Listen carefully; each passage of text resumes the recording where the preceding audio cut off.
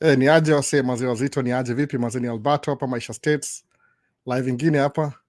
Ile call in show kama una swali, unaweza niambia karibu kabisa. Alafu pia kama niko TikTok pia. TikTok itakaa sana juu niko na phone moja hapa hivi, unaniambia kaa kunaenda aje bana. Kama unasikia hiyo story poa kabisa. Naona hapa kuna Praise David ndiye ameingia wa kwanza. Hebu nicheki kwa comment hapa hivi. Tuko ndani. Tunangoja Maisha States. Nishaanza bana, nishaanza. Leo ni call in show pia. Kama utaka call in, kuna link nimeweka hapo hivyo in the description.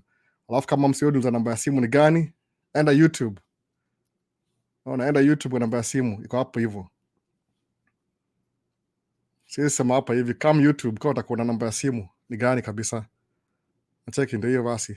Sasa so mazee hapa hivi ndio hiyo namba ya simu. Ningisha hapa hivyo haraka haraka. Link ndio iko hata call in.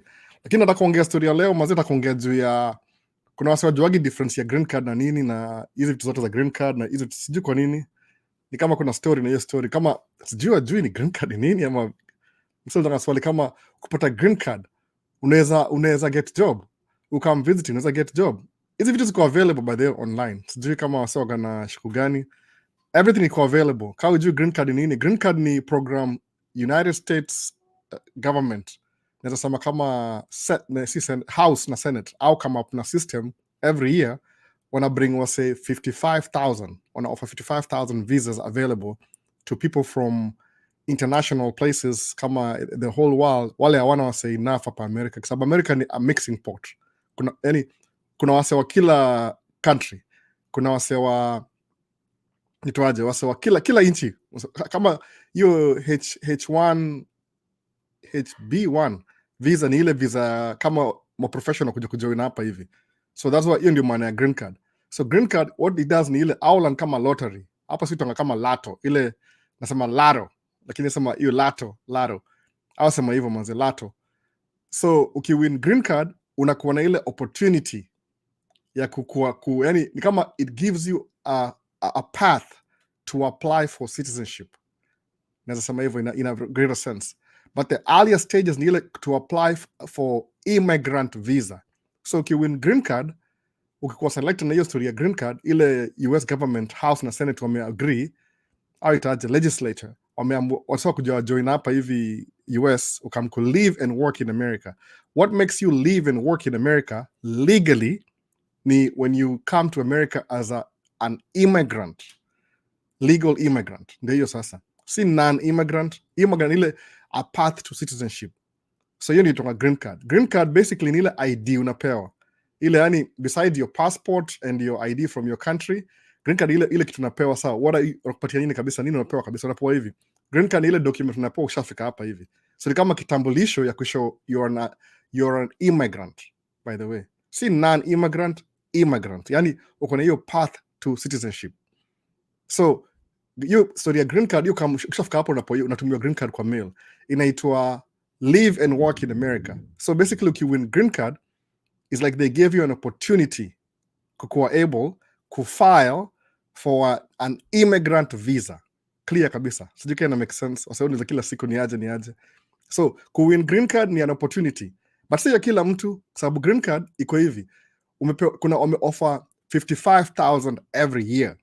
55,000 every year. Kama last year was 11 million apply worldwide. Zile countries na qualify ni zile hazina watu enough from that country in America. Like I said before, America ni a melting pot. Hata kawasewa kila country ya kuja hapa hivi. Juni kama ndio the second, sijui nisemeaje, kuna jina mingi yotumia kudescribe America. That's why upatia na green card. So green ni immigrant visa unapata. So when you win green card, the thing you're applying for is my documentation. You're applying for an immigrant visa. Sasa, that's the first thing, immigrant visa. So, ukishapata immigrant visa ndio una apply kwa American embassy. Hakuna interview. Basically what you do nile unakam ku verify whatever documents uko nazo. These are the documents I have. Okay, number one. So what do you do with these documents? Nenda hivyo sasa. Unaona sasa? Unafanya hivi na hivi na hivi. The documents you have as an immigrant visa. Alafu kishapita hiyo through, ukupatie immigrant visa, ukam naye through the port of entry. Ukimake it through the port of entry, unakupatia documentation fulani unasend kwa Social Security office, so utapewa ile Social Security number. Hiyo ndio watu itaka makaratasi. makaratasi ni social security number. So what happens ni ile ni musema kuja hapa hivi states, the first thing you want to do kama kuna green card, enda kwa social security administration office, uwapatie zile documents zako, washazituma already, unakuwa expect kuja huko hivyo, alafu usign up hiyo kitu, alafu atakutumia green card, atakutumia social security number. Hiyo ni one form of ID. Alafu ukichukua hiyo social security, kama usha apply, ukiipata utaenda kwa Department of Motor Vehicle, DMV. Uende pale hivyo, si DMV ile ya nini DC, Maryland na Virginia, ile Department of Motor Vehicle, DMV. Kienda pale hivyo, so chukua, kama mu recommend chukua state ID. Kwa nini? Juu sasa uko na ID ya ile state unaishi, then maybe after a while utakuwa na green card. So technically it's like you have 4 forms of ID. What's the first one? Uko na social security number, hiyo ni number 1. Number 2, uko na green card, hiyo ni ya pili. Number 3, uko na nini, state ID, hiyo ni ya tatu. Unaona sasa, number 3 ndio hiyo sasa, number 3. Number 4, uko na nini, uko na hiyo ni ya kwanza, ya pili. Alafu number 4 sasa kuna ile passport yako from your country. So ushakuwa na green card, sasa uko hapa hivi, sasa hiyo it allows you to live and work in America and start anything you want. Is pretty much you're a pre-citizen. Nasema hivyo. The only thing you can't do because you're a pre-citizen, you can't vote. Hiyo ndio ile limitation, ku vote tu. Lakini most of the benefits ziko ni kama pre-citizen. Yani kama kuna kila kitu already. Umeona sasa? Hiyo sasa number 1 sasa hivyo. So the only thing you can do is vote. That's it. Lakini after 5 years, then you make another application to become a citizen.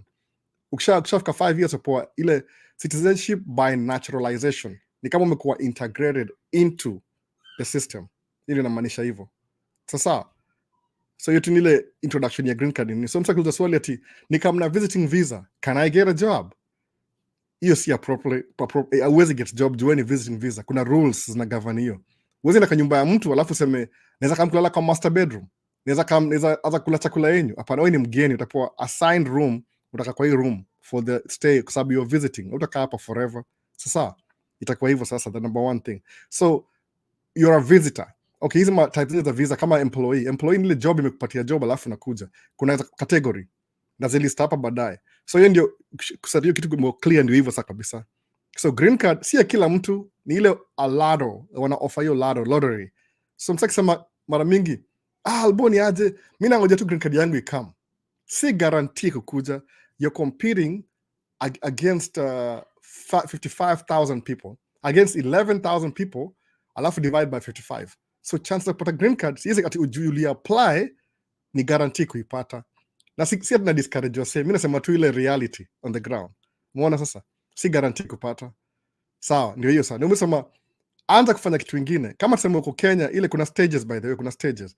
Sasa suppose uko Kenya mahali, umekaa chini, unasema mazee sina doni, niko broke. Sasa nifanye nini sasa? Economy ni ngumu. Yeah, but angalia kitu kingine ufakujua. Si job ya gava kukufanya wewe uko mdosi. That will never happen. They don't really care, the gava. Gava ni kama ina manage city. Ni kama basically your country is a business. Ndio hivyo. President ndio CEO.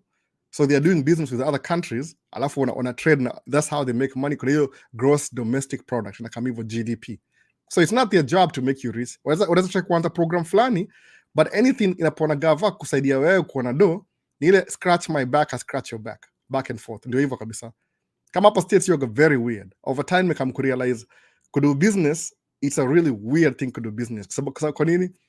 Unaweza kuona make do mob kabisa.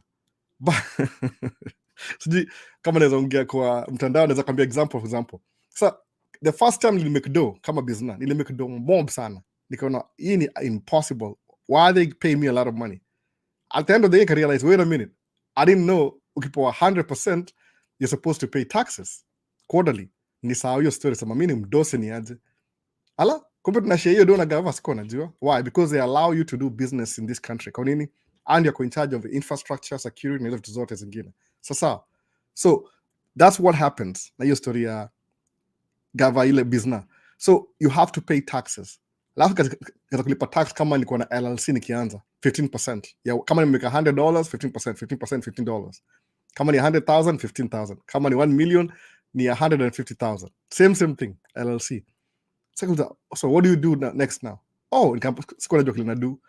Kuna system fulani yasemanga ati lazima Yani if you're doing business in America, you have to spend money. Sababu when you spend money, for example, kama your expenses are 50% of your earnings, which is good, sababu una reduce tax liability yako. Jukau kuna $100, kulipa tax ni $15 in LLC. Kau kuna $50 ni 15% ya, which is kama 7% ya 15% ya $50 ni less than ya $100. Ukijilipa tu na reduce kabisa tax liability. Alafu kama kuna equipment ukitoa deduction, kuna vitu kadhaa zina the way to do business. Mimi learned the hard way. Nobody told me. I made a mistake, nikaland nikajua, oh, this is what to do, this is what not to do. Sababu iko na ogava 22,000. 22,000 ilikuwa federal, alafu kama 8,000 ilikuwa state. Meaning siku file tax zangu on time. Muona sasa? Hiyo ni kitu moja hiyo. So unapata kuna msee amebuy hao, msee ni multi-millionaire, billionaire hata. Ambuy hao, akona hao kama 15, the whole nation. Lakini anaishi kwa moja. Why is he buying those houses? Hata aishi huko, amehire my employee, wanai clean, wanai maintain, manyasi kila kitu.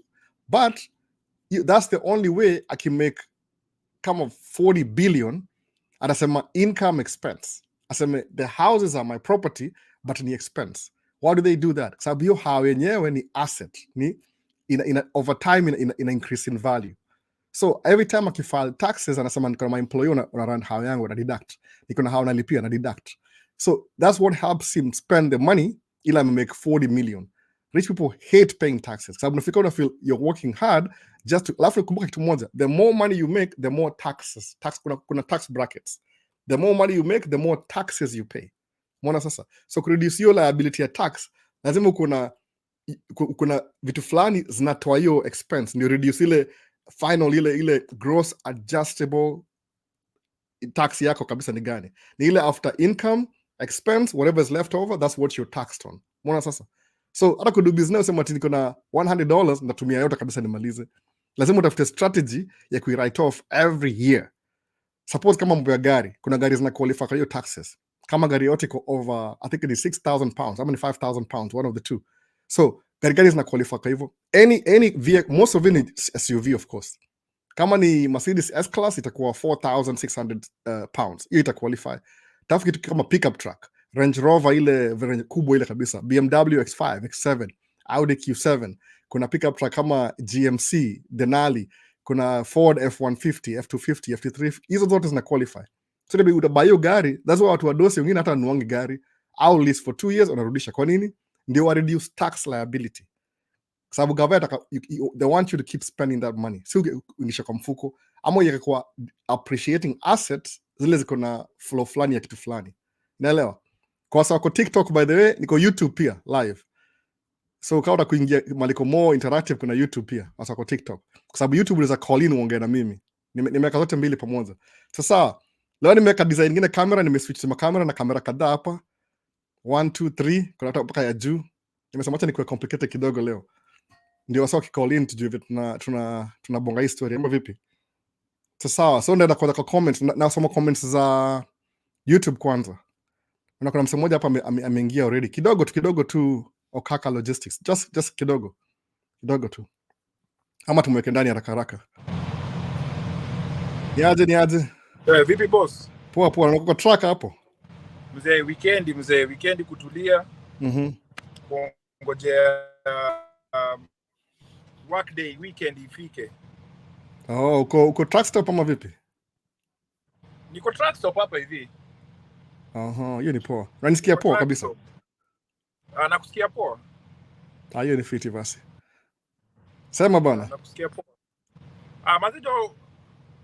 Mazee kushukuru at least with this new technology watu wanaweza ka interact.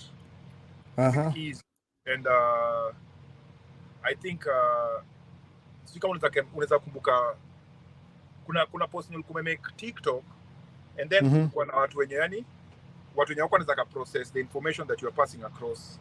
So ile ya 300,000. Yeah, so wako na make some very ignorant comments there. Na when you take time out of your day,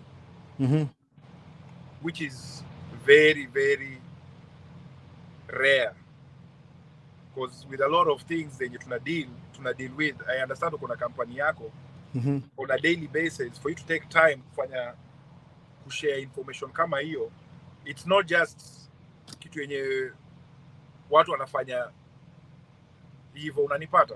Yeah, nakupata kabisa. So as in mimi, let's say for like fast forward, I mean, I need to backtrack. When I was getting into the tracking industry, nilikuwa na dig na search high and low for information about tracking. Yenye if kungekuwa na mtu kama wewe mwenye angekuwa na give information yenye una give hapa, ingenisaidia a lot of headache yenye niliafu kudeal nayo. Hata mimi niko kaa wewe hivyo nikianza sikuwa na information, niko naambiwa kila mtu anapatia suggestions. But hazina concrete walls kabisa. Yeah, so ukipata mtu mwenye anafanya biz, it's like hawataki kukuambia ni nini, unaona? Yani people just throwing things there, yani wana sprinkle vitu. And then it's on you to figure out mtu alisema nini akisema hivi. Unanipata? Ndio nasema hivyo, watu wengi kama watu hawananga information kabisa kuambia exactly what you need to do. Ni kama wataka ukuje ufigure out mwenyewe ama akutumie. Labda uende umuendeshe. Exactly. Ama uingie kwa commission hivi ndio akulie. Yeah. So na mimi kuendeshea bado kulikuwa na watu wenyani yani people are just not willing. Yani information yenye unapatia watu hapa hivi. If only they knew that most Americans pay for your time. I did that. Mimi nilifanya hivyo. I had to pay someone to teach you. But yes, sprinkles of information. But I think Kenya ilinisaidia sana ni I'm not afraid of reading. Unanipata? So your stress ya kupitia different articles, which there are so many. Na plus zinajicontradict pia. So because tracking is very diverse. Don't be that. Tracking is very diverse. Ni diverse sana. Kuna wase wa road, kuna wase wa road, kuna wase wa construction. Na hiyo both kabisa. Kuna watu wa dump truck. Kuna watu wa dump truck mimi. Logging. No. Kuna watu wa oil field. Kuna watu wa oil field. Kuna watu wa grain trucks. Na hiyo ni wazuri sana. Kuna watu wa mahopa bottom, kuna watu wa matankers. Alafu tankers are different. It's very diverse. Na zote ziko na different regulations zenye wanafai kuabide by. So kama kidogo nataka kuongea ndio nisiache wasema mata hivi kama vile una drive over the road, truck brand new over the road ni how much sahi? Sababu ukienda sema we fully spec uchukue over the road, kuna fridge, kuna microwave, ni how much? So the cheapest, let's say the cheapest. I know to the most expensive. We spec kabisa uchukue Peterbilt, uchukue ile fully. The most expensive truck kuna za 450, 480,000. Especially Kenya mimi nafanya. Kenya mimi nafanya for a brand new truck 480,000. Exactly. So ukiambia mtu 300,000 mbona nakata kuamini? But sasa ndio nilikuwa nasema yani ina depend because they are very diverse. Kwa sababu umeingia maneno ya luxury, akina Peterbilt, akina Kenworth. So ni luxury. Si huku na deal na Toyota. Ma Freightliner na ma Volvo. Ma Freightliner International. Hii ni Freightliner classic. Yeah. Na mamente gani ile long hood? Yeah. Oh, kuna engine gani? Kuna Caterpillar ama niko na nini? Detroit 60 series. 60 series. And niko na hiyo haina mambo ya DF. Haina mambo ya DF manze, and plus kawe ni mtu mwenye uko mechanically inclined. It's very easy for you to add 1+1. Unajua pia sina watu wenye tumepitia vitu mingi before tufike mahali penye tumefika. Tulikuwa tumeshajituma into a lot of things zenye unajua at least wiring kiasi, kuchange oil kiasi. Vitu kama hizo. Ukifika hapa everything is kwa YouTube. Mimi ita YouTube University. Ndio YouTube University. Una watch ma video 1, 2, 3, una learn yourself $200. Hata $1,000 saa zingine. Ni very mimi na toolbox. Mimi nakwambia you $1,000, that's something to break your bank. Because with these trucks, spending $1,000 is a split second. Split second, one phone call. Phone call too. Split one second. phone call. Kama ujui, split second. Actually, utakuwa na repair moja ya kama 300, akuja one uko oblivious, akubring up kitu kingine hakuna, alafu akuchaja 1500. But unaona kama road call, akikukujia peke yake, ndio mileage. The shop akukujia already ni over 500. Yep, ana show up too.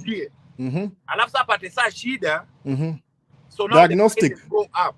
Diagnostic ni 350. Kwa hivyo akishow up hivi kama 500 imeenda hivyo already. Yeah, na wana add on vitu. Venye umesema, hiyo 300 kukuja, another 300 diagnostic. Alafu sasa unaingia kwenye parts, alafu unaingia kwenye labor. Yep. So it can $1,000 that's add up mbio sana. Add up mbio sana. Yeah, that's minimum. So nasema hivyo mazee, kuna wase wajuagi ati kama nini expenses za trucks zinaendaje. Even mwoga na go hivyo. But ile sometimes wewe ongea details mingi, siwezi kuwa na paint ile picture ati everything ni honky dory ama rosy na everything. Kuna things yani msema kama una do, ukiingia tracking alafu learn experience pole learning curve.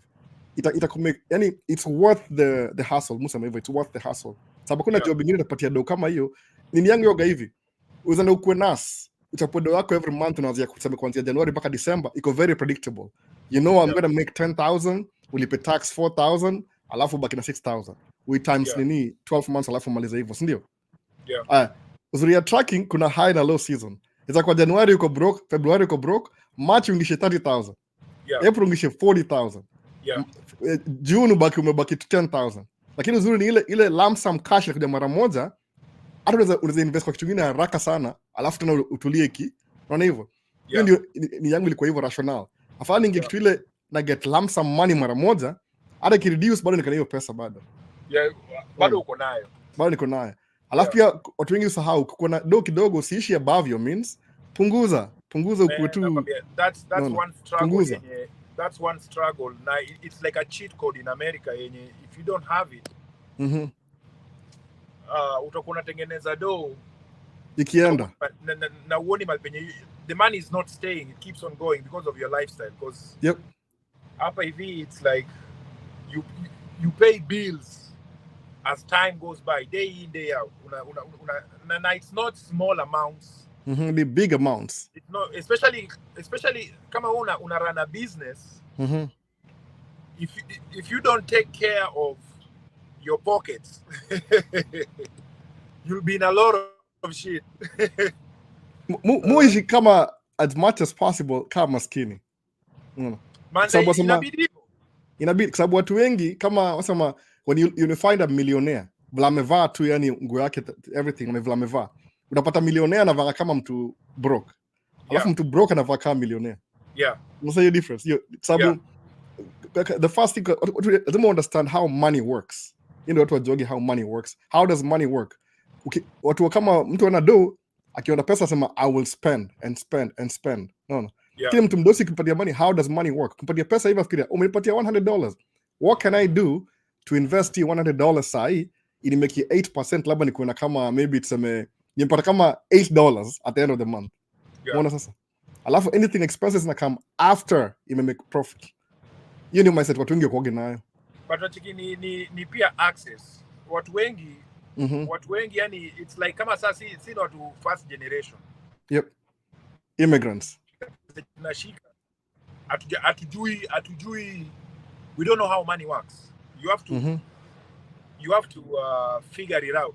Now it's quite unfortunately that by the time we may figure out, we've gone through a lot of pain.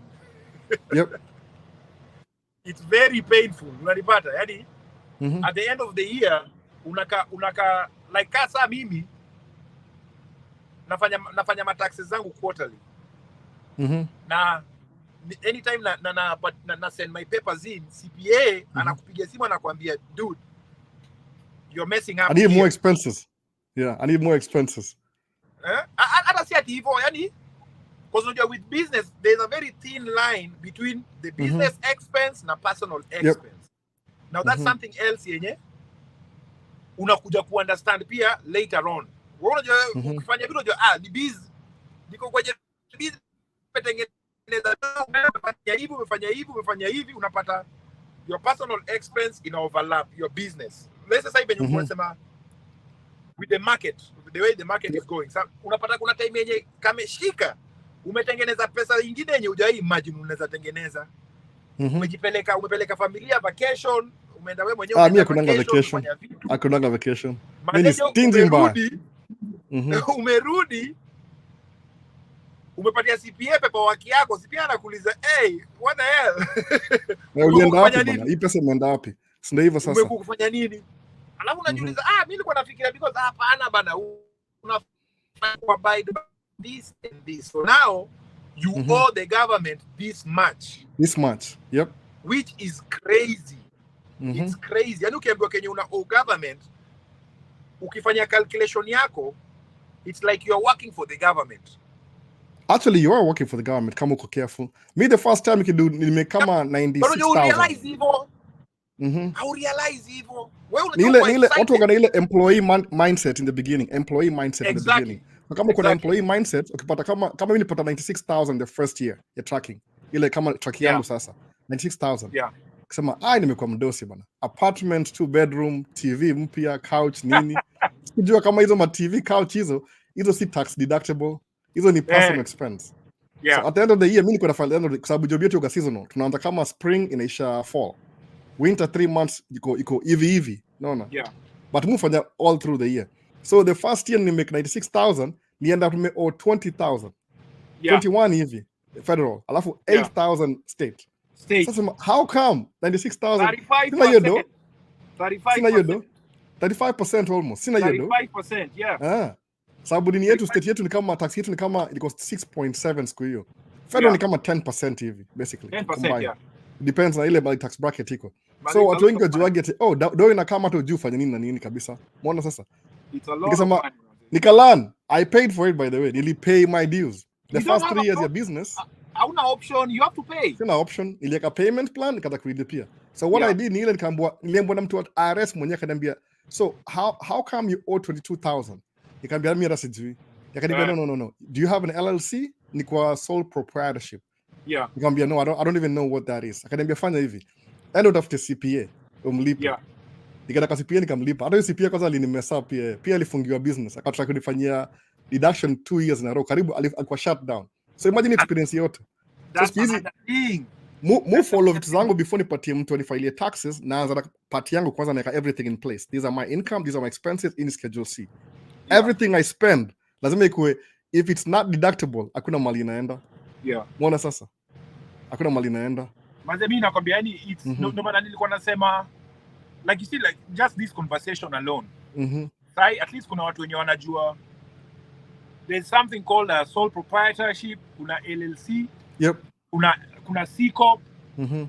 Kuna S corp. Yep. Hizo ni vitu zenye yani I had to study about. And I had to pay people for them to tell me that kuna kitu kama LLC. Mimi sikuwa najua, hawakuniambia ati wewe fungua hii. Waliniambia kuna hiyo, unanipata? Yep. That's how me by then the way I started ilikuwa ni I was supposed to list under a certain guy mwenye I came across his page on YouTube.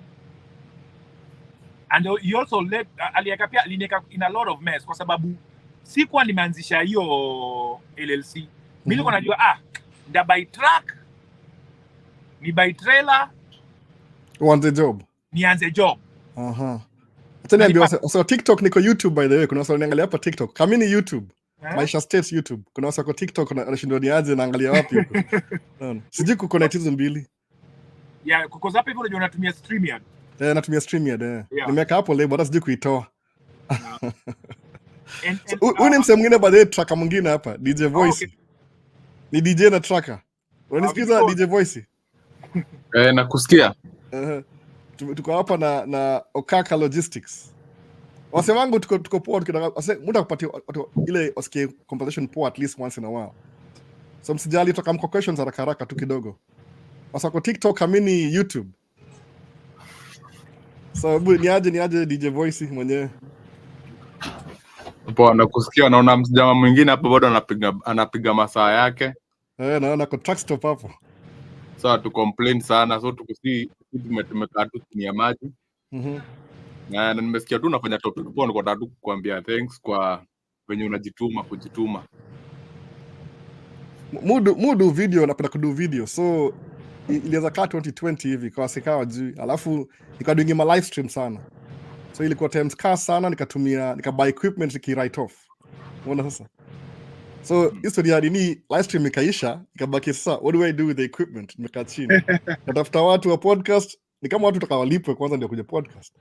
Nikaona sasa nalipa mtu na mimi si make do. Nikaona sawa, one day natafuta basement hapa hivi, ndio itwa man cave, niseti kitu nianze kudu video. Alafu sasa maswali ndio muge tuko wase, yani wase ndio uliza maswali. Kama wase wajui difference ya green card na visiting, so vitu kama hizo. Alafu na tracking, unaambia msee tracking ni 300,000 na kama ni mchezo. Hakuna mbinu. Mood advocate, track zangu zote ni mpya by the way. The oldest ni 2019. Una agree hivyo DJ Voice? Ama bado wewe uko na ile siwezi buy track mpya? Umefigure out business yako? Depend. Lazima uanze mahali, hauwezi compare. Kuna watu kaa saa hizi ukiangalia kwa watu hata best yangu hapa panda sikumbuki jina, but najua currently saa hizi uko na Peterbilt ama uko na nini, sisi wote tunaumia. Hata akiambiwa saa hizi akuonesha ile board inaonesha, hata mimi naiona hapa kwa board. Zile mzigo ziko hapa, watu wanalia. So either uko na Peterbilt ama ni gani, kwanza lazima uanze mahali na ujue venye utaweka overheads chini ndio tuweze kusurvive. Wewe unajua vile story ya saizi vile iko kwa construction na bado story ya entertainment. So lazima ubalance kila kitu. Wengi wewe unajua at least wewe uko side ya Minnesota, mimi niko side ya hewa. Lazima ujue kubalance venye hii nini. Nini yake nasema exhausted. Nimesahau kuna kamera. But anyway, but most unajua story ya sector ya saizi iko hivi inayumba, so lazima tujue venye tutasurvive as much tujiingiza kwa hii system. Tuko kwa hii system, ukishaingia venye nilimusikia ukiadvise watu, ukifika hapa that's the only unaweza saanza kuambia watu venye sasa utasurvive hiyo game plan nyingine venye utaweza kusurvive, either ni mambo ya makaratasi nini how utamweza kuendesha step. Kuna step zingine hata sisi wewe ukitaka kusaidia msee, huwezi msaidia msee akiwa huko. Ako mtaani, si ndio? Huwezi kabisa. Ndio mtu akwambia wase, huwezi, kuna kitu yani lazima ukue hapa states kwanza. Sababu nikiongea anything kama tunaongea mambo ya taxes, hata wajui ni nini. Na alafu hata kama akitry kuangalia exactly what is this guy talking about. So musema the way I learned information, mimi learning information hivi. Nikikama across something that I'm not sure of, bado ndai keep. Stay withhold and the whole hiyo kitu. Niseme wacha niweke mtu mia hiyo analogy ni kama nina mind hapa alafu nina shelf kwa mind. Sawa, shelf hivi. So nikipata information new ile I don't really know na yaka kwa shelf mahali alafu naachana naye. Sema one day I'll come and revisit that. Muona sasa? Nasikia Maisha, sijui kama bado yuko. Acha ni niko. Poa. Najaribu kuspeak. Sweet, sawa. So napata ukienda hivyo unapata kuna wase yani hiyo mindset hiyo. So umekaa mko Kenya alafu kuja hapa hivi alafu kuna opinion. Umeona sasa? Juna unafikiria mali where am I in life, niko hapa. So unaangalia from mindset, okay, siwezi, how do I anaongea nini mse? Uweza kambila pepa alafu do job. Ambia uwezi. Sababu hapa ni gava. Alafu unajua mambo ya sheria, bribing ni Jesus stories zote. Unaona sasa? Uta budget track ya 300,000. So what am I supposed to do? Mimi na track 3. Unaona? Labda gross yangu ni 500,000. Alafu so how do I deduct it zote mpaka it make sense kwa gava na nisilipe tax. Nacheki. Sasa bila labda nitafuta kitu naenda ku write off kama ni by maybe camera, as long as your camera naitumia kwa business pia. Even the mood do. So kuna kamera moja hapa ni ya business. Sasa ine sio na meetings za gava zile time ya COVID. Zile mudu na local government live stream. Ilikuwa ile online. Nikabuy camera na plug in na computer. Sawa. So how do you write anything you use in business with a deduct ile. So hiyo ndio move focus na hivyo. Kiambia msee ati mbona buy track ya 300,000 na utalipaje every month. Umeona sasa? So it depends na field yako. Kwanza hata DJ Voices uko which city wewe, uko Iowa City ama uko Des Moines? Des Moines. Construction yenu ni gani? Uko na ni muona cement ama cement, pneumatic, hizo pneumatic, kutoka pneumatic tunakuja kwa hizo za box truck. Sasa lakini za mostly muko wasaidia bulk. The place ya kusupply saa through the main contractor wenye unajua wenye huku inchi sana. Lazima tuende through hao sasa. So wanakulipa percentage ama wanakulipaje? Mostly inakuja nikaa percentage. Because hao ndo wana own the main contract kwa railway ya Iowa na Minnesota. Si unajua ndo wana control sisi tukiwa transported to the other subcontractor wao wenye wanapeleka either concrete CSI ama concrete hao wengine, si ndio unashikilia tu a percentage of it, but mostly sijui game plan yenyu venye nyinyi mmeplaniwa story ya contractors, lakini huku wameishikilia tight system. Unaweza penya unipigie personal nikwambie huku at least huku kwenyu at least iko better off. Niangalia system yenyu ya construction iko much more tender ku trading. Huku hivi imepigwa tight, only 5 people imetoka ni vile ujui. Okay, mko stronghold Republican ama Democrat? Mostly ni Republican. Wapi kwa hata Des Moines? Hapa Des Moines mostly akina hiyo school nyingine nini ma Republican ndio wengi. Hata unaangalia na wale wameshikilia hizi ma contract mingi, sasa majina mingi siwezi sema ni wale wameshikilia hizo makampuni, unakuja kugundua ni family the same. And the same family, hakuna tofauti. Ndio wapatia na House of Representative, au ndio wamepewa construction ya Iowa, yani Iowa bridge za Iowa. Wewe unajua hizo game. Ukiangalia tracking unapata the same. Hii inaitwa ni Dickies company, au ndio ukiingilia kwa ukiangalia tango ni hapa Fort Dodge unapata hizo kampuni ziko kwa Fort Dodge bado ndio wenye House of Rep watu wao waendelee. But anyway, so ni hivyo inafaa upenya afanya hivi kuwa lawyer for 3 months, sawa? Kuwa lawyer for 3 months and study constitution ya federal government na how ina relate na Iowa na how ina relate na minority na how ina relate na contracts za government, alafu niambie sasa. Unajua itakuwa assignment, labda utakuwa hata msema I don't want to drive truck anymore. Sasa nataka ni focus na hiyo story ya business full time. Kwa nini gava full time? Sababu nikisema naenda story ya ni kama study sababu you need to be free. That's what kina try ku make sure na madere income ibaki the same. Unajua na divide na dere lazima ulipe dere, alafu ile whatever remains ni ibaki. So kibaki kama ukibaki na 40% alafu ukip 10% yangu alafu 30% ibaki kwa business, that means to make that make sense lazima nikuwe na track 5. Nichukue 10 alafu ikue trickle down ikamkwa kwa ile na chapa decent at the same time nalipa dere. Kwa nini?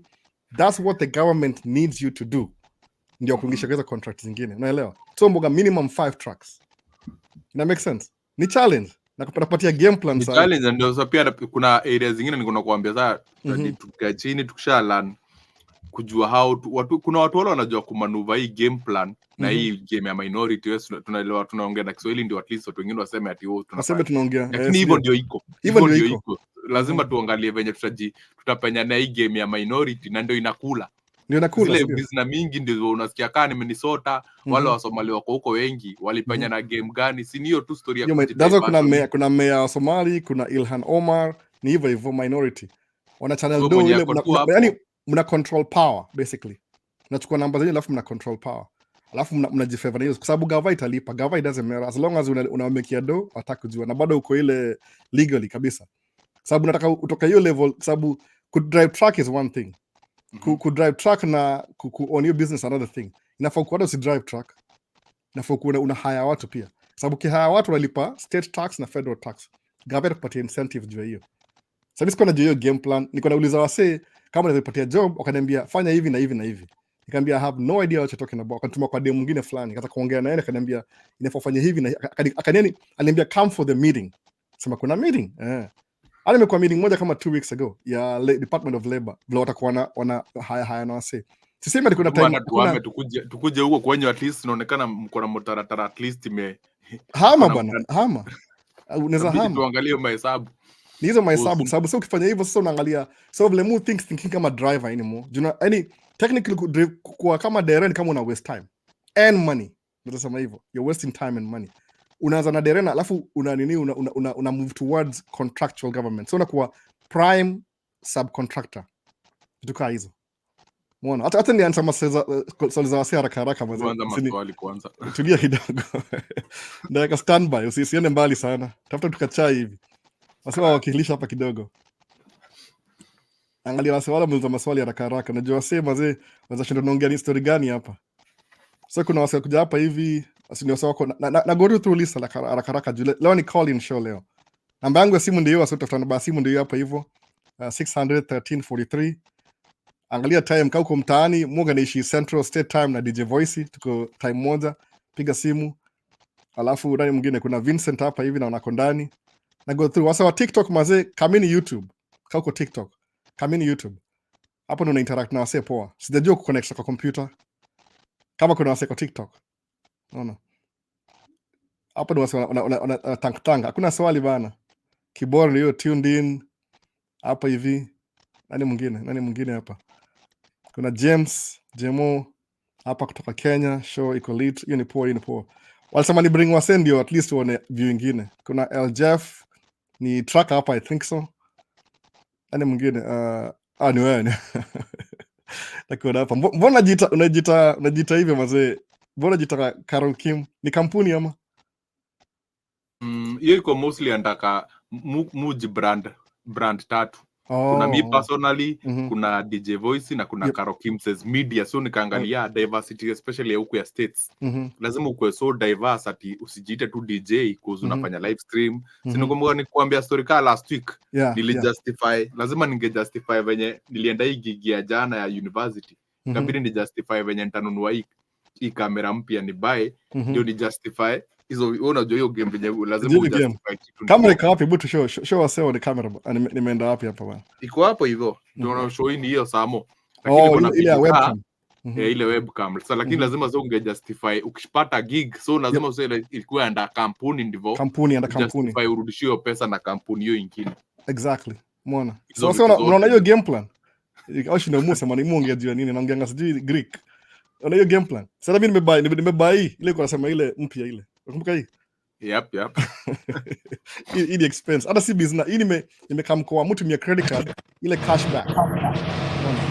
So Koko mwasha track ama Zai ni ama jamaa wamepaka kando yangu ndio wamewasha track. Rifa nini? Bana. Kuna mtu mwenye kuna rifa hapa kando yangu. Alafu kuna mtu wa driver na hapa kando pia. So mwambia gawasie jaro, kuna vile unatafuta una spend dough, una justify expense ya business. Yeah. Hivyo. Kama unaweza kuenda Kenya useme ilikuwa umeenda business trip Kenya. Akia nani? Tunaenda Kenya kila mwezi. Unaona sasa? Ukweli, lazima ujustify, si ndio? Sema I went for the business expense, first class. Hizo ndo zenye sasa CPA wako anakuexplainia. Yeah. Mimi lazima jangi CPA niambie. Mtafuta vitu kama yani everything kwa sababu usipodo hivyo au benefit anything. What are you going to buy? Uta justify aje kulipa rent? Hauwezi justify unless how yako part of it ni ofisi. Kama vipi? Umeona sasa? Kama hii basement sasa hii nimejustify. Hii ni na conduct business hapa kama Maisha States. Yeah. And they can see pia. They can see. What's Maisha States? A YouTube channel? Waambie as long as uverify kila kitu hizo vitu zingine hata mimi naweza washow. Sasa hii space yangu yote imeconvert into an office, lazima nifurute basement yangu yote imeconvert. Na hiyo ina calculate, hiyo ndio inalipa net.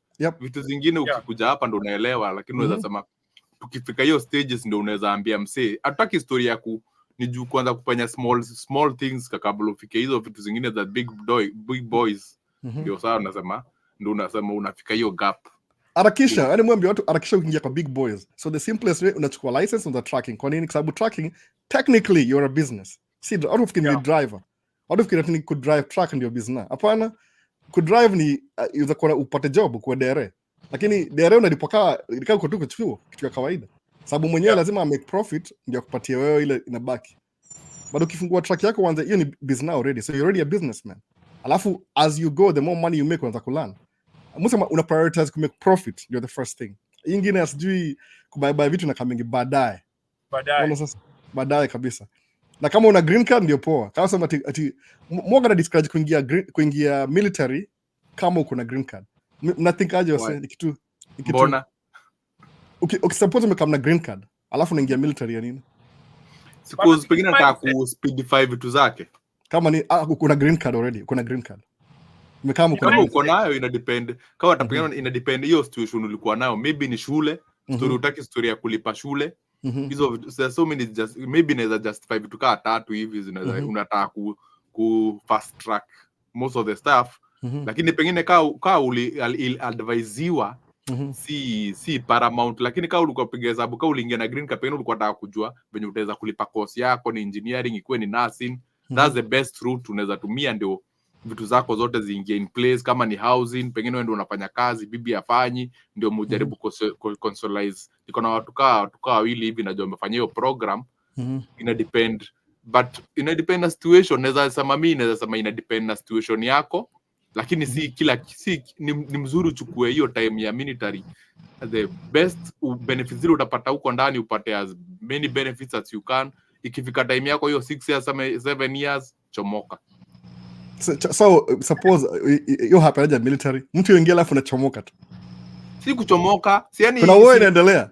Watu gani ingishonga infantry the first thing? Watu wafikiriangi hivyo. What do put that into consideration? Okay, kama umekuwa deployed the first time, ukaenda war zone, ukarudi hapa after 2 years, utajua ukweli.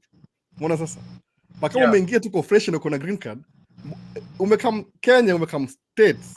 Sikia tu DJ voice ipo kabisa. Sikiza, umekam states. Ndio umefika, sawa? Nataka tafuta shortini speed up life yangu. Alafu ingia military.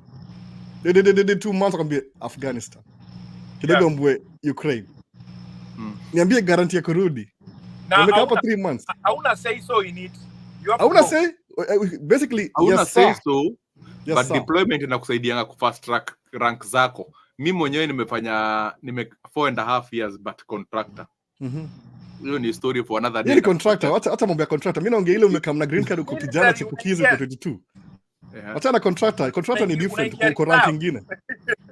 No. Labda nataka kuongea mbaya juu alikuwa ndani, naelewa.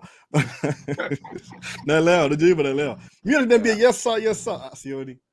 Ukikam na green card kama uko myang ingia chuo. I think independently. I think that there are certain things that they were buzzwords years ago, and depending on your situation and your mindset, because even with everything, ina depend on mindset. Kama saa something, an idea yenye una share, it's at a certain mindset. Alafu kuna different other mindsets. Unanipata? So kuna watu wenye wamejituma na kuna watu wenye wametumwa. Exactly. Samoga crazy. Mtu kila mtu ajitume. Mtu mwenye amejituma, yeye ana operate from abundance. Mtu mwenye ametumwa akona so many limitations. Unanipata? And then the problem is also where you are getting guidance from. Something yenye tuna lack sana, and another reason why hata nimejump on your live, because I've been missing a lot of them. Niko kwa barabara. I don't want to drive and the quality of your life na kelele ama nini. Unfortunately saina happen hivyo, but nimekuwa nikitaka kuingia sana because there's a lot of value in you just turning on your camera and the experience yenye uko nayo na una share the experience. Inapatia watu wenye hawako aware that there's an opportunity like what you're doing. They don't know that. Sasa kuna watu wenye hao their circle of friends wote wameingia through the military na nini wakavumilia all those years, wakapita, and that's all they know. Unanipata? That's all they know. And success is on different levels. Very different levels. So unless tuwekwe wote in one room, then utaanza kujua by the way success ya jamaa iko hivi na hivi, ya huyu iko chini kiasi, but success iko in different levels. Musema every time umekaa chini na bonga ndio wasi nimenyamaza sana hapa hii side nyingine. Every time umekaa chini hivi you're procrastinating about doing something. Kuna msee fulani yuko nje, naweza sema word gani poa, he's thinking shit out while you're still procrastinating. Na imagine kwa sababu msee anafikiria na create another automatic track na drive kwa highway yenyewe. Unaona sasa Na unafikiria, oh man, ndatokaje Kenya ninge States, mazee uchumi ni mbaya. While you're thinking about it, somebody else ashab get solution ya vitu tatu zingine. Yeah. Unaona sasa? So kusema kama kuna boy wangu aliingia military. Sikia DJ Boys wewe uko contractor, labda uliingia kama uko na rank already. Unaona uko anzia infantry. Akupewa bunduki na mvua go. The brother-in-law wangu alikuwa military. You're gonna sleep apnea. Amlipaka 4,000 every month. Sasa you tembea na oxygen, by the way, you tembea na oxygen. Baba oxygen hivi. Tembea naye every day. Msako 30 what? Naongea vitu yani sikutaka kusema story but ni Kiswahili anyway. Msako 37? Inapotembea na oxygen 37 kweli?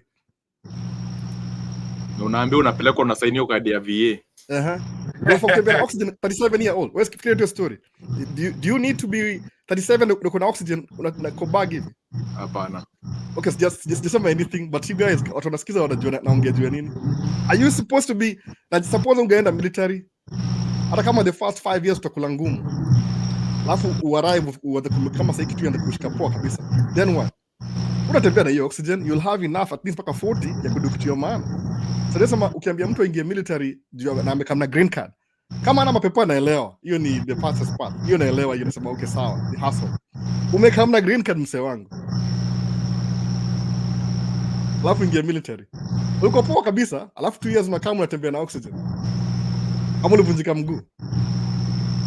Do you think hiyo ganzi ya insurance ya military itakumake rich? Na si mingi pia hivyo. Si mingi sana. 4,000 yupo 4,000. Bado you drive truck. No, bado you drive truck. Aliingia tracking. Juu ile that's the only thing azafanya tracking juu self-employed tukaa hiyo. Lakini utembea na oxygen. Ile tangi kisha na buy nyingine. So lazima arudi home, yani ananga ile freedom sana. Umeona sasa? Yeah. So kwa nini? Na plus hiyo process hivyo kusaidia familia. No. Hiyo process ili upate hiyo payment pia it's a process. Alingojea year and a half. After umeumia then upate hizo payments, it's also another process. Alingojea year and a half. Before that wana argue for another 4 years before what I go through. Na bado hata kabla go through, lawyer wale walikuwa nashikinika upatie example, watu wale walikuwa Afghanistan na Iraq. Kula lawsuit ilitokea, tukaanza kuambiwa kuna do fulani imekuja. Ya watu wale walikuwa sijui PTSD, tukaanza kuambia wewe tu sign up malaya wa Florida, wewe unajua vile ukimbilia hizi game za su game venye zifanywa.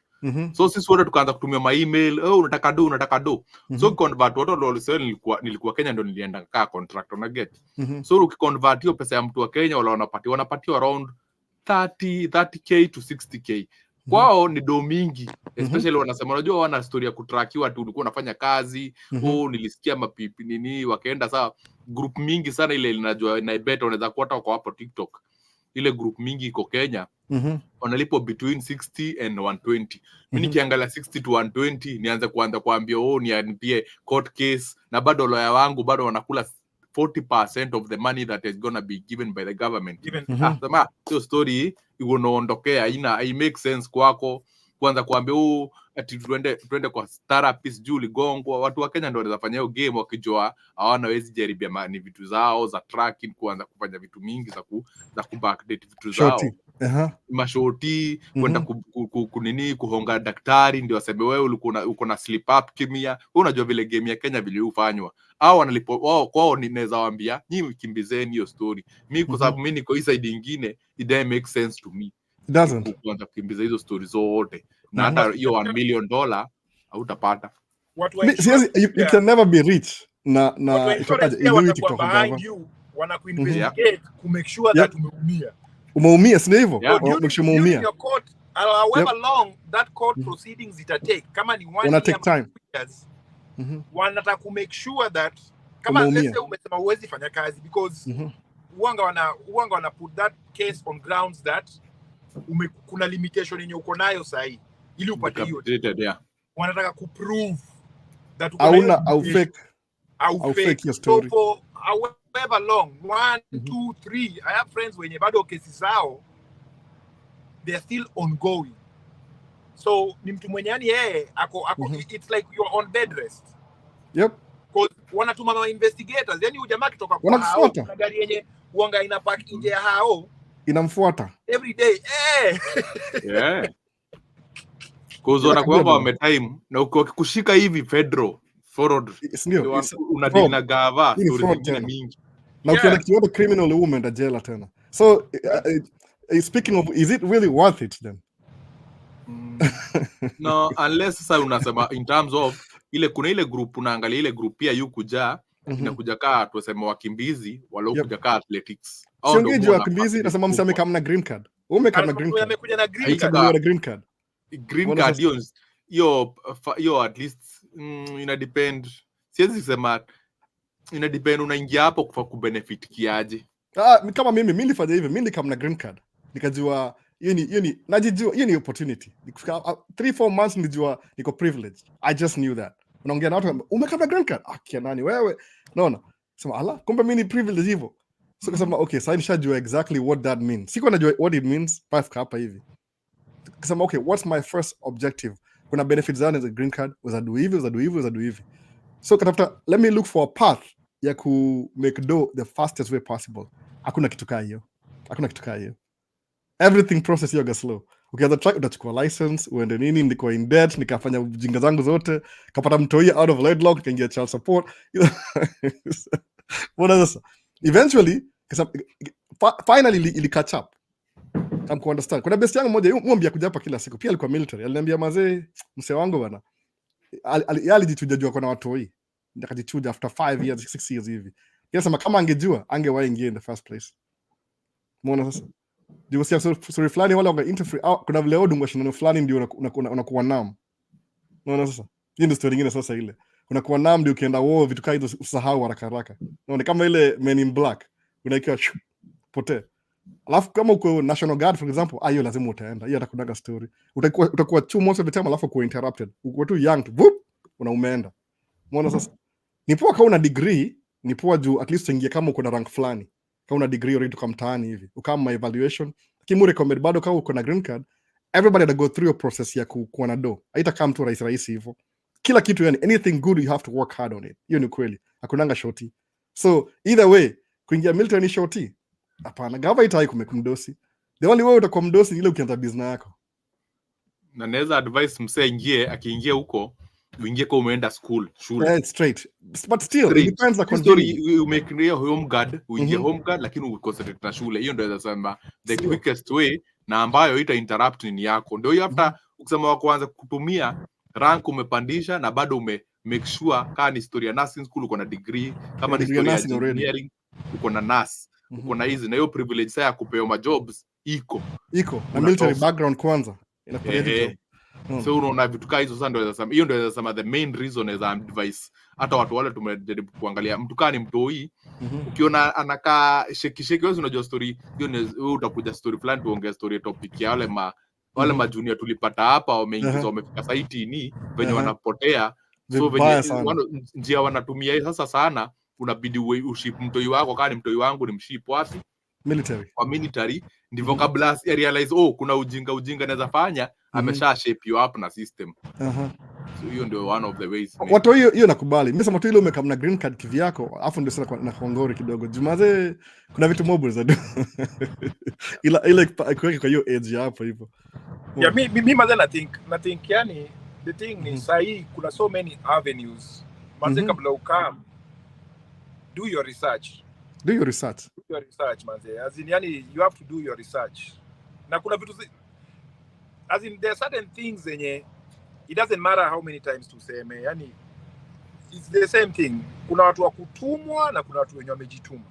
Mtu mwenye amejituma will dig deep ili make sure and wide make sure that ameona kila kitu. The only problem itakuwa tu nani, is there someone mwenye anaweza ka offer guidance. Hilo kenye nataka kufanya. Kuna mentor mwenye anaweza kani guide, okay naweza fanya aje, unanipata? Because kama sasa nyinyi mnaongea story ya contracting tracking. Nimeshakuwa nikijaribu kutafuta links on that, but it's very very difficult. And plus pia watu wanafanya hiyo job pia tu ni wazae. Mavijana wote mzee, mavijana kwa barabara. Uko which state kwanza? Uko which state wewe? Uko which state? Sasa hii niko Orlando but na stay nini south of Georgia. South of Georgia. So ni mswa Georgia. Mimi watakuwa naye huko. Watakuwa naye. Manze ziko mingi but wazae wenye wameshika hizo vitu. Utachukua tu, sikudanganye. Labda hujabonga. Ni ngumu mzee. Hao watu wameshikilia hizo ma contracts design nyingine yani ili upate. Nimeshajaribu kukaa kubonga nao na yani tu unapelekwa tu hivi. Hapana, fanya hivi. Mpaka mapa only. Si lazima ununue si lazima ununue hiyo pneumatic. Unajua pneumatic ndio kila kitu, ndio ina hiyo dump truck ama pneumatic. Hizo ndio kila, hiyo ndio hata power only. Unaweza jaribu kaa kuandika anda yeye, ukikaa mentorship anda yeye akulambe kidogo alafu tena urudi. Hizo ni story unaweza lazima tujue ulipe the price kidogo, pay the price. Lazima upe hizo ma price, lazima hata sisi tunalipanga vitu kaa hizo, unaona. But hizo price material nikiangalia saizi mzee, lifestyle yangu iko at a certain point wenye niko na a certain operating capital yenye nikigo below it sanda kwa nikiumia. Na huo mzee anakuambia hiyo bei, una calculate, you do a very quick math, unaona hapa ndaumia. Ndio, it's good ndakuwa niko mtaani kila siku, but ukiangalia the long run siwezi yani. Hata tu niingie kwa barabara nitengeneze my usual, niko sawa. Sasa kila mtu choose ni yake. Unaona bila voice yameka kwa green screen. Umeona? Naangalia unafanya sisi, mimi nabidi kaza ine most of the weekends niko napiga priority yangu ni family, niko na gigs za weekend hivyo. Saa hizo ina depend nini na ku make sure una rotate in that or local what makes una kickbox yako ya kujua apart from tracking unaweza fanya nini nyingine. Lazima pia ujiulize hizo maswali hizo vitu. Uambie kesho hakuna tracking, tunaambia board imeanguka, tutafanya nini? Si lazima tufikirie hizo. Ndio vitu mimi unipatia fear. Naambio kesho tuambio data wa mushi app yao imehakiwa, what do we do? Si lazima mimi siangaliangi board bana, mimi siangaliangi board. So unataka hizo ni ngumu. Kuna vitu zingine zenye pia mimi saizi like nimeshafanya kitu since 2018. There are certain things that won't be able to happen. Vitu kama automatic tracking ama load board ku collapse, it's very very difficult because ukiangalia tu the amount of loads zenye zina move around on the load board in the whole of the states, it's really really difficult because me niko na a handful of customers when you deal now directly, but most of the time na deal na load board. Na mimi na deal na track stop because mimi kenye nafanya ni specialized. As in I learned very fast. Nililearn very fast because each and every time nilikuwa nakam kwa track stop naona kuna van, kuna reefer, kuna flatbed. Hiyo ni kenye nililearn. Kuna hizi ma specialized, ma over high, over wide, ziko very, unapata ina whole track stop of over 400 trucks, ziko tatu, ziko tano. So that's what I jumped on. But so far imekuwa poa. Kuna na hiyo laziness pia inaingia, unataka ukwepia home sometimes. Kwa home ni poa msana. Ndio maana nataka kuingia kwenye hizo za Cheki bwana. Cheki niko home. Nimeshave. Ndio voice ameshave mpaka Vaseline kwa kichwa inang'ara tu. Kwenye AC kama ndio natandika watu mbaya. Na hii tuko chini, angalia kuna hii tuko tiki, ndio ni yangu hapa setup. Cheki setup. Kwenye setup ndio hiyo nimekaa hapa hivyo. Kuna tu head pole. Ndio sasa. Nilikuwa gig jana pia, gig moja nilikuwa na record tu video. Hata ni kwa sababu kamera zimekufa, nimesahau battery. Kuna hiyo independence. Kwa kama muangaliani calendar, what's happening in my city this weekend. Hivyo sasa ndio sasa. Ni poa. Alafu pia Kenya niko addicted nayo kwa on the road maze ku visit different states. Yani mpaka sasa hii niko na my favorite states zenye unatafutanga mzigo uende hapo, unasema nataka sato, nataka nikue mali kama hivi. Nataka nikue bezi hivi. Yani hiyo tu ku travel around different states pia. There is like right now nimeshakuwa in all the states. In all the states ever since I started. Nimekuwa in all the states. Lakini hiyo si traveling. Hiyo ni job. Traveling, I'm getting paid to travel, mzee. Hiyo ni job. Unaongea hivi na try ku influence. Hiyo ni job. Mimi nimeenda 46 states. 46. It's beautiful. But mbaya siku hii enda Maine, Rhode Island, Alaska na Hawaii. Muona sasa? Mimi Alaska na Hawaii tu ndo sijafika. Mimi Alaska, Hawaii, Maine na Rhode Island. Hizo nne pekee. Everything else maybe territory pia. So kukaa home ni difficult sababu kuna vitu kile mjua sahi sababu mimi na mabeste anytime pata mseni millionaire muongea naye. Alafu unamwacha ongee. Utaongea kama utaona yani alimekio do kivijinga mpaka ushindo. Wait a minute. Is this true? Yeah. Kama best yangu mmoja ishamweka kwa video akiwasha gari yake sijui akona Audi hata aliuza juzi ilikuwa na diesel. Umse alimekedoa akiuza fertilizer. Mse wangu. Fertilizer tu. Boss. Wyoming, Iowa. Ama jamani mamillionaires wanauza nyasi. Si ndio nyasi? Kuna nyasi. Inakatwa hivi kunakunjwa flatbed una deliver kwa hizi new development. Una drive for over 40 minutes. Watu wameka hizi drip irrigation na ni nyasi. Unapita both sides, unaangalia mpaka mamilima, ni nyasi tu. Hiyo ndio business yenye wanafanya. Wana grow nyasi. Na taxes kumbuke ziko low. Hizo ndio the next big place ile sisi tunafaa tufikirie. Sisi wenyewe tumezoea tuko na hiyo background ya ushago. Farmhouse. Hizi farmhouse iko ni kuchukua hizi place za ushambani. Hizo ndio the next time usema sisi tuko Iowa na Minnesota. Sisi farmhouse tuko nazo. Hizo vitu zote tunaandika vitu hazina taxes. Hizo ndio vitu the next big thing.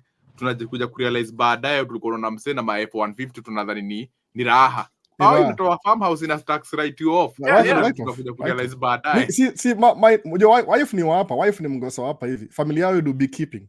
Kisema beekeeping the first thing what do you think about? Wanauza honey. Auzi honey. Ni pollination. Yeah. Si honey, ni pollination. Kwa kuna truck ngapi? 3. Trailer ngapi? Karibu sijui ni 4. Zile ma flatbed. So May au move California. Wana hao mbili California Minnesota. Actually toka Minnesota California honey farm. Tuka hiyo. So wana move California huko hivyo hizi oranges kuzipollinate. Unaangusha bees kwa shamba ya mtu hivi. Unasahau. Na kama kupiga simu kama maintain zimekuwa wild au jo kuzifanya zikuwe. Alafu ile honey au feed na hizo mabii bado. Niambie average income $4 million. Jeez. Per year. $4 million. So niambia wife.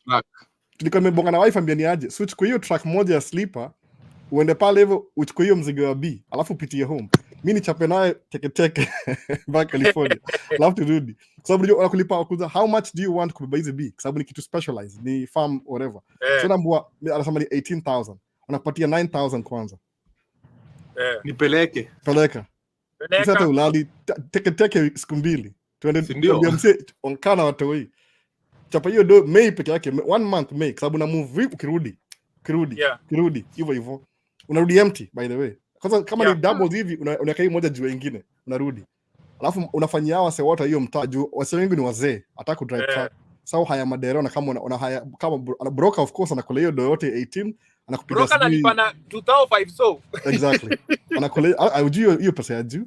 So sasa hiyo ndio umetupatia uende utuulizie broker madere wako. Tukitaka pa only utuandike kazi ukule kile utakula sisi utuandike kazi. Mimi nilishinda kupenya juu sasa ukiingia pale hivyo kwa hiyo mtaa hivi.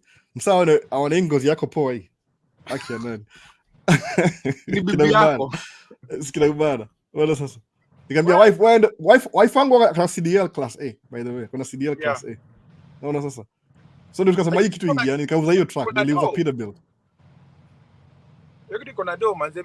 Bado na hiyo tena ni avenue nyingine manze. Beekeeping. Ndio. Beekeeping.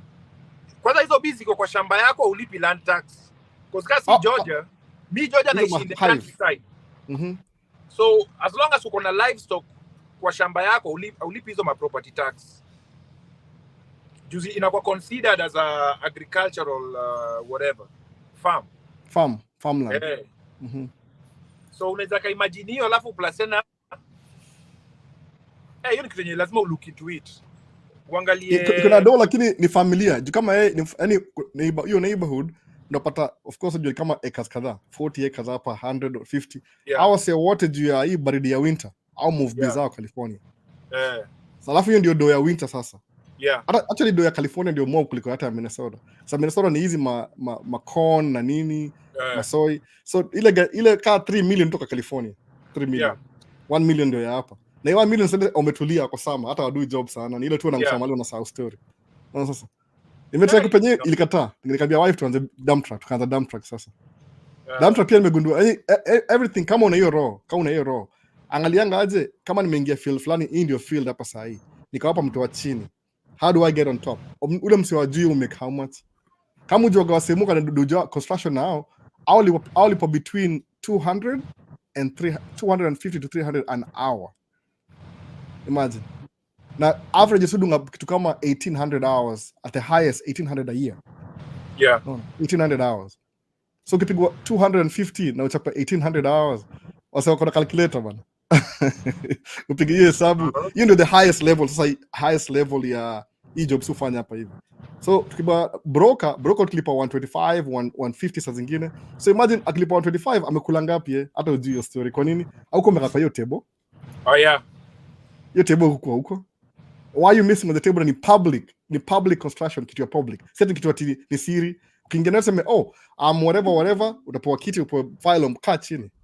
Hiyo ni 180. Hata ukisema 180, hata useme track yako expenses zako zimekuja 80. Uko na 100 yako na una on board, umesha calculate equipment uko under 100. Hesabu zako zote ziko under 100. Sindio? So that's naweza pengine uambie watu wako wale wanakuwa wamechika 151.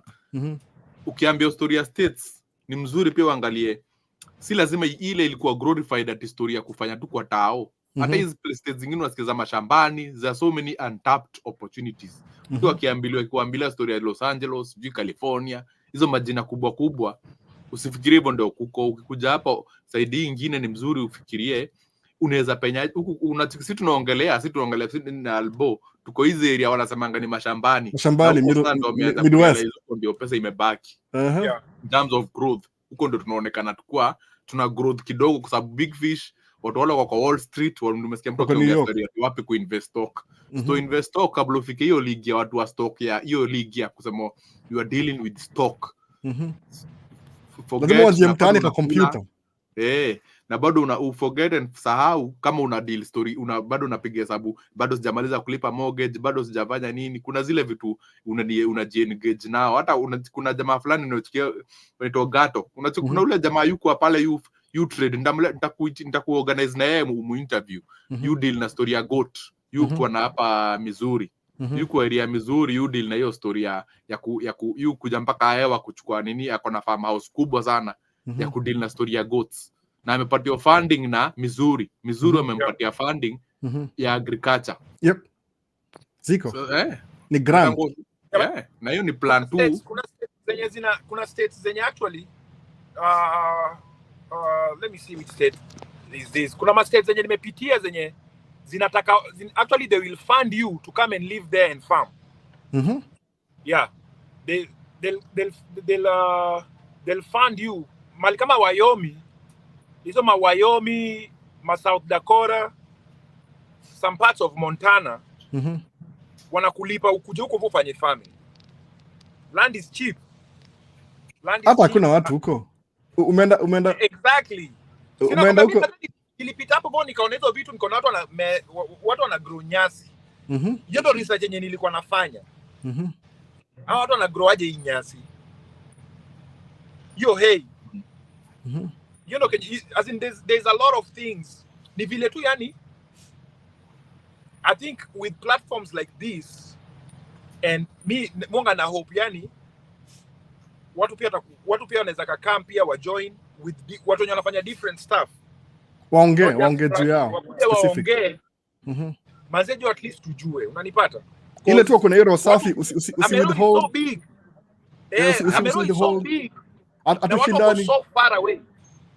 Watu wako so far away yenye circle kama hii ndio watu wanaweza patana. This is the only opportunity tunaweza patana. Unapata mtu mwenye from the bottom to the top. And then watu wana share ideas. So watu wanajua ni nini unaweza kaanza kufanya, what are the requirements, that kind of stuff. Mimi msa amenichanua yule msana on hiyo property malimu park track. Yeye amenichanua. Niko na kaa chini ananilalamikia vitu zake za ujinga zote, alafu ananiambia boy business by accident. Alafu namuuliza swali, anaendelea kuengage, ananiambia do you want a beer? Namshasi saa hii na drive home. Nakaa chini. Napigiwa na wife, ni aje mazee umekuwa huko 3 hours bana. Ni vipi bana? Ndio usijali na come. Alinichanua kaniambia chukua credit card. Fanya hivi, usitumie do yako, cash kwa account. Tumia credit card. Kwanza tumia credit card kama hii. Kwa nini? Iko na 3% cashback. Before ujue hiyo cashback si taxes, ni cashback. Come every month. Unaona sasa? There's good debt, there's bad debt. Good debt ni hii. Bad debt ni ile ulikuwa nayo before, sijui Macy's, Best Buy, achana na hizo. Ile every time unachukua debt, make sure your debt iko na cash flow. Kwa nini? Hiyo debt flow ya cash flow ile ndio hii debt hapa, alafu ina cash flow every month.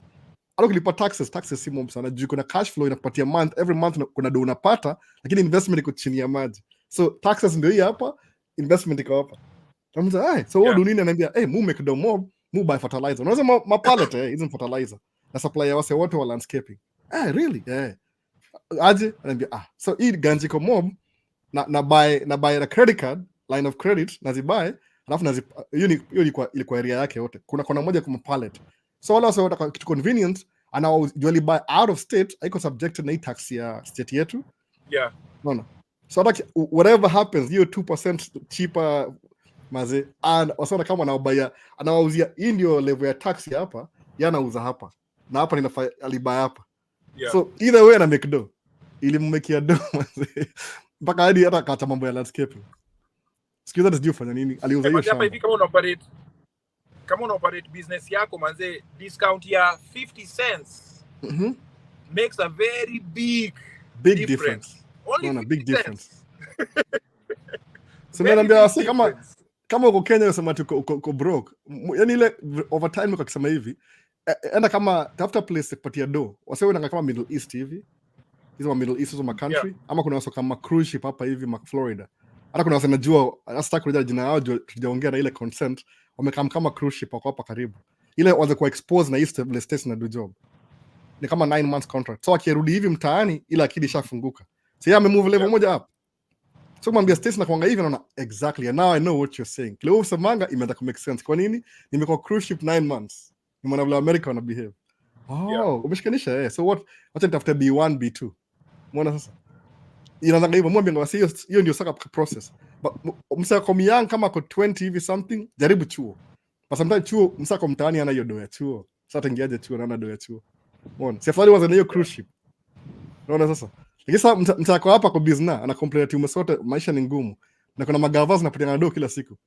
Mimi najonga gava yetu hiyo gana lazima wa spend do every year. Lazima.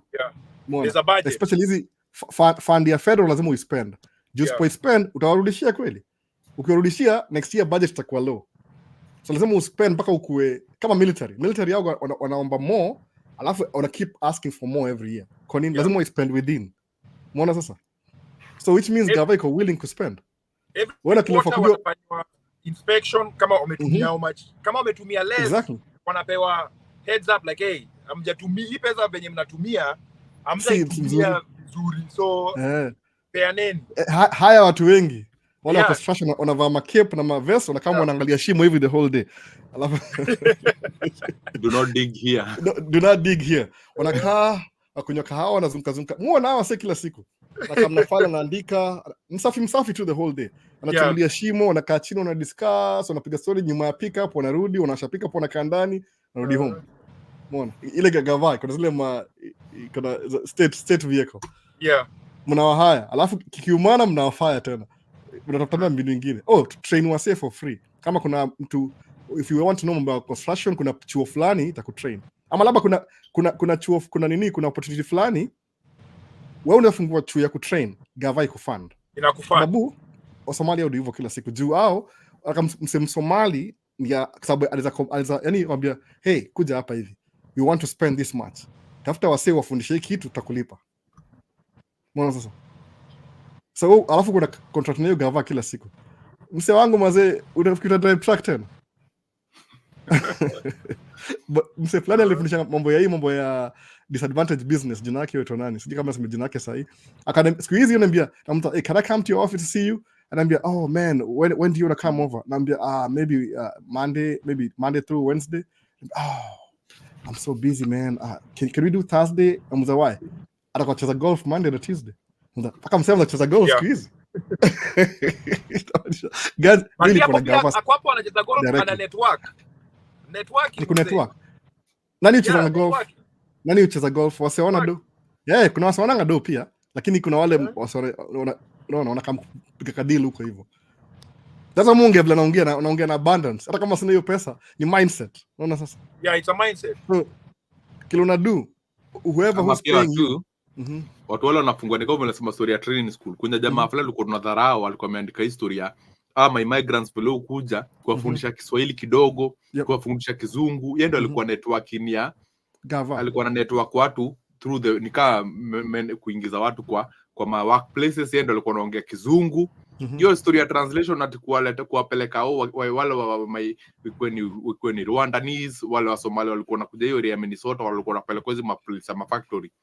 Alikuwa anafanya tu hiyo collaboration. Mimi niko na Kizungu yangu kidogo, mimi naenda kuingiza pale, kuja niwasaidie hiyo admin ile. So ukiona ile ndo anatengeneza kwa everybody, each and everybody. Ukiingia kwa haujui kitu yote, ikuwe ni masuhudu, unajua wengine wajui Kizungu, hiyo kuwasaidia tu administration. Kabla si tu realize kumbe hiyo story ya admin tuko nakula pesa mzuri. Huyo jamaa ako wifa na Gava inamjua, inamfunding kila kitu. Ameandika bibi yake ndio admin, ameandika kila mtu, familia hata ujui familia kila kitu. Uko imagine kuna budget, the problem how do you spend this? Ndio shida. How do you spend this? Kila kitu yake imesha pay off, kwa sababu ili pay off alifanya kama resources, kama ni penny anatumia, ikuwe ni phone, alikuwa anapigiwa migrant kumwambia kuja nikupeleke kwa shop. Nadhani hizo vitu ni free. Kuja integration ya kupeleka church, van amesha buy ya kupeleka watu kwa job. Hiyo bado ni do, unalipopa mileage. Kabla zitu kuja kurealize hiyo game venye the same venye nasi new ufanya story ya kuwalipa watu una emergency. Kabla tuje kurealize hizo game vile zuenda, ndio tunakuja kuingililia the last minute. Msako mbali sana. Unapata kumbali sana. So information ndio jaribu kuangalia venye alvo sawa. Mimi najua kidogo, lakini si tracking pekee. Tunajaribu kuelimisha watu kuja hapa hivi, ndio tunajaribu kubroaden up. Mimi usikiza hata wazungu wa network na watu wa kadhaa wazungu. Ukisikia mzungu akikufungulia kidogo, akisikia uko na mindset ya kukuwa na akili ya kusikiza ama kuinvest, akufungulia usizime masikio. Fanya tu hivi, ongea. Kazi yao ni rahisi. Ongea na yeye kwanza, alafu muongee ile anza tu ile basics. Where are you from? Alafu utafute issue moja, kama uko na wife yako, that's women man.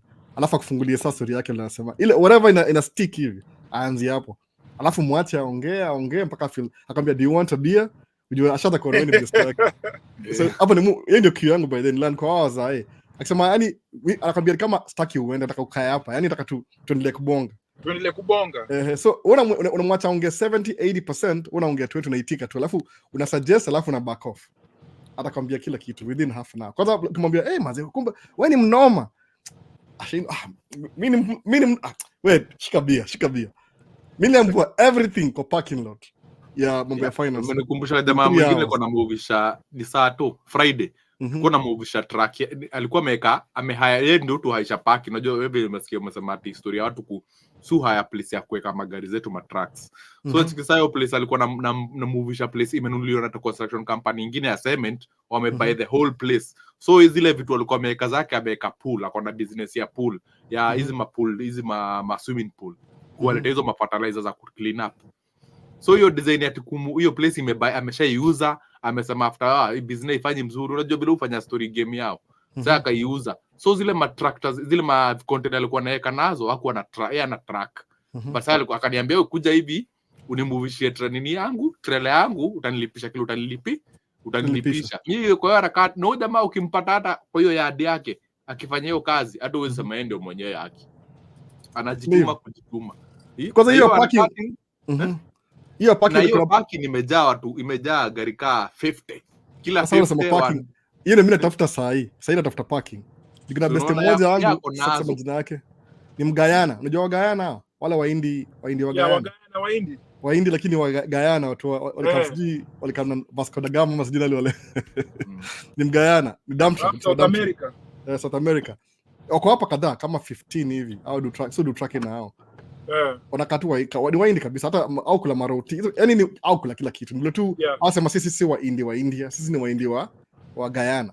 Unaona sasa? Umse alienda kaongea na city. Ikampatia allocation fulani kwa swampy land. Sawa? Akamwaga mchanga hapo, unajua kumwaga tukienda construction kama wana build nyumba ile wakichimba foundation out kwa hiyo mchanga wao wana transfer place fulani. Akamwambia kamini mwage kwangu for free. Imagine free. Free. Yeah. Matracks zinaingia huko kila siku. Akabring ile level ile ka level. Yeah, hiyo grader. Mdogo ameweka lami. Ana na hiyo picha baadaye sijai post lakini naipost baadaye. Akona 100 spots kwa hiyo nini. Hata kulipa hata ilikuwa kama zero down. Ni kama ile the city of Chambers, huyo mwenyewe huko hivyo city of Chambers alimwalao asema hii land city haitumii, so you can do whatever you want. Sema I want to do a parking. Ika-approve na hiyo city. Wakampatia hiyo section. Land hata si yake by the way. Ile property tax whatever analipa. Na si ati ni kitu residential, ni kama commercial in a way, sawa. Akona 100 spots. But juu lazima uingie ndani, amesacrifice 2. Sasa kuna 98. Kuzo hiyo park gari uko kuzo. Hiyo park gari yake hapo matrack peke yake. Track moja ni 250. In the beginning 2 years ago ilikuwa 250. Sasa ni kama 350. Sasa wewe niambie, unalipa property tax kila kitu. Upata kama tutumie 200 ile ndio ikuwe standard. Sema sasa unalipa okay, kuna 250 ndio wale ma OG, wase mpya ni 350. So tulikuwa 300. 300 by 100 ni ngapi? Hesabu hizo 30,000 a month. Hakuna plumbing, hakuna sijui ni trash. The only thing maybe ni snow removal once in a while.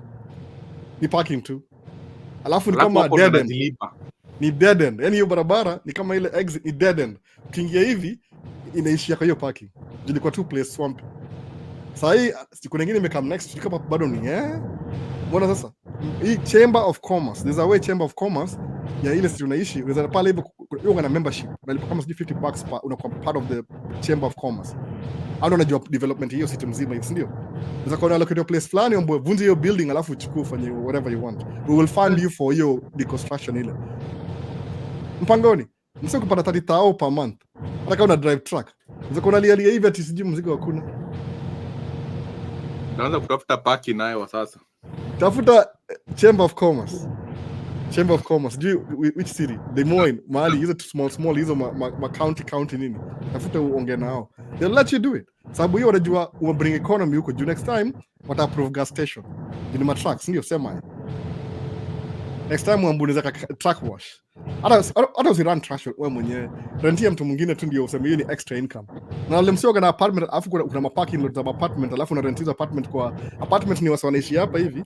Alafu parking lot urentia wasa wengine wa nje tena. Unataka hiyo extra income. Ndio design tu. Hiyo ndio wadena tafuta saa hii. Si siri by the way, ni kweli, nasema tu kweli kabisa. That's what I'm looking for. Sababu hiyo ni one of the easiest thing. Alafu kumbuka ukienda kwa bank kama kuna history ya kuborrow loan na kila kitu. Sijui kama mnajua hiyo story. Mimi nawapatia game saa hii kama mnajua mjui. Bank yao angalia gross income. Gross income ya. Awangaliangi sijui ati ni net. Awangali profit. Anaangalia gross. Kwa nini? How much money is coming in? How much money is coming in? Yeah. So suppose hata kama ungisha $1 million lakini unabaki na maybe 400,000. Au anaangalia $1 million. Kwa nini? Yeah, probability. Sababu hata chezea pesa yako pia. So in the same game. It's a numbers game basically. So do you think they won't be willing to give you more money?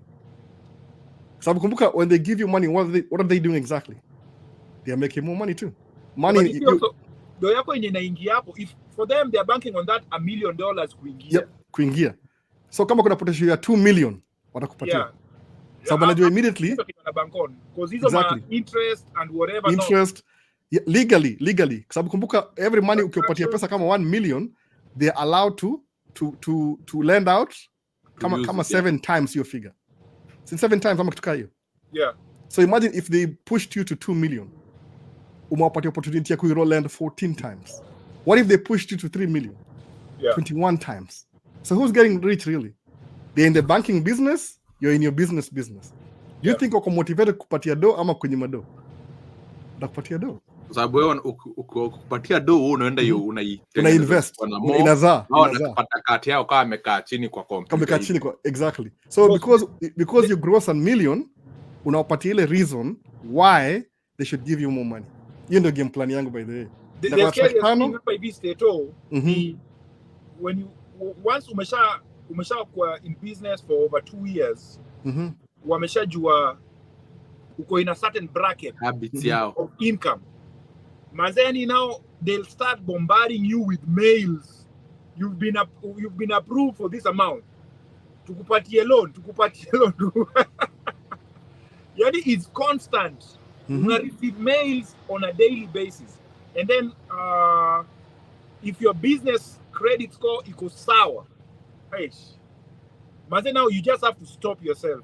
Yangu iko sawa mpaka mwisho ile itongaje Branson, something Branson, itongaje ile Bradshaw Street kitika hiyo. Dance and Brad Street. Dance and Branson. Yangu iko poa kabisa sasa hii. Hata sikuwa najua. Nilikuwa naogopa hizo vitu. Mimi kabla niseme ati kabla nikuja nikia story ya kuandikwa. Nilikuwa nasikia story ya credit card. Sitaki. Maza utaogopa. Nifikiria in business wise. Ilibidi ni work on my credits zangu, ni work on purposely nikijua nataka kufanya biashara. Unapata kan credit card yangu naweza watapata yangu peke yangu naweza pata 100k kivyake, nika make sure nimework on ndio wengine wanakuona uko na hiyo broad. Nilikuja ikachange nini yangu, nikakaa hivi class kidogo nikajua story ya kucheza na hii game ya makadi na credit score. Una open up so many things, inaku open up hata margin kama wewe unajua story watu wale wako sit tracking, unajua story kama sema fanya business yote deadheads yote iko ni track yetu, usema ati itaharibika kitu moja, hiyo ni 5,000 ama more than 5,000 kwenda juu, hiyo ni normal unapata hiyo. So lazima ujue usirudi kwa mfuko yako. Hizo ndio vitu tunakuja na understanding the game plan. Unagoja ile kabla ulipoe na hata ulipoe wewe mwenyewe ulipoe 30 days lazima keep rolling. Hizo operating cost ndio una realize hizo rolling cost, you need that credit. Ndio kabla realize hivyo ndio nikuja kurealize kumbe lazima hata nikuata ka overhead yangu ataweza kuwa niko na credit card iko moja ya mafuta yenyewe iko na kitu kama 70k. Situmii, lakini najua tu in case of emergency always inaweza tumia. Sina hiyo, lakini hesabu ya kusema do yangu ile kwa bank, hiyo ni story kando, hakuna story inajulikana. Watu wana kama end game. Wasema ati ndakaona do alafu ni pay off every month, alafu ni kuona do alafu ni pay. Hiyo ni employee mentality. Kumbuka business ni continuum. Aisimami. Ile tu December 31st unafunga hii mwaka, unafungua page nyingine. Unamaliza hii taxes hapa. So kama ni continuum na wewe una line of credit, are you supposed to be debt free ama lazima kuwa na debt flying na ling around? Ile balance carried forward. You need to have debt. You need to have what's some bila debt? Sababu operation nikaa venye nikaa zetu za operation, kaa vitu zetu za entertainment, subidi tu kaa ni Best Buy najua anachezanga tu na hiyo game, unachezanga tu na hiyo game yao ya kujua zina kidogo, unamaliza kulipa hii, unaimilipa pengine 3 payments, unailipa in 3 unajua naweza toa tu kadi ulipe tu na cash yote. But the moment you charge game you realize hii game wewe should atika vile nani amesema hapo, amekaa hapo hivi kwa track stop, wewe should mbona akona do ya kulipa kutoka kwa debit card, lakini mbona atumie debit card ikusaidii? Nilikajua chini na ndio nakam realize debit card hakuna mali na kusaidia hapo. Mbona hapo kuna ni cash once in a while. New happen kama every 3 months hivi. Once every 3 months ni mwangalia hii ni debit card. Credit also one thing yenye nilikuwa nabonga na my bank advisor, alikuwa ananiambia I always need to have a certain amount of debt. Always. I always have to have a certain amount of debt. Si ati kila saa una clear everything, kwa sababu the banks also wanataka kuona okay, uko na capability ya kulipa how much and how long have you consistently paid this balance.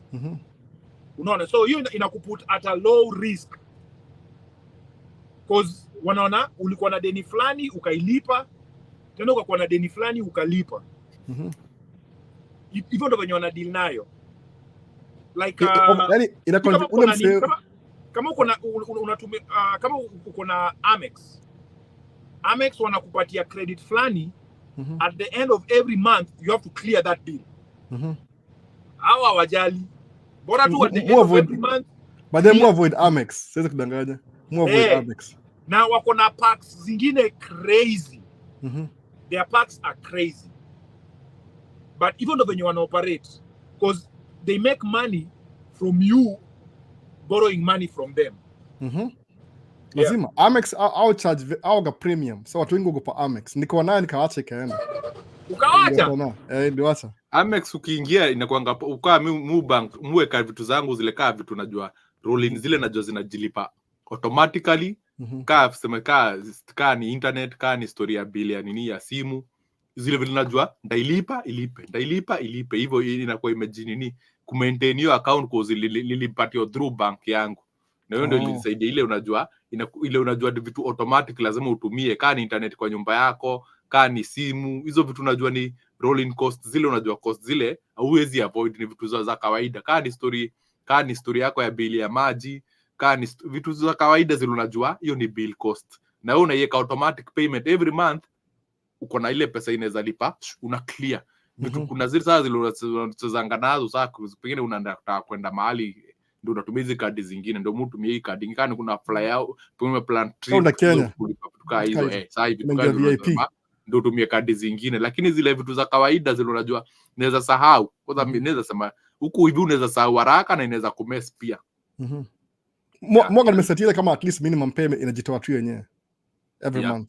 Ndio ile hata nikisahau nakumbuka nilimiss jana alafu unailipa leo na mwanzo naye ile 30 days. Lakini Amex wasio complain juu kama mechanic ukimlipa wasema Amex you hold too much. Kama ukilipa 6,000 wanachukua 800 from your 6,000 wanampatia 5 something, so ataku overcharge.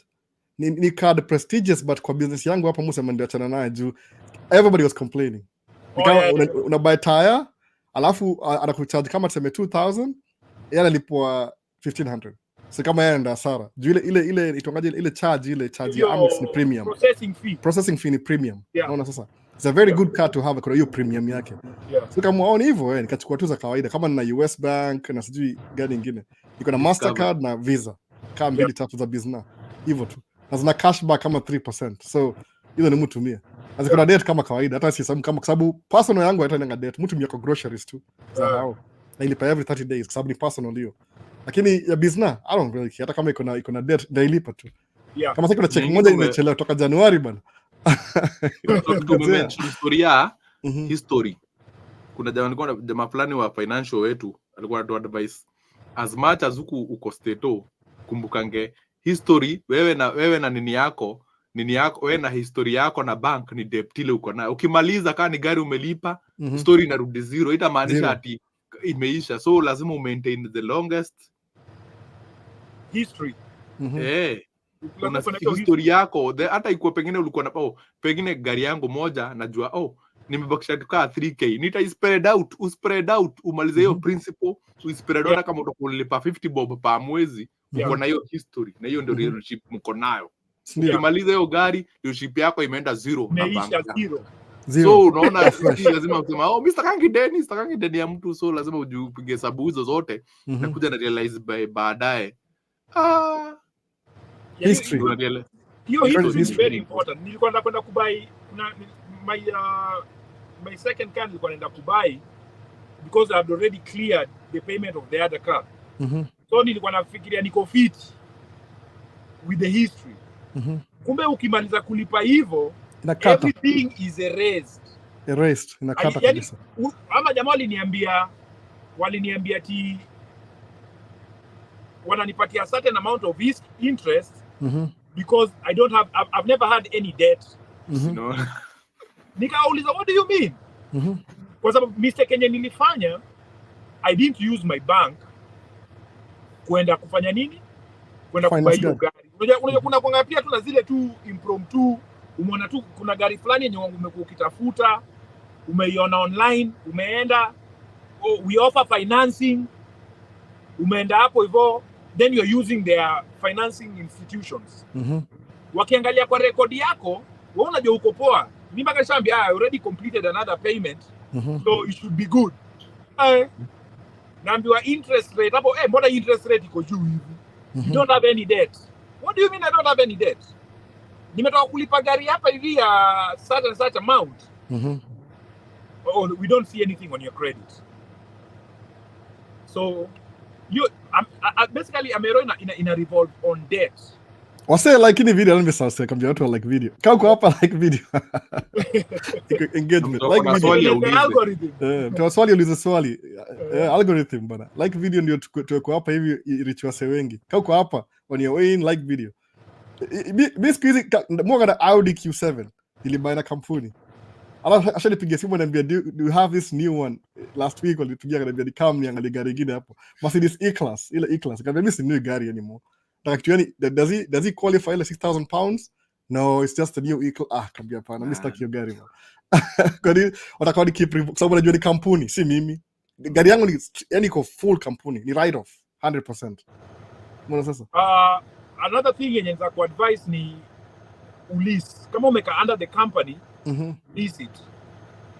Sasa ni lease but kuna na buy you a reason. Okay. Start kulease bado. Kulease ndio kulease baadaye. Niko na gari yenye nimeka under the company but I'm leasing it. So after every 2 years, unachukua nyingine. I can switch it off nichukue gari nyingine. Mimi nataka hiyo deduction juu ile kama hii nikichoka nayo ndio pay off alafu ni write off. Alafu ni nyingine tena. Hivyo sasa. Ni kama yani you have to spend money. Either wewe mwenyewe utumie ununue gari nyingine ama ulipe taxes. Sasa. Which?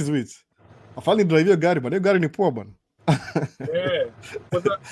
CPA wangu alikuwa ananiambia gari zenye nilikuwa nimenunua before kuna hiyo accelerated depreciation. So wana calculate the depreciation of the vehicle yote alafu the first year wanakupatia hiyo tax cut on that vehicle.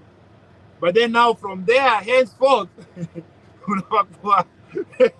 unalipa the taxes on it. So, niko na some comment. Kuna maswali na hebu ujibu hapo. Natafuta swali hapa sioni swali. Wase kuna maswali yote umeona hapa hivi nimepita. Nataka wale maswali. Kuna mtu ameuliza story ya board. Tulikuwa nasema story ya kusema board. Board inakuanga nikaa nini? Hiyo ni platform pale. Mimi nataka kuuza mzigo yangu ni soko. Ni soko. Mimi na ship vitu na kuja naeka kwa platform. Ni platform imetengenezwa hizo show hapa kusabia story ya privacy yao.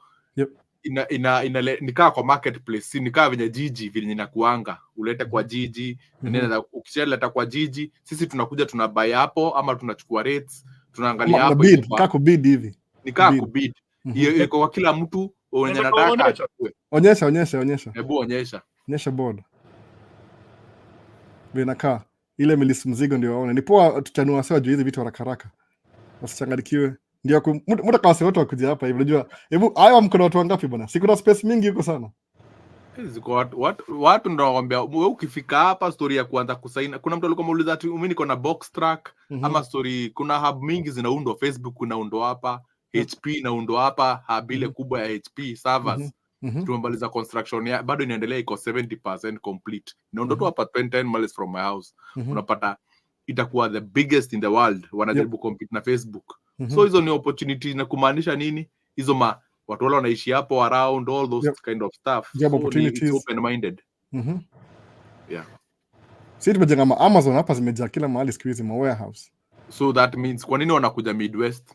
Wanaanza sio ndio the biggest sawa, wanapata place ya kuunda, iko na more space, iko na more space na for the more good of their money, na ni place ile haijatapiwa.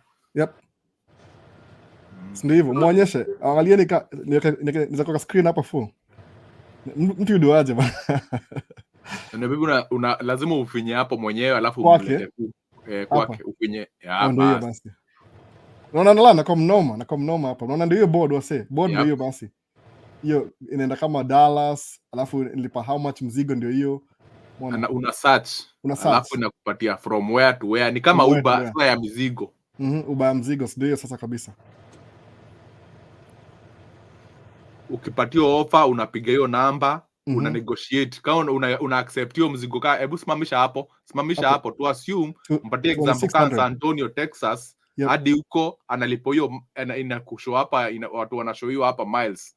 Miles. Hapo ameshow miles, ameshow inalipo 2.71 1000 miles. analipo 2.7. Ukisikia umeridhika na hiyo, unapiga hiyo simu, hiyo namba, details za hiyo logistics, unawapigia, unawaambia by the way mnaweza nifanyie hivi, mnifanyie kama na 25. Mna negotiate. Na pia the moment imeingia hapo ndani, pia si wewe peke yake, venye yako hapo, kuna mwingine pia ataiona the same. Tuko watu wengi kwa hiyo system. Mwingine akipiga hiyo imeenda hivyo, ni soko, ni open board. So unapata ukipiga, unapatia na details zako, wewe unapewa mzigo, unaiendea. Ama ukikosa kuagree, enda kwa the next person. Kwa the next person unapiga simu. Kama ni kesho, kama ni leo. Ndio hiyo board sasa. So ukiklik, unaweza click, inaleta information. Itakuwa hivyo, unaona hizo ni information yote hiyo. Brussels, LA, Texas. Itakuwa how much estimated miles, kila kitu. Unaona. Kampuni imeandikwa nini? Parish Transport Logistics. Ndio hiyo basi wasee. Mnaona hiyo board, load board. Wasee si wengi sana. Ndio hiyo load board basi. Mimi sina load board bana. Mimi tumiangi load board. Umeiona? Mcheza game chafu hapa. Load board sina hiyo time bana. So hivyo ndo anaelewa. Simu tu. Mioga ni simu tu sikiza. Ndio swali ameelewa. Ameelewa sasa, hiyo ndio board. Yaani that's why nifungua hii channel ile Maisha States, ndio watu yani unapatia ile uko familiarity na hizi vitu, ndio kuja hapa yani kwa kama ni easier na blend in.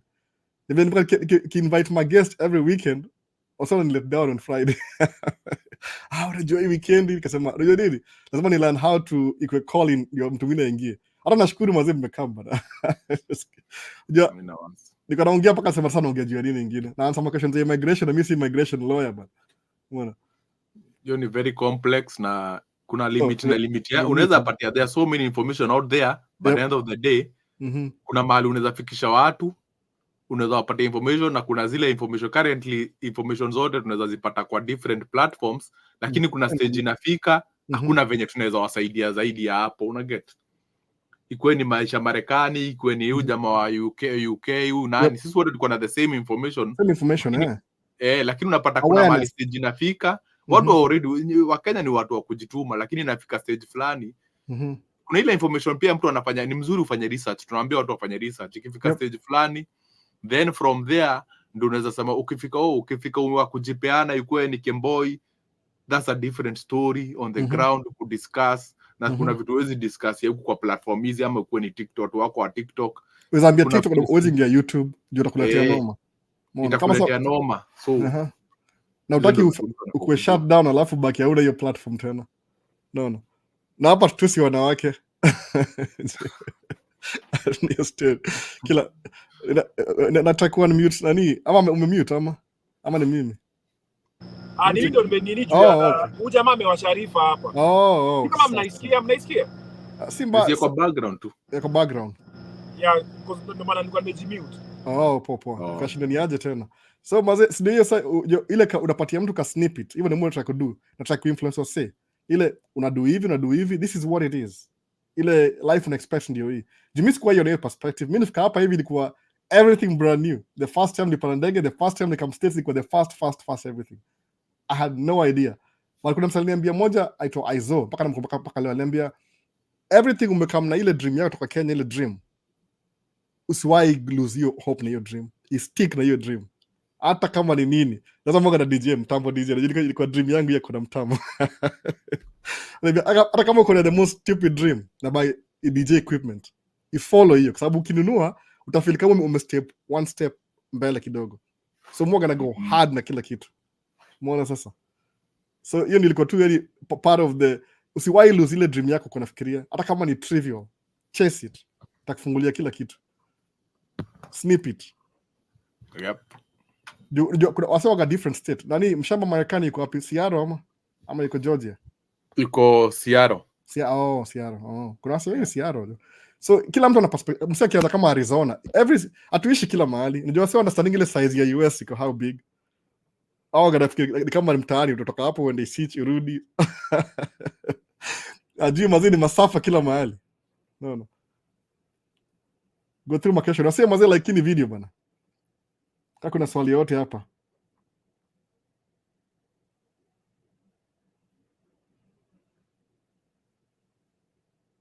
Umemute ama? Hebu niaje sikusikii voice. Unamsikiza?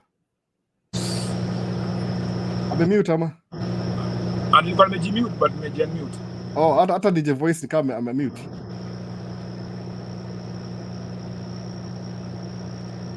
Bado sikusikii.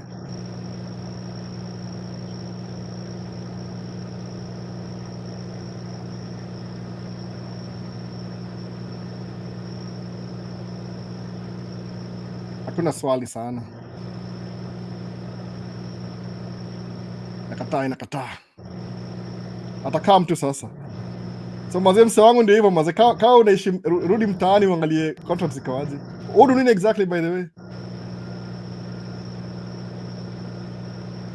Na ni mimi ama? Mimi niko heavy haul. Oh, heavy haul. Wide load. Zanini kabisa? Na pull heavy equipment like machineries sana. Ma construction units. Hizo madoza manini tukaa hizo? Yeah, crane. Yeah. Uko na lowboy? Ile lowboy? Niko na lowboy. Oh. Niko na lowboy. Yeah. Ni poa. Si lazima kila mtu adu kila kitu. Mimi nilifuatanga historia ya home juu ya watoi. Yeah. That's why. Yaani lazima niko karibu na hao. Nikafuata historia ya kukatu home. Na prioritize wapi? Prioritize wapi? Na wasema hapa hivi pia watu wanauliza story ya Camp Stato. But mi story yangu venye nimekuja Stato, nimekuwa na long journey kwa sababu I came to realize that the Stato was very tricky with the visa process. So I started out na kwenda Middle East. Nikaishi Middle East for like 7 years.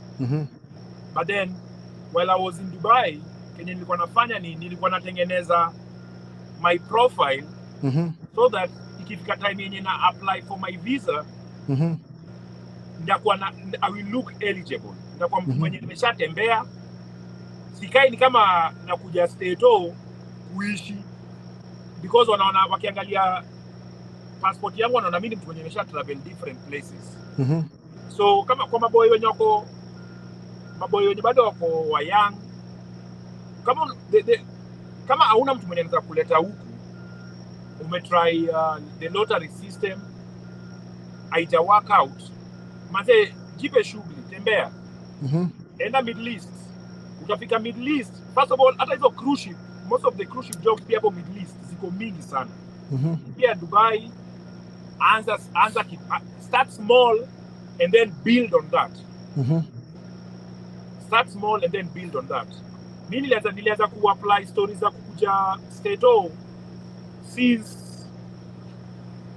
2005. Yep. Since 2005 nilikuwa nacheza bake mtaani, nimecheza league za mtaani, nimecheza Eastern Central. Nilikuwa na scholarship ya kukuja huku. Actually University of Oregon. It didn't work out. But I never gave up. I was trying, as in at the back of my mind, nilikuwa nasema hii America yenye wamenikataza kukuja, lazima nitakuja. So nilikeep your spirit too. And then once umeshajua ni nini wanataka, then just build on that. Build on that. Because it's not easy, even if you have someone from here, it's not easy for them to bring you here. As much as mtu mwenye ako Kenya yeye anaweza kona ni kama nitumie tu invitation. Nitumie tu invitation. Unaona, but lazima uwe na profile. Yep. So the first time nimekuja huku hivi, nimekuja as a visitor. Watu wenye wako Dubai, there's an agency inajita Holiday Factory. I think Holiday Factory. Hata niandike hiyo. Wako na packages, wako na different packages to travel outside of Dubai. So nilianza nao, nikaenda Europe, nikaenda Asia,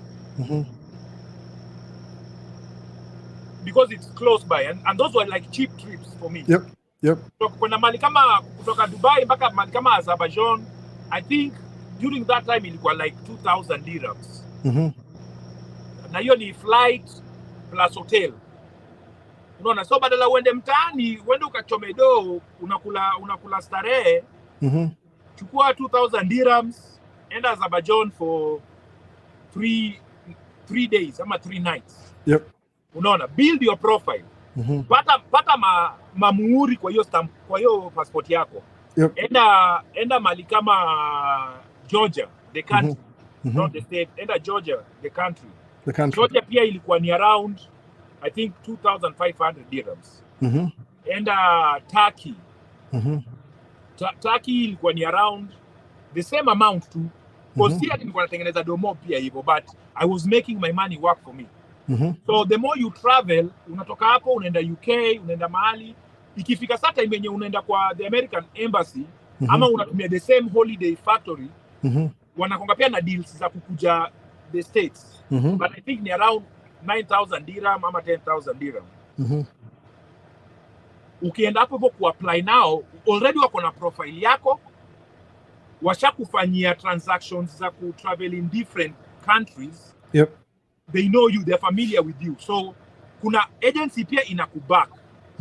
And another advantage at Dubai, most of the companies in Dubai, watu wanafanya kwa hoteli. I was working in the hospitality industry.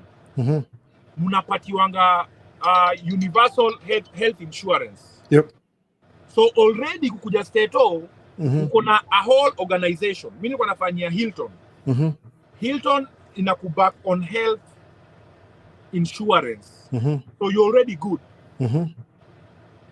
Unanipata? So it makes things easier for you. Unakuja, unatoka. The good thing, once umeshakuja huku kitoka, then now ukienda kata kujiapply wewe mwenyewe. Yep. It's very easy. It's very easy. Watu wenye wako Dubai, Qatar, Kuwait, Saudi, jaribini manze, mjaribu. Waambie bana, yani vile umesema hivyo, hata nashukuru wewe ndio umekamsema hii story. Muambie hivi tuna watu vile siwezi bonga ile explicit. Nashukuru bonga hiyo kitu. Yeah. Unaanzia mahali ile. Na ndio kenye kwa nasema manze, exposure. Lazima watu wawe na exposure, alafu pia manze si kama wa Kenya manze. Tuache uoga mingi. Tujaribu. As much as kuna watu wenye watakuja, shida yetu ni so many people will put their fears on you. Juu mimi nilifail, nakwambia manze albo wewe uwezi. Mimi nilijaribu, but I'm not looking at my mistake. Yep. Why did I fail? Unaona? Maybe we unaweza approach differently. Yep. So try and fail and then try again. Yep. Try and fail. Unajua uzuri ni ukitry alafu ufail, the advantage will be that utakuja utarealize why you failed. Ama watakuonesha kwa nini hukupata. So now you know which direction to follow. Mazuri sama exactly kile mtu atakwambia watu. Yeah. Exactly the same thing. Mimi believe kuna vitu zingewaifika kama maliko hapa hivi sahi. Singewahi make move. Yani msema kama ni kama kuna hiyo quote nimesahau hiyo quote. Any form of progress. Any form of movement ni progress. Unaona sasa? So inafungua macho, yani vitu nimeanzia nilikuwa track moja 1989, nilikuwa track yangu ya first 1989. Imagine track ni mzee hata nani mwingine, hata wife ni mzee kuliko iko manufacturer kama mzaliwa. Hiyo track ilikuwa naambia wase paka sina seat belt, niko nafunga tu belt moja hapa katikati, alafu mlango nafunga na unajua hizi chabi zile. Yeah. Ilibidi nichomele hapo ndio nifunge. Alafu sometimes zake ukifika turn signal ukiturn right side ina do job, left side lazima ushikilie ndio turn, ushikilie. I stick. Nilidrive track 4 years. Yeah. Unaona sasa? Nikilipa ma credit card debt. Yeah. Ikikufa hivi kampuni imebuild nayo credits for so long, I don't afford kuni lose. Because niko na juu msee ukimpatia direction apotei, kaniambia will help you finance the second track. Mazeta mimi nipata track ya pili kwa Freightliner Colombia. Hiyo ndio imeniweka poa kabisa bana. Within 9 months. Mimi sasa niko ndani ya classic. Classic ni poa. 45 classic. Nilikuwa nilibai Cascadia. But maze emission issues maze imeni cost a lot of money. Imeni cost a lot of money. Yenye I had to go old school. Peace of mind. Peace of mind maze, but I still have it. So sasa tu nimekufanyia tu ma upgrade. Yep. I had to delete the whole emission system. Mimi karibu ni delete yangu bana. Delete yangu. Mimi karibu ni delete like, a month hivi na delete kila kitu. Umeona? But E05 imenipatia peace of mind manze. Yani ina move to breakdowns. Ina move to ndio. Iko na enough power. So now I'm because before ujapia Cascadia mzee starehe kila kitu, everything is new. Yep. Smell of fresh of new leather. Uko na the most shiniest toy in the parking lot. Unajibamba. But sasa zikaanza ku break down. Hey boss. It was a headache. So I had to get back on this, the old track. Na imekuwa so far imekuwa poa. Yani poa, mimi na Cascadia bana imenisumbua na hiyo mambo ya emission. Sijui ni delete. Nafikiri ni delete yani. 2-3 months na decide sasa hii. Usidelete kama unaweza sahi by day, sahi mabei za matrack. Zimego chini. Unataka we trade in and then uchukue track nyingine. So do daycab. Hiyo ndio shida, daycab si hard. Daycab una trade in mzee. Mzee sijui kama unajua Ohio track sales. Na muiona kwa track paper. You can take your track there and then wanaweza kai put in the market. That's if you're not using it. Na use sahi kind of. Ni automatic, luxury yote. Kama una use basi wewe hapa hakuna issue. Tengeneza do. Sawa, nisema tu yani mimi nitoka na mambo ya stick. Nilianza automatic. Sina track stick anymore sahi. Everything automatic. Hata si tuko automatic so ni automatic all the way. Hata hiyo 5 ni automatic. Hata ni walikuwa naita automated. Ile iko na clutch bado. Iko na clutch. Lakini na shift anajua hizo. Iko na clutch. Ile the fast iko Eaton Fuller. Iko na Eaton Fuller. Semi automatic. Super 10. Nakumbuka hiyo Super 10. Hiyo ndio track ya fast and drive. Iko na Super 10. Sasa siku hizi automatic bana. Stangapi bana. Nimechoka bana. Albo nimesikia ukiongea mkiongea story ya nini? Story ya Steto kama hapa Steto. Nikasikia amebonga story kabla nisahau, nikaanza kusearch kuna dem fulani najua kwa TikTok. Nimemuona na ameshaifanya Dubai na pia Pisilu kumeshaifanya Dubai, tupikia story ya Afghanistan nimefanya 4.5 years. Na network zangu na hiyo group yote ile mwebu najua tuliendanga Dubai ya wakati. Watu wengi wa kujituma waingi wao wako hapa Steto. Na hiyo ndio ile percentage kubwa. Ukiuliza hata mtu wote watu wanatoa green card. Kuna ile group nyingine ya watu wa kujituma. Na size mtu aanze ukijituma ukuwe na ready kufanya hizo kuna new style mpya bila kutumia mabroko yote. Unawacha niangalie najaribu kukapcha huo msee ako naweza kwenda kwa TikTok yake, ingia live na anaambia msee vile ata apply live. Story hizi shipping yard ukienda hizi zitakuingiza kwa place mob. Hizi vile kama ameshafanya kwa cruise ship. Mwenyewe ako saisi hata. Hizi details mingi zake lakini najua tumati hapo kusema tu Seattle tunajua. Ameko Seattle saa hizi na hiyo ndio nini yake display yako. Ngoja niweke screen tena kwako hapo. Najua udem pia. Namjua sana na tukupatia historia. Namfollow pia TikTok. Sasa ukiingia kwa live yake utapata kila atakuwa na ile watu ku apply hizo vitu directly. Na alikuwa mpaka huko Dubai, hata tumeshaifanya job naye huko, so unapata ni watu watakupatia information free zenye unalipisha ngwa na mabroker. So ni up to watu wale wako hapa hivi unaweza kuendeza kujaji. Wewe ni mwenyewe ni kujituma ujaribu bahati yako ama familia yako, pengine unatasikia msee anataka kukuja. Hiyo cruise ship ujaribu bahati yako, tukituma watu tukidirect watu kaa hapa watu 20, mtu mmoja angukie. Sio ni familia mtu imesaidika. So in that process mtu akijua au watu upatia yeye anapatia na tips za from the water amepitia, na mimi nakupatia zile tips nikijua sasa niko na hii nikisikia hii ndio mpenyo ya kwenda Ukraine kwenda wapi hizo place unasikia sisi tunaenda kufight.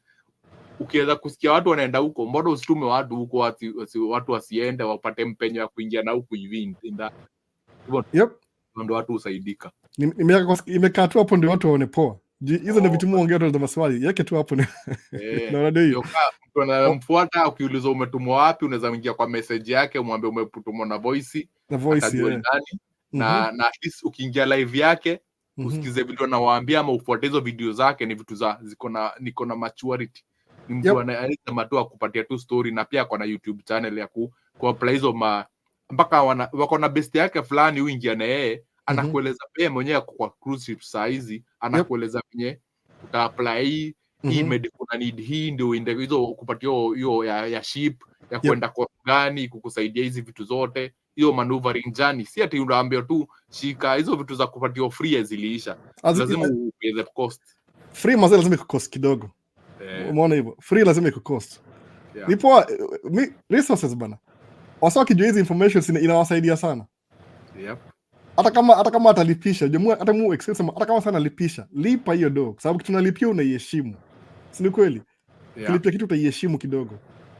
Sijui kama encourage but musema lipa, kilipia kitu unaiheshimu kabisa. Unalipa time ya nikaa venye nani jamaa mwingine huyu ulipisha, nikaa venye nikienda kwa mimi mwenyewe nikayapa chini, si tukikaa hapa hivi chini, wewe unapofanya tukimaliza hii live unabidi kani mtu wako unabidi umpeleke walk, mtu kata afanye vitu extra, si lazima pay for that time. Kwa hizo time yako ombe naweza apply aje. Kuna watu wengine ukuja hapa hivi nawaambia kuna job za Spain, sijui kuandika CV, sijui kuandika nini, nikikutuma mahali uitishwe 200 kuandika hiyo CV, unaanza kusema hauna hiyo pesa. Sasa utasaidikaje kama hizo steps za initial zaidi kulipia initial hautaki kulipia? Ujitume mwenyewe, ukiambia uende cyber fulani wakuonesha venye inaandikwa, venye recruiter mimi najua naandika, tumshaikwa kwa AI vile itakudetect. Unajua siku hizi sikati ati dini yako uzuri ya huko state majob za state ama huko diaspora. Hadi sana upate mtu ameangalia tu CV yako, leta tu kidogo. Huko ukiandika CV mzuri, ikuwe wewe ni nani, umeandika kizungu mzuri, AI ndio inachukua pale. Nimekuandikia. AI, si AI. Keywords. Na sisi tukueleza zile keywords zinatumika saa hizi ama kuna dolita home tulikuwa naita warehouse. Ukikuja huku pengine kuna logistics specialist. Sisi tuko naita vitu tofauti. Ukienda place ka UK unasikia inaitwa jina fulani. Same thing. Ni terms kidogo ndo unajua inachange tu kitu kidogo tu ukienda Dubai plant operator, au sema plant operator. Ile ndio msikia. Hapa sijui sijui ni watu wale walikuwa za AC. Tunaambia huo ni mtu wa AC ule plant operator. HVAC, AC ndio. Watu terms tu terminology. Una change kidogo tu hivi. Fanya tu research. Kama unaangalianga YouTube, I mean, that means uko na hiyo online. So hivyo.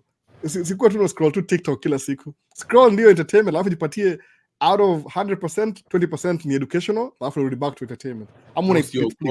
Usiogope kuuliza maswali, lakini pia uwe ready kujituma. Baadaye uingia the same watu chapili TikTok, lakini poa hiyo research, ukisikiza research kidogo umepatia hiyo tip, umepatia hiyo push. Wewe kaa chini na hiyo data yako, uingie research, uende hiyo kampuni research. Kama ni huo agent mumeambiwa, mimi nikienda ni research, mbona nisikue broker, niende ni research hiyo kazi yote. Ndio maana mnagongwa. Unagongwa ndio. Unawachia mse everything, namwachia everything. Nifanyie kila kitu. Na wewe ufanye due diligence yetu. Ndio maana mpaka Kenya yetu tuwe kuingia story ya politics. The same thing ma politicians kadhaa wametupeleka kwa kona. Kwa sisi tuliwaachia on the back seat, warani kila kitu mpaka zile mnagongwa, mnafanywa nini, inaenda tunapelekwa kwa choo na ma resources zetu hakuna kitu tunaweza fanya kwa sababu sisi tuliwalao. Lakini ukijifanyia due diligence yako, unajua wewe unadanganywa hapo unatuingiza. Hiyo ndio the new future tutajifunza sisi wenyewe.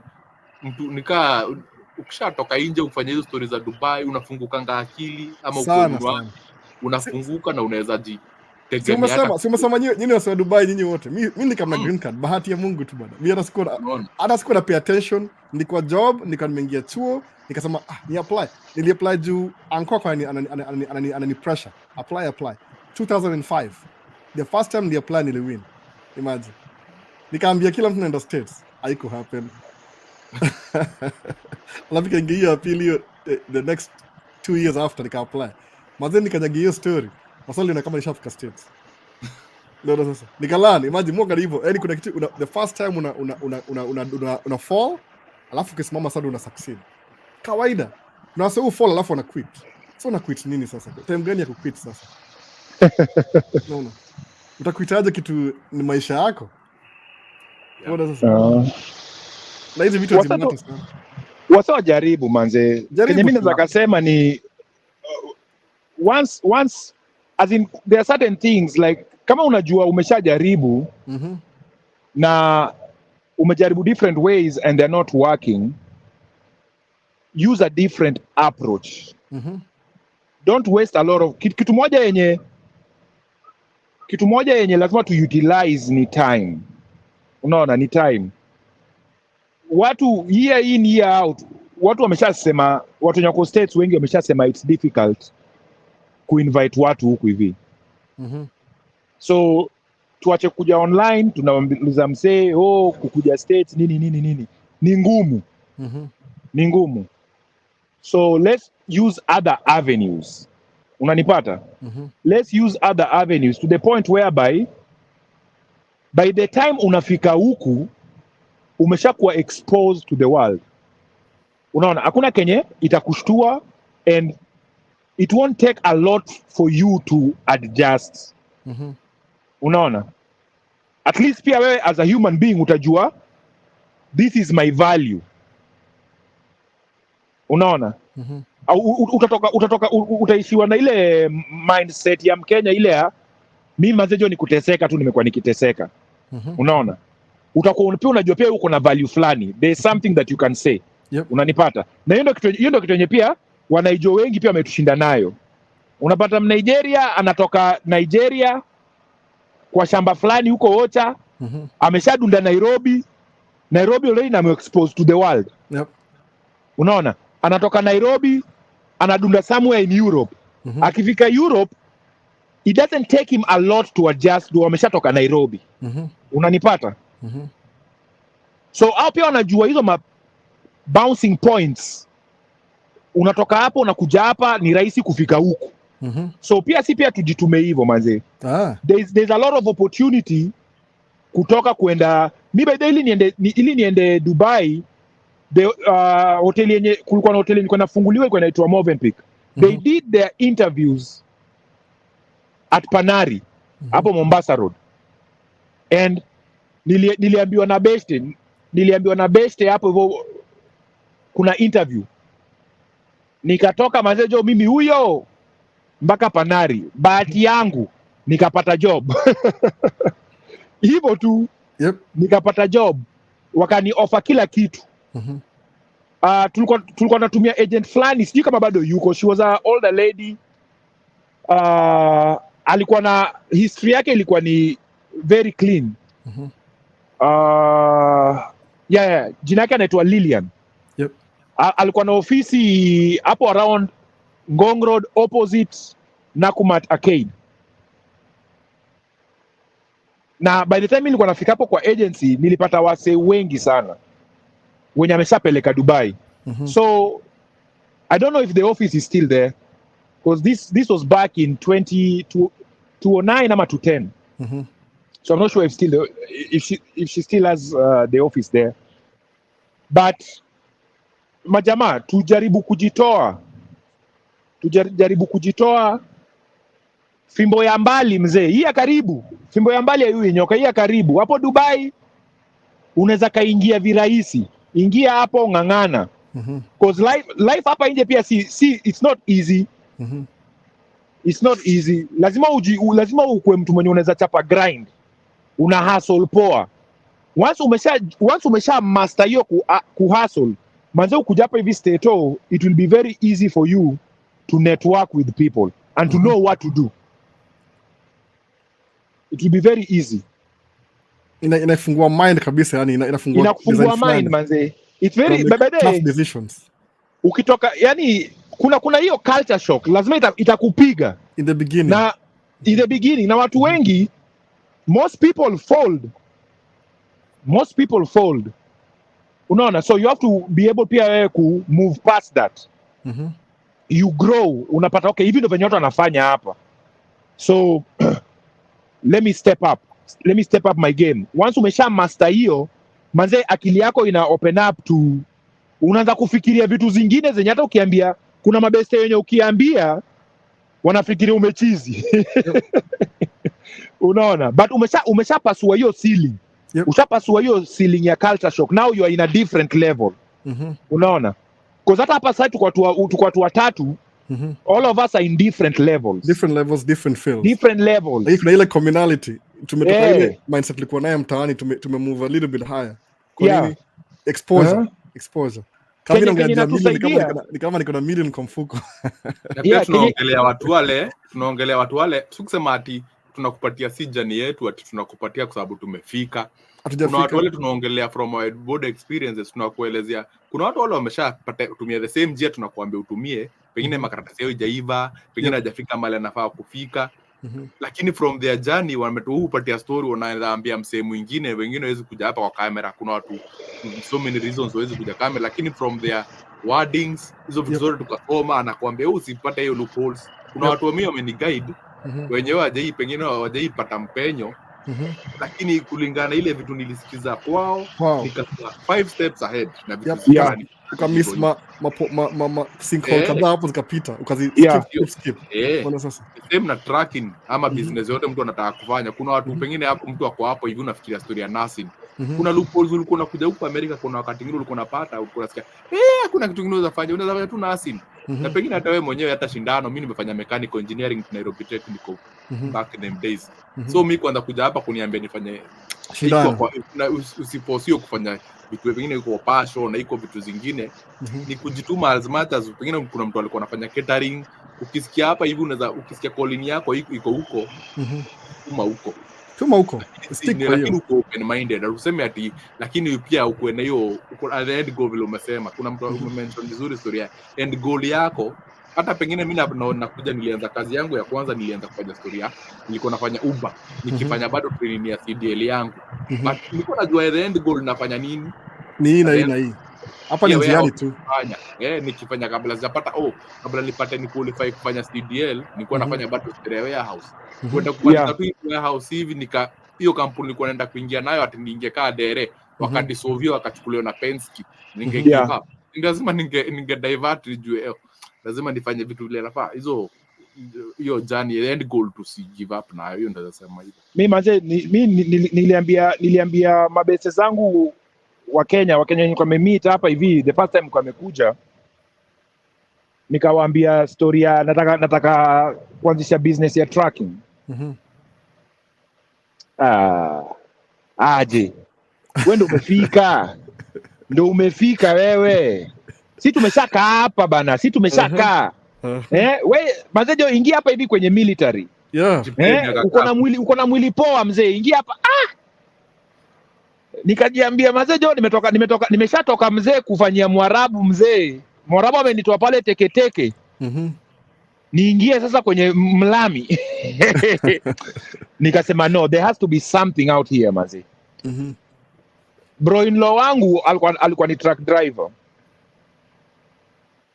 Alinionyesha paycheck yake ya 1 week. Alinionyesha paycheck ya 1 week. Mpaka akashangaa venye mimi akaniuliza wewe akili yako inafanya kazi aje? Alinionyesha paycheck, nikamuuliza kama ama jamaa, if these people are willing to pay you $1,500 at the end of the week, how much are you making for them? How much are you making for them? Akaniambia actually hii 1,500, this was a slow week. What do you mean a slow week? I didn't work the whole week. So this is minimum input. You know kenye minimum input imekuwa word. Ati yeye mimi anatengeneza 2022. So on a good week naweza tengeneza 25. Nikasema hapa hivi there is something here. So hata nikaambia wife yangu. Wife yangu akafikiria pia mimi nimechizi. Maana sisi tuko in our family hapa hivi tuko na matruck drivers. Wenye wamesha drive trucks for over 15 years. No one owns their truck. Wewe utaonaje truck wewe? You want to start a business. But kitu yenye kenye Middle East ilinisaidia nayo ni in the Middle East nikiwa Dubai, nilikuwa around watu wenye wana operate on mindset of abundance. Pesa, yani money was not an issue. It was just ideas. And then you figure out how you can give back to this idea and raise it ikuje into reality. So I sat down, nikaanza kufanya research, nikaingia tu hapa YouTube, tracking, how to start a tracking business. Manzejo nikaona hapo hivyo manamba, hizo manamba zikakuwa very discouraging. Nikaangalia paperwork ikakuwa very discouraging. Nikaona unaweza ka lease under someone's company. And then during that time hotshot ilikuwa imeanza kuingia. Ukiwa na pickup truck, uko na ka trailer, you can do something with it. Nikaambia wife,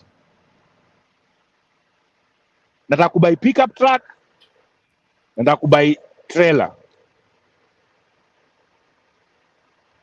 Oh, do you know how much these pickup trucks are? They are very expensive, nini. Ujue saa hizo sina hata green card. Bado niko visiting. Sina hata green card. So hizi vitu zote nafikiria kwa sababu nimeshakuja nimekaa hapa hivi nika realize manzejo it's very expensive living in America. Because during that time bado naishi Dubai. So naishi Dubai. Actually nimekuja kwa sababu my wife's grandma was sick. So hiyo ndo maana nimekuja.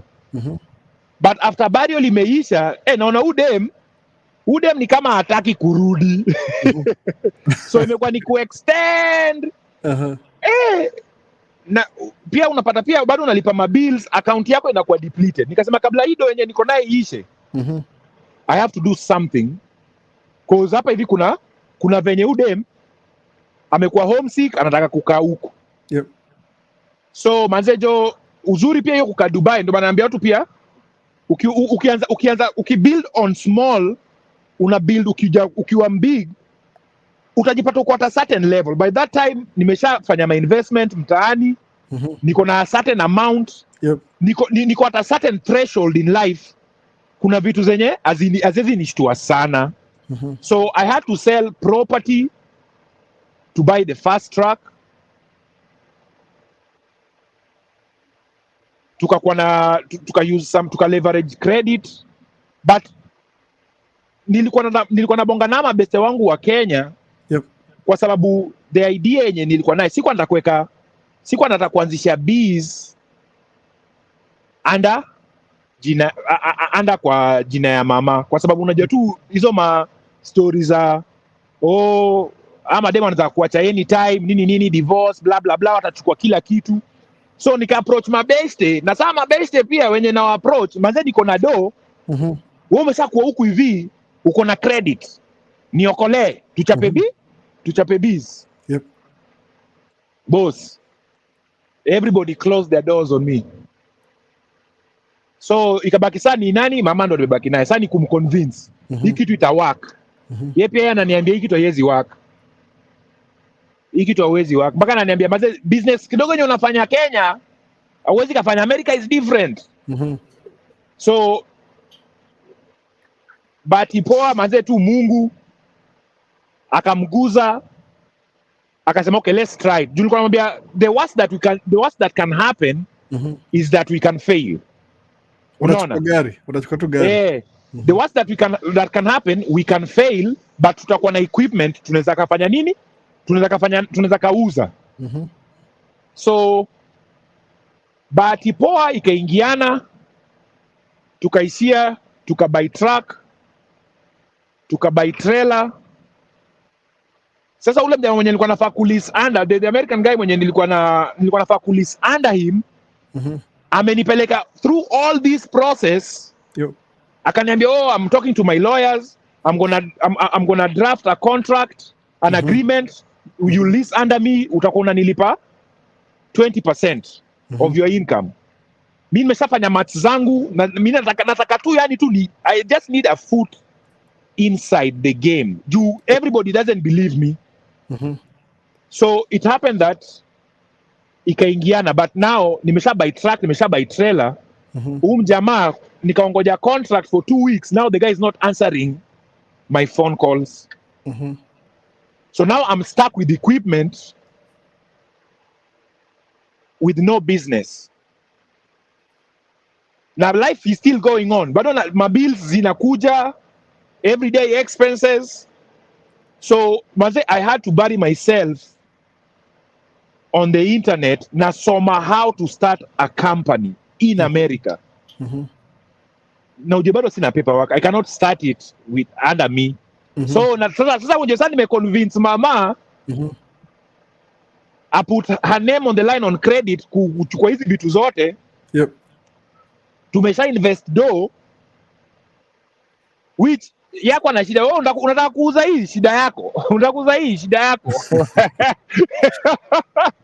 So ilifika mpaka mahali penye now even my mom back home akaficha ma titles za vitu because now I was selling things left, right and center. Manze na drown.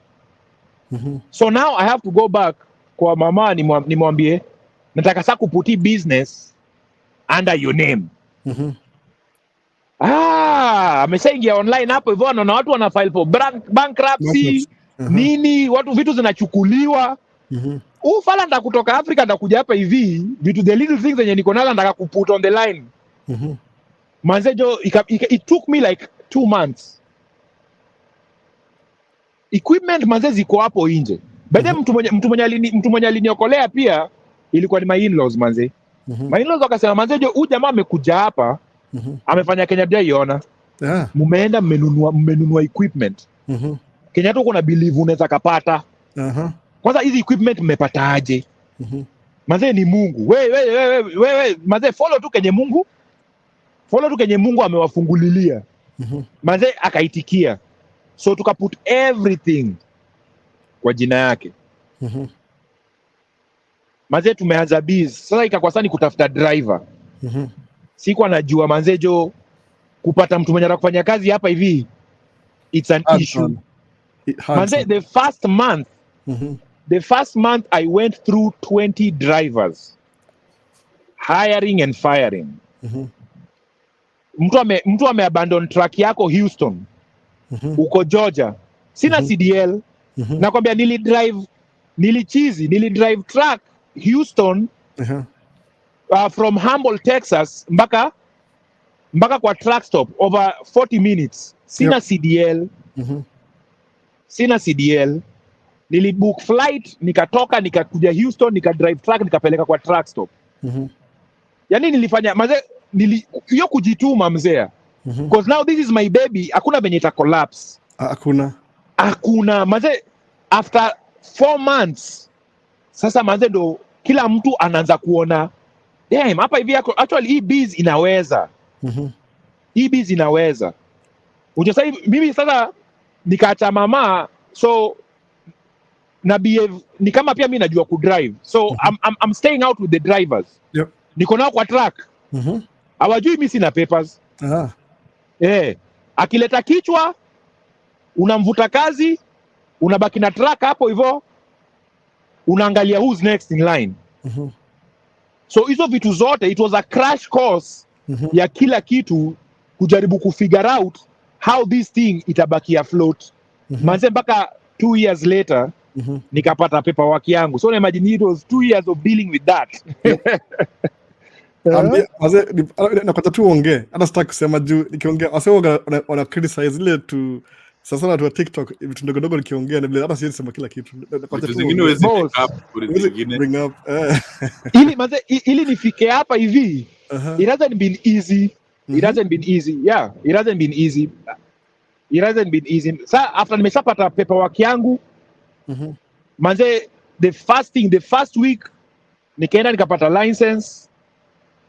After 2 weeks after that nikaenda Indiana.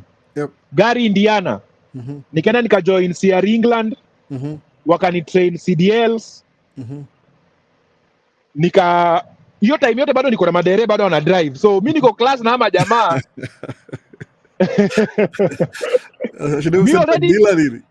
Unajua yote menye nilikuwa na madere tukiwa kwa parking lot wananifundisha kugonya hii track. So nimeenda chuo already nimeshajua ma basics kiasi. Nishajua ma basics kiasi.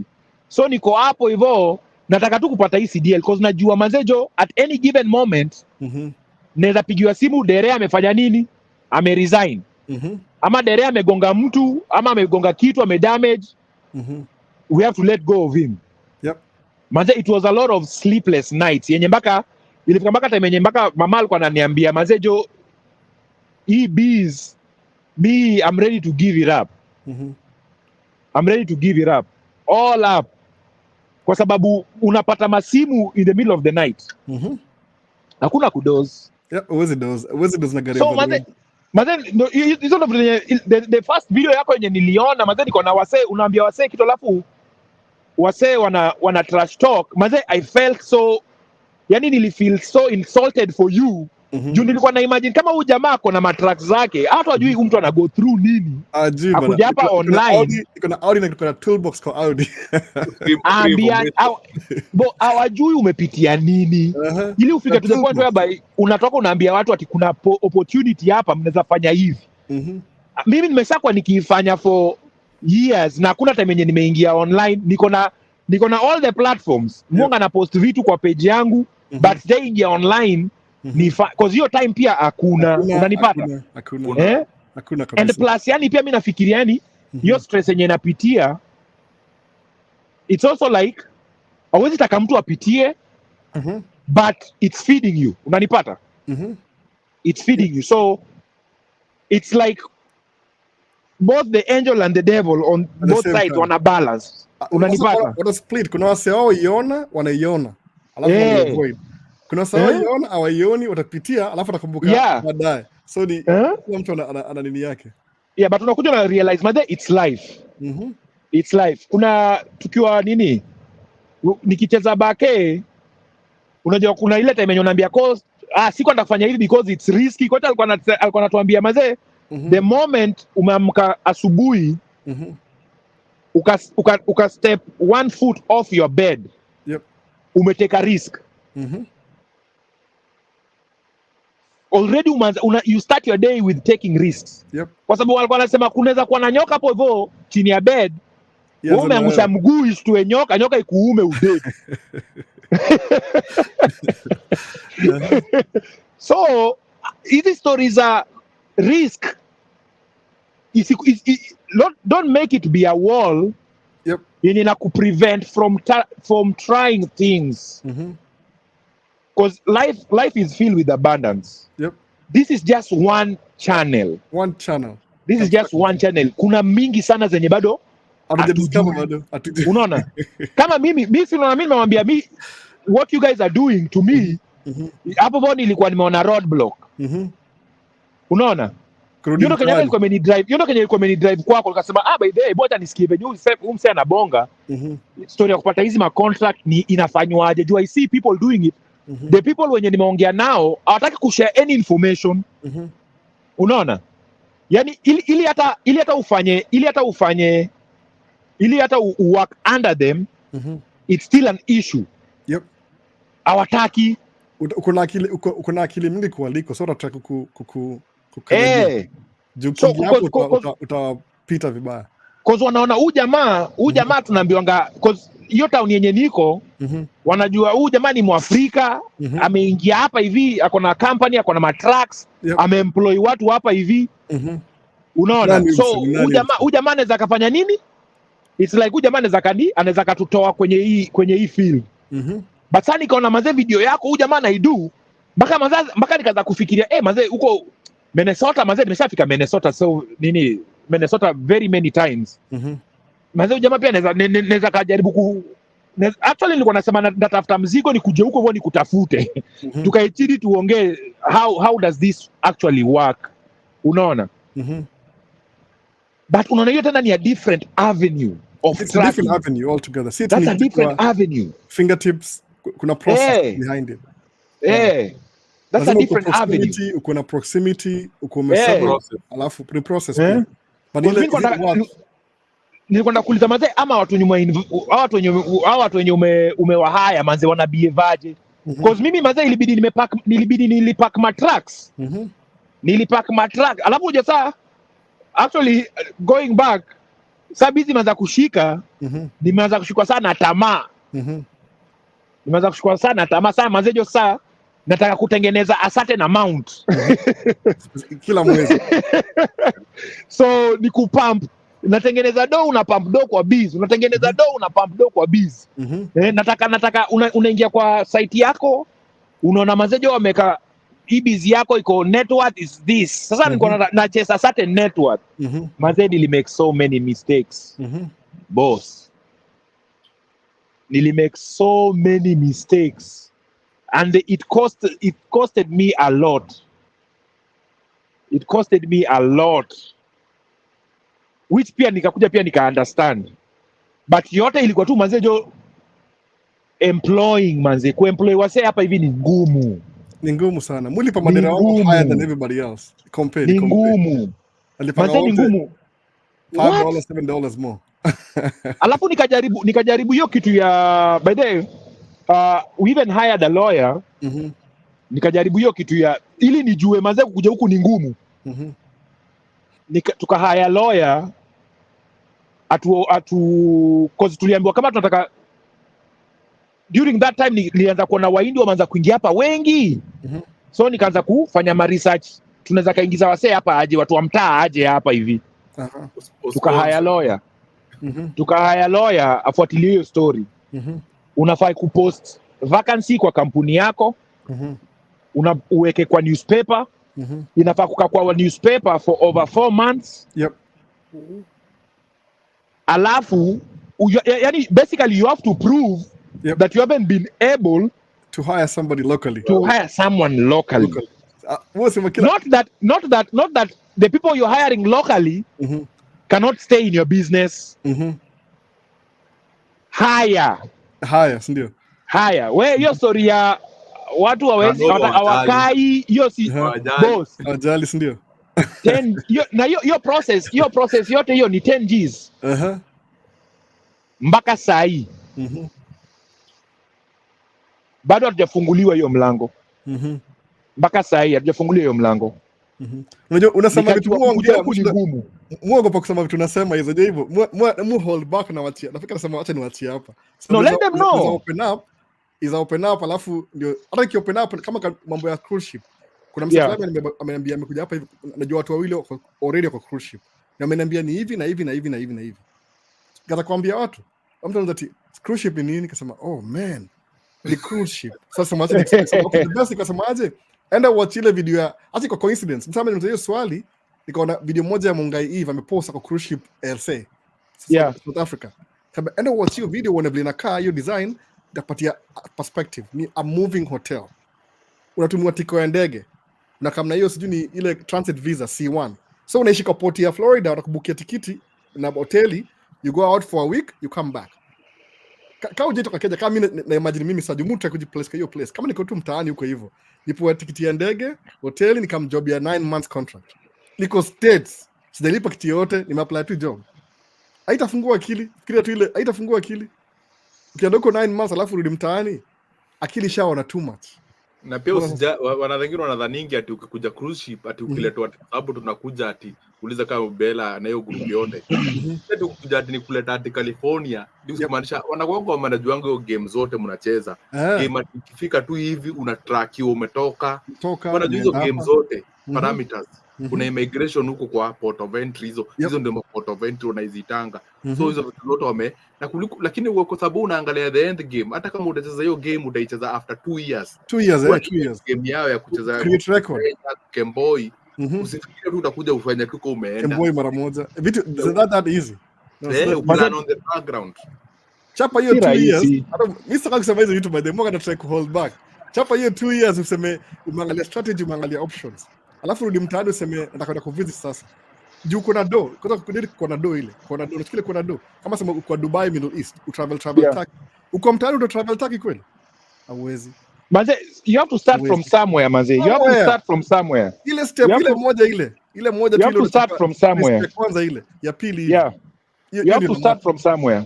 Baada na mtu hapa anauliza mbona nilienda training mahali penye nilienda. Training yao was free. Yep. I wasn't paying for anything. So the way I was going to pay them ni to drive for them for 2 years. actually by that time ilikuwa imeshashuka. I had to drive for them for a year. But nilikaa nao because Sierra England on a deal more on van na reefer.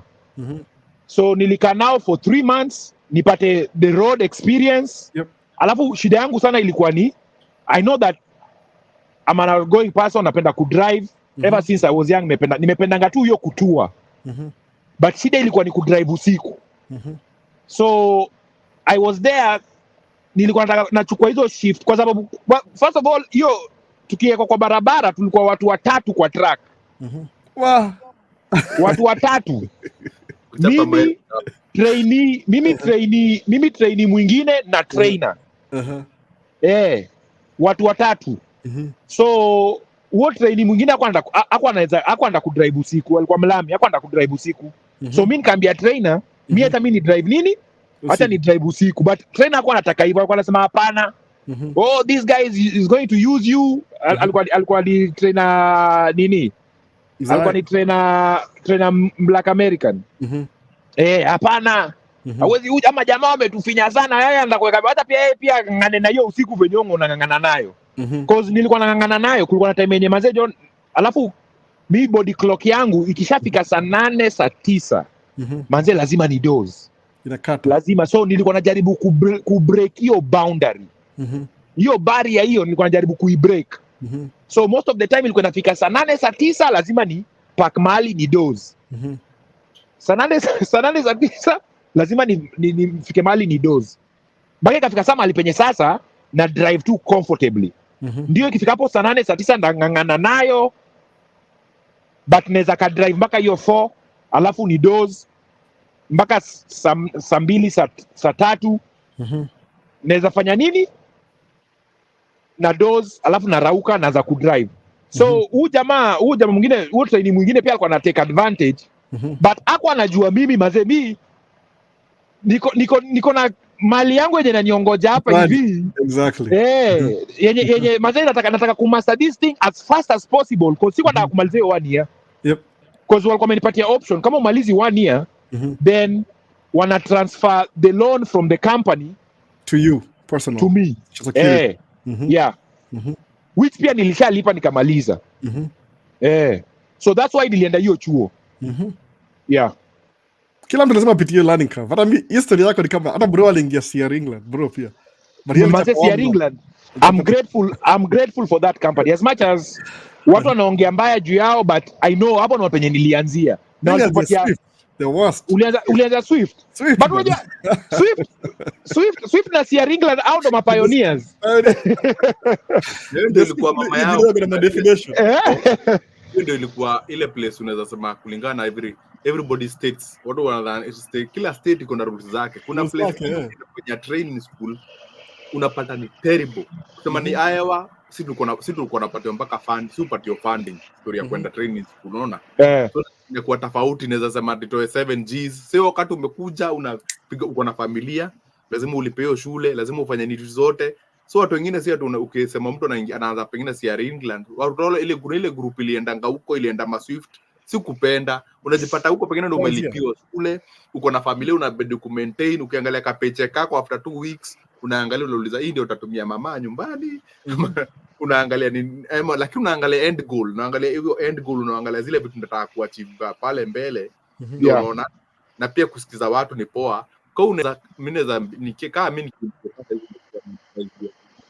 hii shule si kweni gani ama kuchukua loan niende nilipe, naweza ambia msee enda aona banki yako kwa umeshatengeneza ka credit, uende ujichukulie license yako, shike hivi na loan, personal loan hivi personal loan. Wakisikia ni ya shule waandike check, uende kwa shule ulipe cash, wakupatie cash wakulipe. Ukishaenda kwa hiyo shule hiyo place utaandikwa kazi, watakurefund hiyo pesa, ulipe loan yako umalize yote kabisa.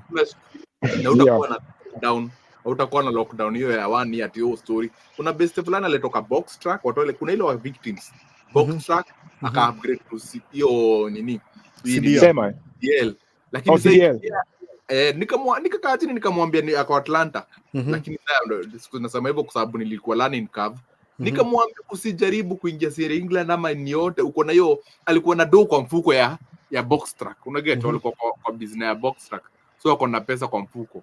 So after kumadvise watu wengine wanaweza advise, uko advise, nikamwambia fanya hivi, si uko na pesa kwa mfuko, enda ujilipie pesa yako, hiyo pesa kila wakati utaenda kwenda ile plus utaandika CDL, watakwambia usiji sign bonus, kama ulitumia pesa kwa shule watakurudishia. Hakusikia, si akaingia kwa nini, akaingia ni Schneider, kuna nini fulani ya Wana. I think ni Wana kitu kayo, ilikuwa based Atlanta na huko hivyo.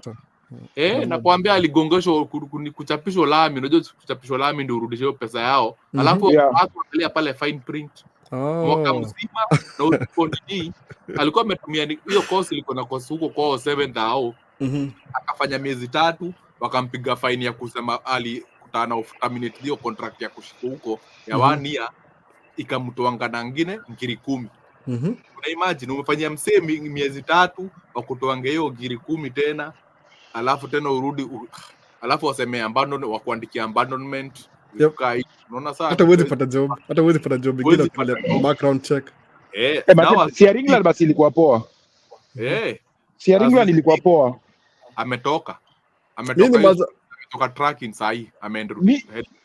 Mimi loan ya Sierra England ilini boost kwanza. You know that was the first loan on my credit. That was my first loan on my credit, na nilikuwa nailipa. Ilini boost mbaya sana. Yenye sasa nikienda sasa kutafuta loan, actually kuna time yenye nili apply for a soft loan online kwa bank account yangu, na bank yenye kwa natumia wakanipatia direct juu wanaona kuna loan nimeshakuwa na loan ya 10k yenye bado nalipa. Niko bado na history, unanipata?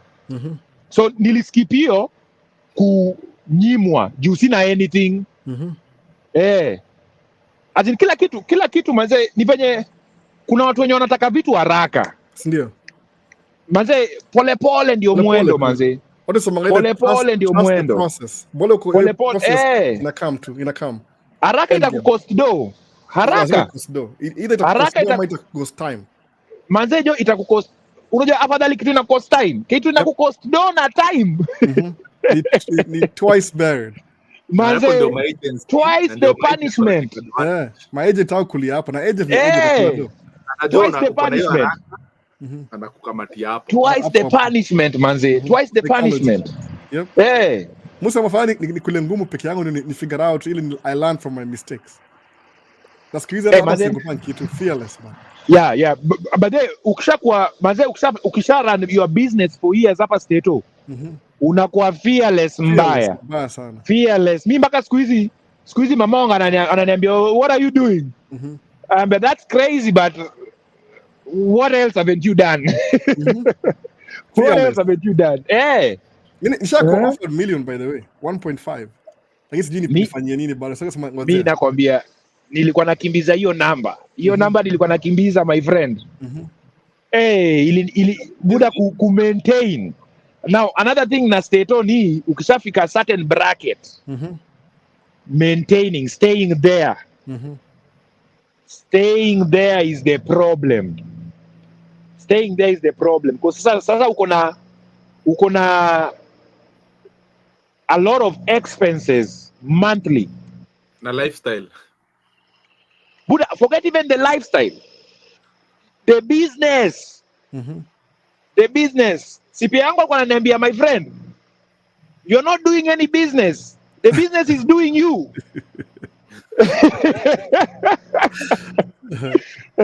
You're not running any business. The business is running you. Look at all of this. But uzuri ni mi kitu moja ni mazejo majamaa, research manze, research. If you're going to do anything, research. If you're going to pay for anything, be it an agent, be it nani, research. Make sure ni mtu reputable in anything that you do. Hata si tuko hapa hivi ya Mero, kuna watu wenye wako na maofisi na mabuildings na wajui kenye wanafanya. You'll end up spending your money for nothing. So before you do anything, research. research. Don't let it cost you time and money. Kama Do your research. Kama msana watch live. Hiyo hata ndio answer. Kama unaweza watch live. Yeah. Kwa phone yako ama kwa computer ama kwa TV. That means kuna hiyo internet ya kusearch vitu. Si Google ni next door. Si YouTube ni Google. So hiyo research inasaidianga sana hivyo. Ile tu kama kuna book moja na advocate site tonga From Trashman to Cashman. Sijui kama mshasoma hiyo book. Nimeimba sana tangu last year ni discover. Hiyo mseonge vitu yani mpaka zinanichanganisha akili yani. Alisema if it's not working for you, it's working on you. No sasa. Alafu ita work on you long enough, alafu nitakama switch ya work for you. Hizo tu nimekaa nazo yani sana siku hizi yani. Sana. Juu uwezi ya kitu yote ati easy, vitu easy ziko na Sema? Your book inaitwa From Trashman to Cashman. Iko nayo mahali hapa sijui. Sidhani kama iko nayo hapa hivi. Unabuy kwa site wa Myron Golden. Jina yake ni Myron Golden. Anatoa tu hesabu. Sijui kama niko nayo hapa hivi. Moga naisoma kila mahali. Love it upstairs. Kuna version mbili. Kuna ile alichange title From Trashman to Cashman. Juu story alikuwa ameandikia African Americans. Alafu akaona increase ile broad ile. Sasa hiyo fundisha Wangoso, wa British kila mahali ni worldwide. Yeah. Lakini Myron Golden. From Trashman to Cashman. Lazima ubuy kwa website yake uweke email. Lakini ame break down hizi story poa sana. Yeye ndio nimetangu last year. Mbona sasa vitu nasema yani ile nasema akia nani. Ni kama nilikuwa najonga hizi vitu, muzifanya basi ndio pata mtu kipiga ile rubber stamp ile keep doing this. Sababu tukwagi tuna arrive kila mtu ni jani. Ni jani tunaona.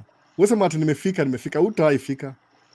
Umeipata? Ndio hiyo hapo hivyo. Acha niweke screen yako. Wala wase wageni. Mara moja tu nijue Mungu anabonga je story sana. Ndio hapo. Trashman to nini? Yeah. Myron Golden umse cheki. Unaona hii title mpya. Kulikuwa nyingine ilikuwa mzee kiasi. Yeah. Unaona? Alafu kile nilishika pia alikuwa truck driver.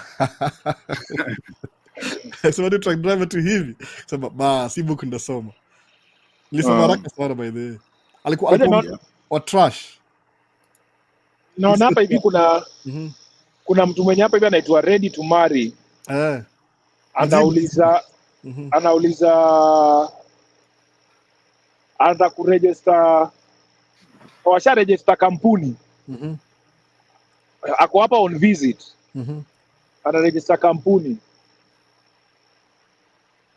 Ameregister kampuni which state? By the way, another thing pia nilikuja pia ku realize pia ni there are certain states pia ukiregister your company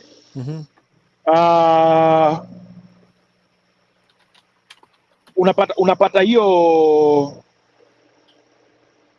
a different another layer of another inaitwaje red tape. Another layer of protection. Yeah, so it's like the company is not awaoneshi nani ana own hiyo company. Kama ni gani, Wyoming ama Delaware? Kuna Delaware, Wyoming na kuna sijui kama pia Iowa pia iko hapo. Ile ina feature yani pia sana ndio wanafanya hii Utah. Utah. Utah pia. There are several states. Especially kama una do hizi ma online business ni poa kuregister na hiyo. Sababu at least ina hide identity yako au require. Kuna kitu mpya imekamdizia na sija apply bado itwaje ile America chini ile ya business LLC. Unajua ile itakuwa 500 per day. Nini hiyo? Kuna hii kitu ya nijitumia email hapa hivi. 500 per day. Usipoijaza itakuwa 300 itwaje, ngoja nikwambie sahi. I think hiyo alikuwa amesema watu wenye wamefungua nini? Ma LLC mpya. Corporate Transparency Act. Yeah. Hiyo niliambiwa na CPA wangu ni tarnish. Hiyo story ni achana nayo for now. Nikaa kujaribu consolidate watu ndio waanze kutoa hiyo pesa wa watu. Hiyo sikujalishe. Yeah. Juu kama gavana kungetina tena deeper ile kusakaja vizuri deduction ni nini atashiki ile Corporate Transparency Act. Ni noma. So mazee ni poa umebonga hii story mazee mse wangu. Jina lako nani kwa unasema jina? Okaka. Logistic.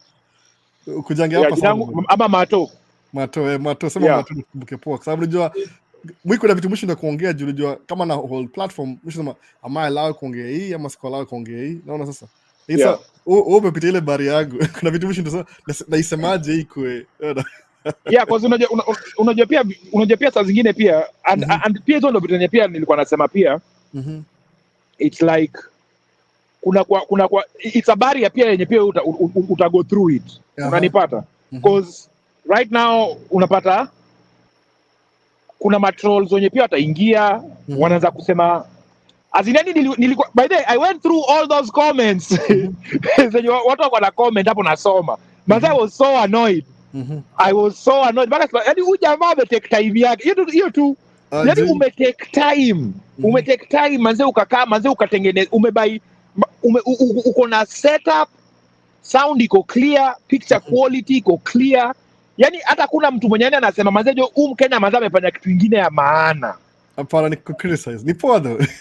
Watu wame jump tu in yani watu yani ni mavisu tu yani. Hiyo kitu by the hiyo kitu alafu plus ili open so many wounds. By the mabeste wenye nilikuwa nakuchapia wenye nilikuwa najaribu kuongea nao to open bees. Fast forward 3 years later, hiyo time ya PPP. You won't believe what these guys did. This guy, one of them, ameshaona saa lifestyle yangu imechange nini. Alikuwa na credit poa like I said. Akaenda kwa dealership. Akaenda ku buy truck, ku finance truck with my company details. Yako. With my company details. Boss, Kenya ili stop the whole process. Ni social ya business yangu. Hakuwa anajua. Hakuwa anajua. Hiyo si ni fraud. Si fraud hiyo. Hiyo Pedro. Ameshapata truck. Volvo VNL mpya. Kila kitu manze. Kenya ilikuwa tu ni kusign sasa. Ameshaangalia, amesha choose my spec. Nika receive your phone call. Buda ni aje mazejo. Mazejo nilikuwa nataka kuingia kwenye hii tracking game. So sasa alafu unajua the funny thing ni sikuwa nimerealize cause weeks prior to that nilikuwa always on the phone na truck gani ni poa nini sana mwambia truck yenye achukue nini na mu advice vitu za kufanya. I didn't know that this guy anachukua all these advice anakwenda kubuy actually machine. Mimi nikiongea na yeye akiniongelesha mimi nafikiria hii ni kitu far-fetched. Nimeshamuongelesha mpaka venye anzishe LLC afanye nini nampatia all these nuggets. Huyu jamaa maze I was shocked. Boss nilikuwa na drive nilienda nikasimamisha truck kwa rest area. Mpaka nikajiuliza is this real? Is this real? Ndio lawyer up. Ama jamaa by the way wameshani approve truck. Kenya wanataka tu hapa sasa tu ni business tax ID yako. Yako. Hapo ndo mali penye sasa nika wait a minute. What do you mean? Maze nimekuja kwa dealership ama jamaa nilibonga nao kwa simu venye ulikuwa umenichapia wameni approve. Ngakuwa na make truck payments kwanza amepatiwa mzee the most shiniest toy mzee truck payment yake ni $3,000. Amekuwa approve sasa unataka tu hiyo nini tax ID number. Kwa sababu ni private. Nikamuuliza buda. Wait a minute wanataka kwani hawezi tumia tax ID number yako? Sasa hujasami sijakuwa in biz. Wewe kampuni yako mazejo iko na record poa. Credit system yako iko poa. Nikamwambia dude, unaweza kafungwa juu ya hii story. Unajua hii ni fraud. Abuda si ni mabeshte manze nini ni vipi manze tumetoka mbali nini manze niokolee. Nikamwambia mjamaa wewe si nilikwambia uniokolee venye nilikuwa nimeingia hapa hivi ukakataa. Ukasema this thing cannot happen. You told me verbatim. It will not happen. Mimi sijui kenye nafanya. Because you're seeing is believing. Lazima waone kwanza kidundi watadu. Nikamwambia boss, jamaa watakufunga.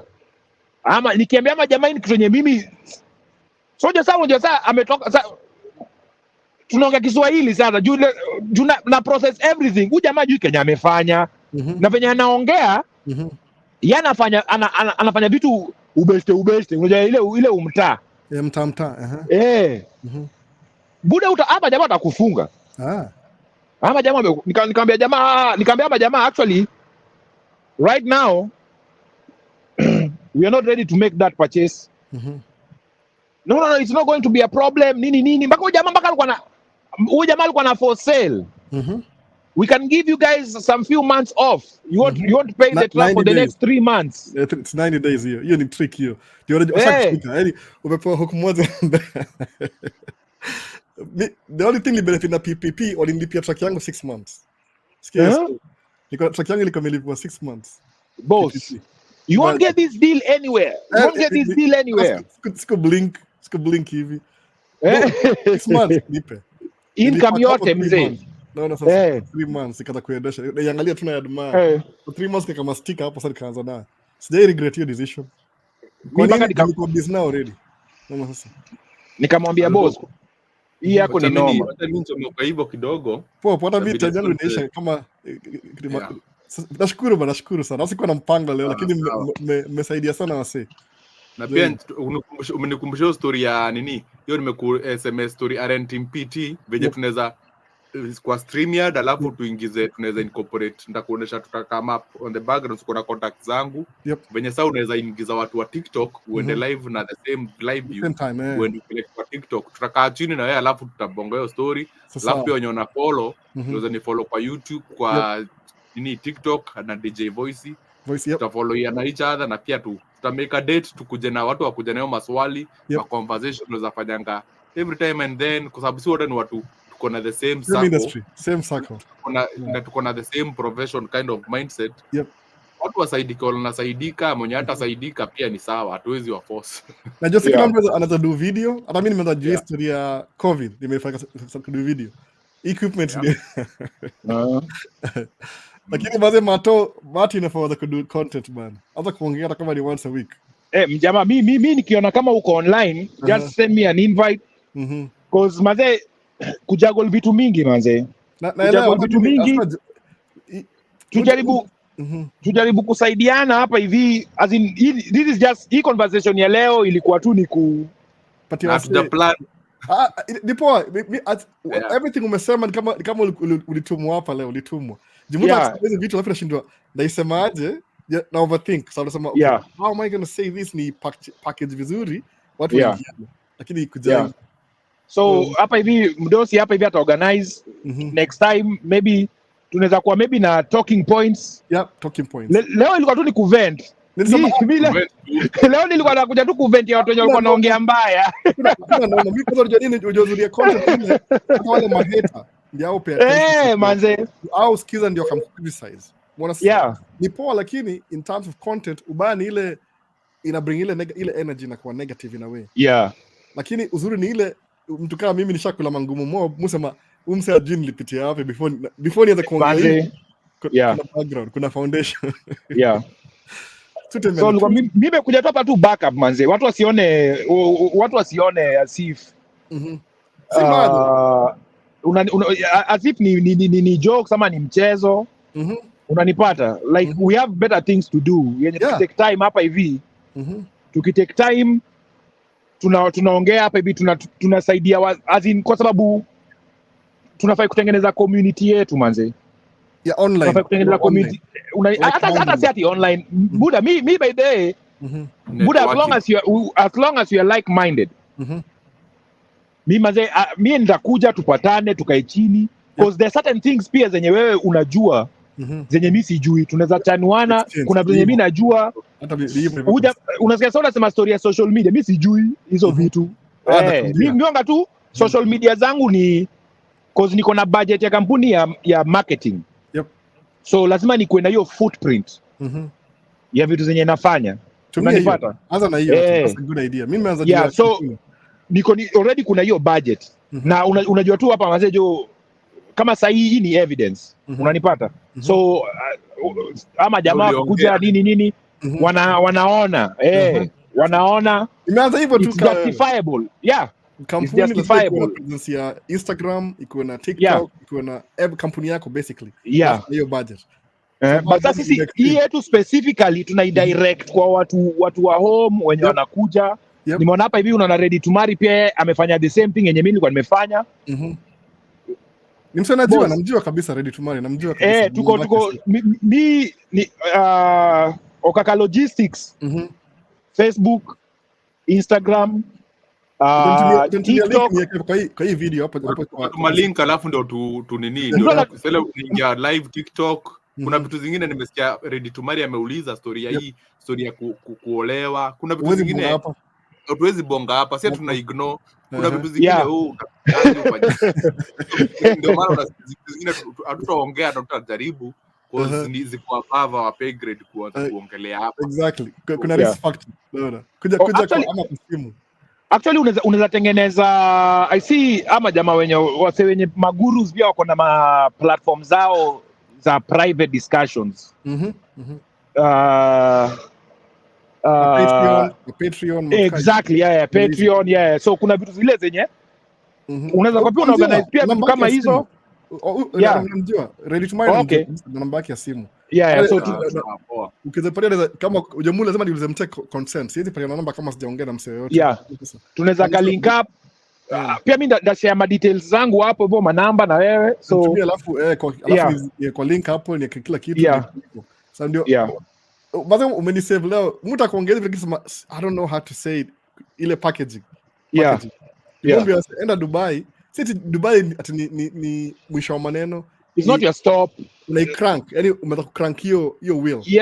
Crank. Unaona sasa. Unapata Ajani has so many stops. Inaanzia mwanzo start the journey. Just start the journey.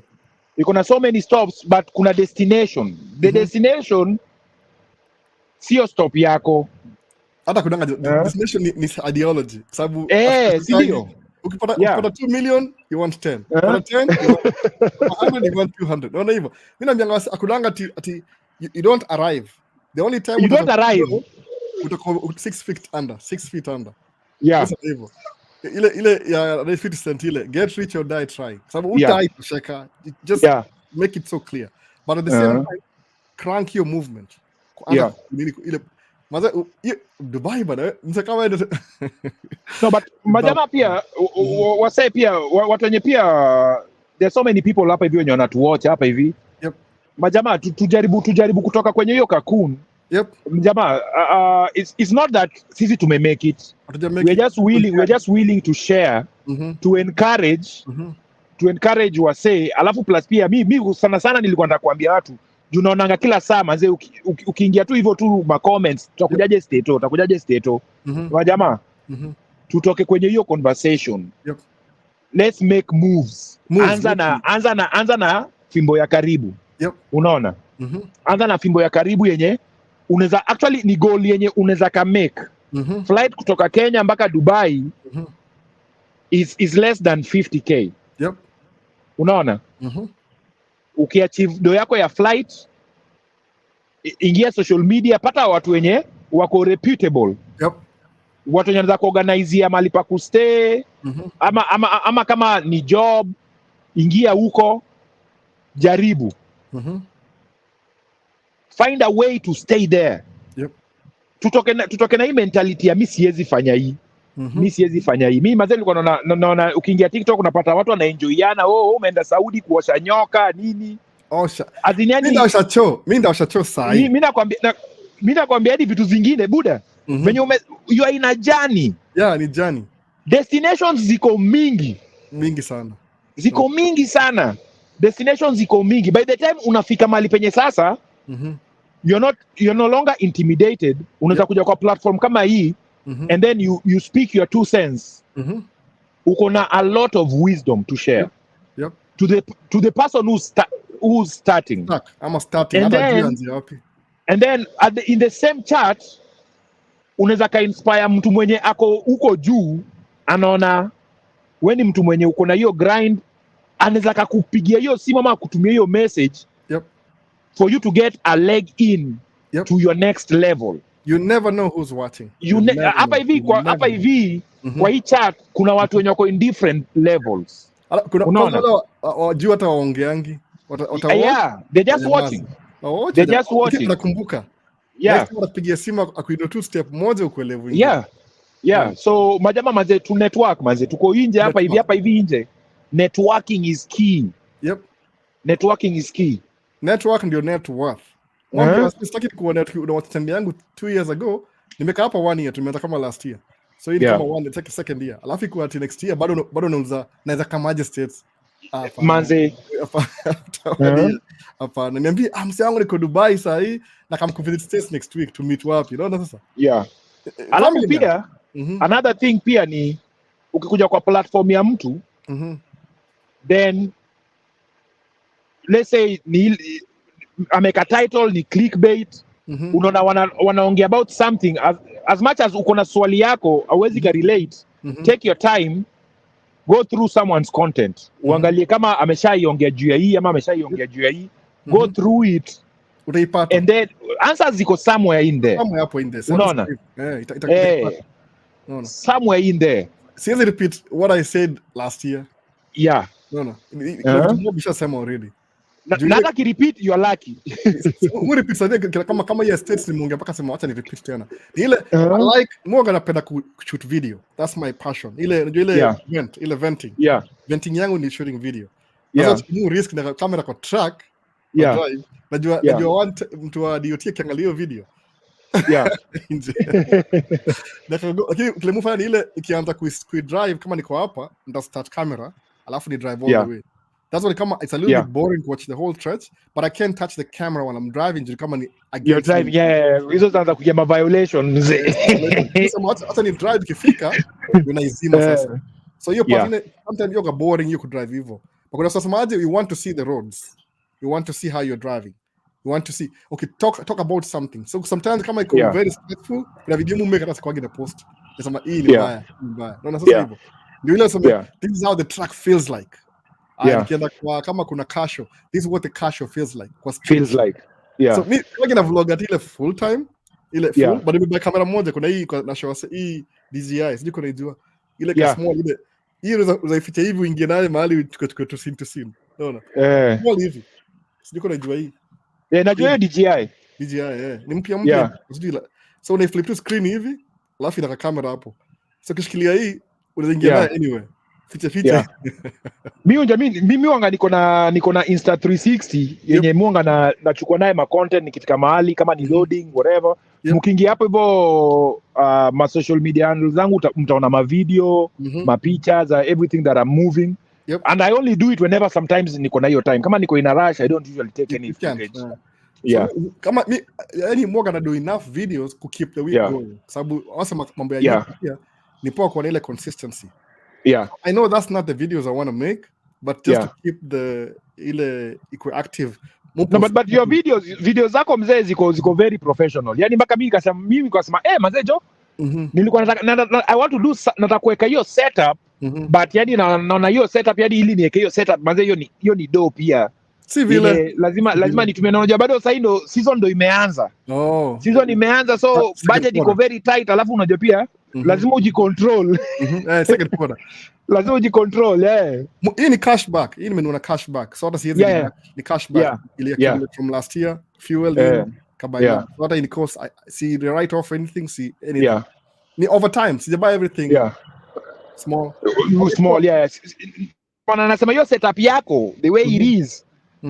Ndio umebuy over time, but kujaribu kufanya all at once, it's really it's costly. It's costly. It's costly. Tu utaanza na cell phone, alafu kuja cell phone ya pili, alafu kuja maybe kamera moja. Kama kuna 360 hiyo ni poa sana. Kwa sababu ina take 360. Hiyo sana natakuba hiyo. Ile nikienda kwa job site kwenda kudump niweke waje hiyo na hiyo view. Wase wanaona wanaona vile hiyo vile suit box kila kitu ni pale nje maybe right before kama kuna unaona.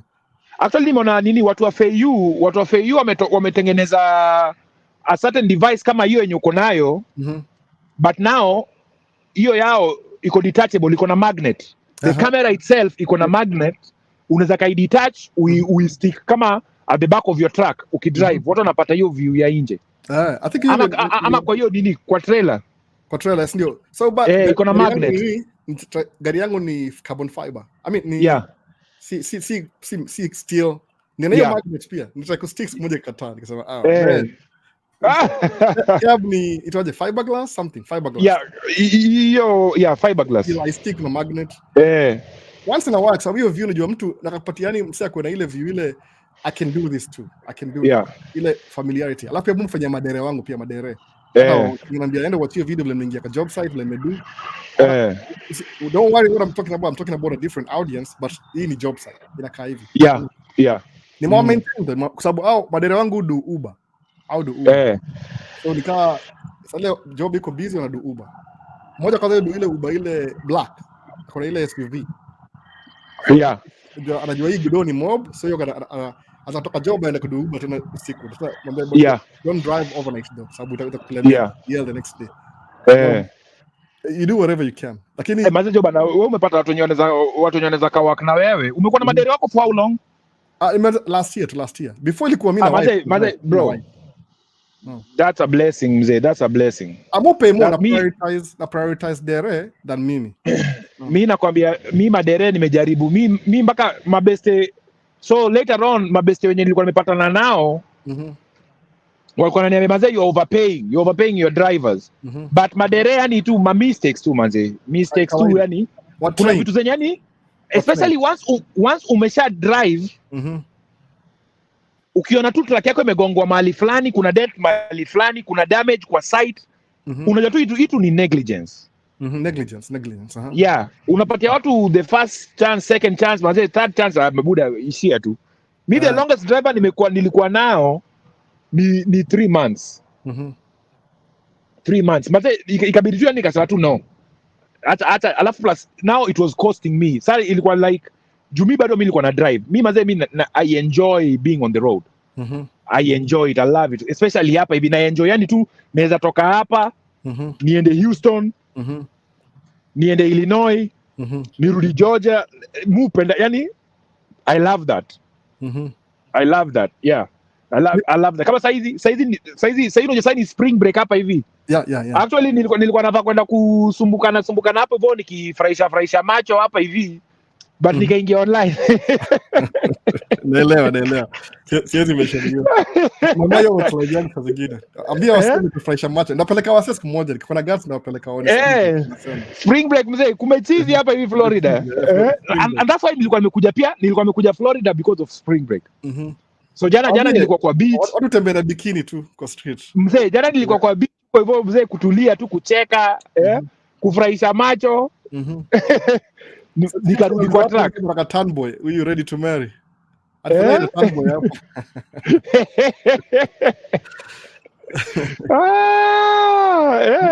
Ni poa. Unambia at least kitu poa. Muonge hivyo, ingia Middle East, anza something. I'm a cruise ship. Cruise ship ndio poa. One of the best. Sasa hiyo washaanza hire by the way. I think I was at spring. So, lakini I think turnover yao au hire watu kila 2-3 months. Cruise ship tu ni kama hoteli. There'll always be an open position, There'll always be position. Alafu pia sometimes kuna seasons zenye wana hire watu wengi because of the season, peak seasons. Alafu kuna time yenye inashuka, si ndio hivyo. But ile uko na 9 months utakama alafu ifungua akili. Unataka tu kuna watu fungua akili. Mimi kama na green card, hiyo labda ni bahati. But ifungua akili sana. Vitu tulikuwa nafikiri yani the things I can achieve ile na mindset. Alafu maze 1.5 million saa hii as we speak. Kitu yenye na push for ni maze watu by the time unafika hapa hivi maze akili yako imemachua to the point whereby you can stand on your own. Kiakili you can stand on your own. You can stand on your own. Uwezi kwa yani kuna hiyo mindset, you know exactly what you'll do. At least ongea na wase live once a week. Kama unajui nataka kufundisha, free information hapa. I don't make money. Mimi nakumbuka ukisema nakumbuka kuna video yako yenye ulikuwa unasema mazejo when introvert same with me. Vibaya sana. Same with me. Mimi mtu mwenye yani PC yangu ni hiyo kusoma. na at the same time na smoke na chill, and then na evaluate. Na evaluate my next moves, because hapa hivi it's always you always like lazima ukue very sharp. Very sharp. So you know Kenyani Munga nafanya sana like leo he the most get the most conversation out of me yenye Sasa jogi kwa track on a drive track hivi, sometimes that's the best peace of mind you'll ever manze, yeah. Una think most of my projects ukiwa kwa track, see home, the home, Yeah. daddy this, daddy that, hey you, did you forget? Oh okay, this is crazy. Kama sasa nimeambia watu msipige base, wanajuaga Sunday nimesema hata ni ya kando. Yeah. That's cool. Manze mimi nimeshukuru manze. Nimeshukuru wewe anytime ndakutumia details zangu, probably maybe ndakuinbox kwa TikTok. Yep. Yeah. Utakuwa na all the info. Retumari, do you need 10 boys? Retumari yako wapi? Ako which state? Kwa New Jersey, kwa mahali hapo New Jersey hapo. Ako New Jersey? Yeah. Oh, okay. Kwa Jersey. Eh. Sasa. Utamjua tu na bonga na yeye anataka kujichanua pia. Ako poa. Ni vile sasa New Jersey sasa hizi pesa hakuna mingi huko hivyo. Ingekuwa kuna pesa poa ningechukua mzigo nikuje huko. Sasa hivi bado iko low. Then we link up. Maze, if we can help each other maze, that's the thing, kwa sababu we have to make a big circle so that hata kama kitu imekufanyikia uko na watu wenye wako on the same level as you wenye wanaweza kusaidia. Musaidia ule mse. Unanipata? Unajijua ule mse akifollow sana story yangu sana. Yeah. Get in touch tuongee. Yeah. Alafu tuongee labda na kama kuna financial kama mse wa cruise ship. Plan ma medical gani. Yeah. I didn't even think about it. Alibonga na mimi hivi, ndio mse genuine. The next time to me a picture 3 months after akingia America, akingia ile ikambia oh my goodness this dude. Skini niliambia hata wife nilifurahi kambia umse and you do payment, imagine you do payment. Nimeongelea 3 months ago. Yeah. Akiniambia hata do ya medical fulani amekwama. Nikamtumia ganzi. Sasa ile ni states. Yeah. Na si hivyo tu. Wewe unataka kutaja jina yao sasa hivi kuna wasi mpaka hadi unasema hata mimi singe make your move leo msana do. Yeah. Leo msana wa cruise ship ametoka wapi? Oman. Middle East pia. Maze tumepitia vitu ngumu zenye. When you are in the mud ulikuwa na wish yani kungekuwa na mtu mwenye anaweza fanya kitu kama hiyo yenye saa ikifika saa tani yenye wewe ndio unafanya you don't even think about it. Hiyo ndio motivation. Mfanya zile vitu nobody would tell me ndio musema kwa wase. Sasa yule msema sema matroller akumbuki wasema ati how can you buy $300,000 truck? What am I supposed to do? Niandike gava check ama ni buy truck? So that's the story. No, write off. Ni write off, angalia kama ndio wasema kuna iPhone 2. Oh iPhone 2 check it. Business na personal. I have to need deduction. If I don't do this what am I supposed to do? Yeah. Uko na line yako, uko na business line. Uko na business line nyingine. Yeah. Mmoja na simu 4 saa hii. Yeah. Hizo tatu ni za business zote. Yeah. Hata sijali. Personal I don't even care, young personal. Yeah. But ile nime divide business. Hata hii simu niko hapa ni ya Maisha States exclusively. Kwa YouTube. Business so na mbili. I have to write them off. Ndio mob sana na wife. Tulimekdo mob sana. Kabidi tu the previous year. Una CPA anakuambia if you don't spend that money you'll give it to the government. Give it to the government anyway. Yeah. So you'll give it to the government. Yani kuna flip, ile na flip sasa na flip. Hata nimebuy na hivyo. Sasa yeah. How much you need to spend? Hata stack service figure. This okay. Hey boss. Gari, nini nyingine? Hivyo tu. Ni nature business. Uwezi kataa. Yeah. Sasa napata kusema kama ni hivi. So ile 1 million sijui nichukue but sijui niweke wapi sasa hii. Sasa wacha nipige pause kwanza. Mbona sasa? Wasema inafikiri mse unabaje iPhone 2? Ni business, you have to. Wataka uspend kana chini. Jukana chini kuna vile unaandikia yani kuna uchungu ati kwa subject Uncle Sam. Like 50,000 mazee kwa nikiga. Haiwezi ingiana kabisa. Basi tuta nini manze, tuta link up. Me anytime nimeona invite yako, una come live when I'm free. So far I'll pop in. Saiju sijui kama na go through questions ama ndaanza kutafuta na watu hii. Na go through questions za wasi haraka alafu every Sunday hivi. Ama kuna mvua sasa hivi do job kesho kuna mvua. Itaharibu fashion, itaharibu hizo naweza kwa nyingine kesho labda ya TikTok pia. Umenisave by the leo. Juu kile umesema ndio mtu akisema basi jionge kuipackage. Unaona sasa. Ndio mtu directly umepitia hiyo kitu. Maze mimi nakwambia nime go through so much yenye I won't take it lightly when mtu anaitake kama mzaha. Unanipata? And then also pia nilikuwa nataka pia another reason nataka ku prepare the mental state. Yep. Ya watu wenye wanalia wanataka ku come state. Wajue you're playing in another level. Yep, the level ingine kabisa. You're playing in another level. Especially kama umetoka Kenya direct. Direct, yep. You're playing in another level. Watu wametoka other nini wamesai test wakikama hapa hivi hakutakuwa na hiyo intimidation sana. Hapa state kuna a lot of intimidation. A lot of intimidation. So yani nilikuwa nataka tu kukam yani ni pumpin Kenya inaweza ka pumpin. Nimeshukuru. And then from there then watu wenye sasa wanakuja at least wakue at a certain mental state. Alafu la nataka pia watu pia wakue pia comfortable. Me everything venye nimwambia details zangu ziko hapo. If you think that ni mzaa website iko hapo, kila kitu iko hapo.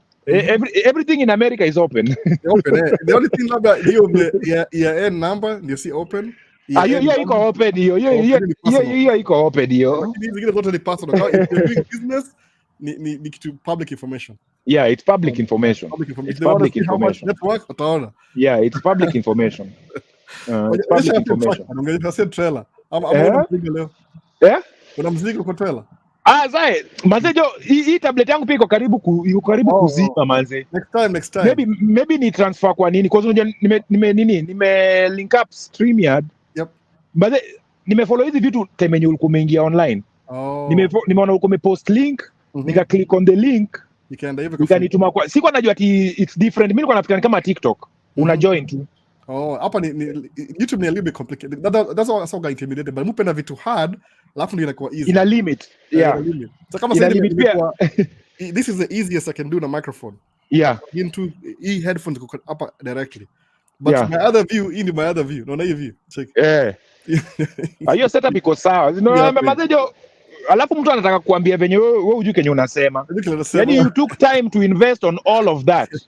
Hapa na do unboxing kuna watu ya ma brand deal. So na kamera hii. Yeah. Kama sasa vitu kama hizo na kama hii natumia hii na fanya review. Hii ni ya review. Yeah. Natumia kamera hiyo. Umetumia mu pick and choose. I don't know what I'm doing but since I'm doing video now let me just do it kama how far it will go. But the video quality yako iko sawa. Na actually I'm thinking about it. Venye umesema actually unajua ni man cave so pia mimi ndajaribu kutengeneza setup like similar so nikikama hapa hivi wasinidharau sana niko kwa track. Anyway, mostly na joke tu. Mostly wasi utakuona barabara au utakuona yani ile unaona what you're seeing kile unaona.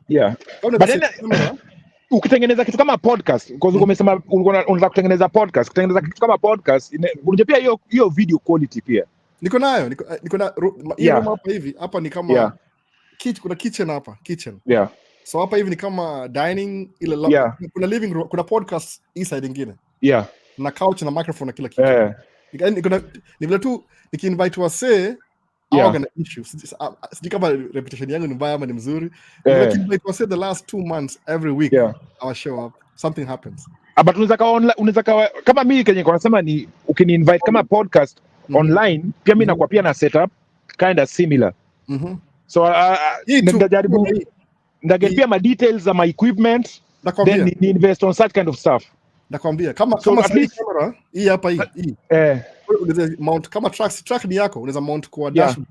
Alafu juu hizi iPhone mpya zina type C, USB type C. Kwa phone hivi, alafu weke hii kamera ingie kwa phone hapa, alafu uanze live lakini ina show barabara. Hizi phone mpya ziko, that's what me buy iPhone hizi 15. Juu ni USB. Kamera unaingisha ile view ya camera quality inaingia kwa phone, alafu unaitransmit. Unaona sasa hivyo? Ita improve quality. So sometimes kuna drive, onyesha watu vitu. Ndio ile ndio kuna watu seeing believing. Nilikwenda kumount hiyo 360 yangu maybe hapa hivi nje, but sasa sijui hiyo kuiconnect na kuenda live na kufanya hizo vitu zote. Kwa ningekuwa najua ningeiconnect saa hizi, alafu watu wanaona hii full parking lot. That's good. Hata kutoka mimi kuna mseka hivyo ule huko US nimepata guts. Nina na yeye outdoor na yeye siku moja. Mimi msema zee iko cheesy. Anatoa kamera hivi kwa world nyingine. Anaanza kubonga tu. Crowd. Na magaleza msema.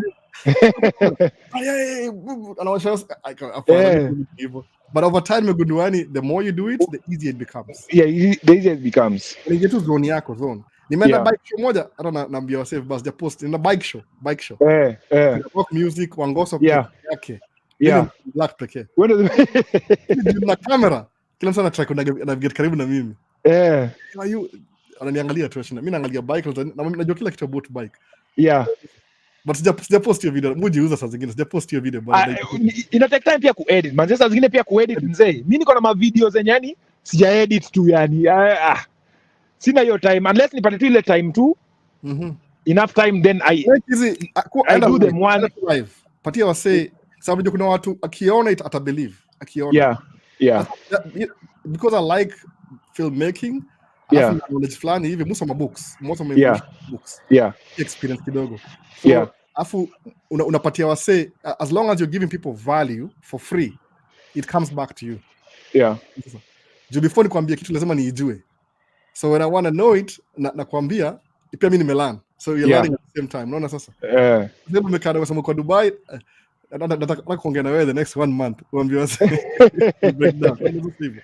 Jambo kujaribu tu, sema tu jaribu tu. Umsana ni kujaribu. US. No, I'm inspired. Aliwacha YouTube. I'll get busy. But people get busy. Kama mimi, this is the only slot niko nayo available. From maybe up at the central time. From maybe 11 to 4 already. Ndio kunanyesha sasa mvua. After that, game over. Back to being game a over. Mimi maparo watu wako hapa. Kila mtu. Everybody, the whole family. So sinanga story moja tunaenda Kenya kufanya nini? But bro ako Kenya already. Amekimbia 3 months hivi. Wataenda funga chuo.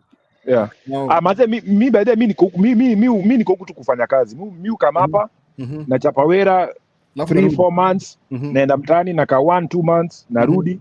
So depending on the seasons. When seasons ziko. Na life poa. No, but unajua ni kujipanga manze. Cause State on expert manze. State on expert. I ain't gonna lie. Ni expert. Muspend tunasema whatever. No. Ni expert. Ni mbaya. Buda unaangalia alafu unajua one thing CPA naye CPA puts the numbers on your face. So nimespend yani that much in the last 4 weeks. Unajaribu kuvenye utanavigate to cut down expenses, but maze unapata tu yani you're still spending even more. Why are you smoking alive? See, hiyo ni cigar. Ni cigar. Mtame unaona by smoking live. Ni cigar. Mwambie cigar ina smoking. Jamaa, we are in the land of the free. Ni symbol, ni status symbol. We are in the life of the free. Na plus pia hii pia ni symbol. It's a way of pia inanisaidia pia hiyo cause mimi ni mtu mwingine introvert sana. Most of my time mwanga naenda na kamali, I sit down, I just smoke. Me most of the time I'm in a world of my own. Most of the time I'm in a world of my own. Even the people who know me, watu wananijua wanajua tu hii ndio starehe yangu.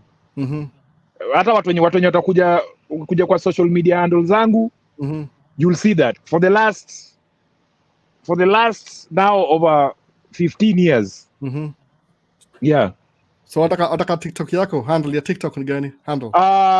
Okaka Logistics ama ama El Jefe. El Jefe ni EL J EL J J E double F E F E. E. Yeah, E. Nimeitab kama Ni kama El Jefe. But when I pronounce El Jefe. Oh, El Jefe ile ki Texas. Yeah. Spanish. Yeah, Spanish. Oh. Yeah. Okaka Logistics. Okaka Logistics. Facebook ni Okaka Logistics. Instagram Okaka Logistics. Ambia wase, mutry kuambia kila mtu afanye at least some form of ile social media, unaambia wase ndio kuna mse uta reach Mr. Rich. Yeah. Una hiyo side difference. Some people uta reach Mr. Rich kwa sababu kila mtu una identify na watu kadhaa. So mse mwala naweza reach kwa sababu I'm not trying to make money na social media. Ni ile tu presence ya kampuni na ile advertising. Alafu the world is moving towards advertising for social media. Yeah. I'm switching from tracking, by the way. On my way out. Yeah. Hey, Maze, this is my sweet spot. Hapa hivi. Hey. This is my sweet spot. Maybe 2-3 years from now I can be sweet spot. This is my, kwa sababu unajua Kenya na love with tracking ni inanipatia hiyo versatility. Inanipatia versatility. Naweza kafanya I can shut down this business at any time. I can jump into it at any time. Yep, that's true. Unanipata? Alafu kuna hiyo comfortability. Alafu plus pia, but there are other things. Nafanya real estate. There are other things. Vitu mingi mzee. After we said Don, unayo Don kwa comment tu. Atakumekia ma shorts. Mtafute. Yeye ndio nimekia zile shorts vile. Sasa kama sana nigombadisha ni yeye, mbelevi yeye. So inanipatia hiyo freedom ya kufanya hizo kuna mzee, kuna real estate, kuna home improvement. Kuna home improvement, kuna landscaping. Yep. As in mimi by the way, mimi mtu wa Islando. So vitu za mkono. Vitu za mkono hizo ni vitu zenye I learned from back home. Mimi nimekuja na mindset ya back home, nimekuja huku hivi. Jua kali. Hiyo ndio kenye mimi nimekuja naye huku hivi.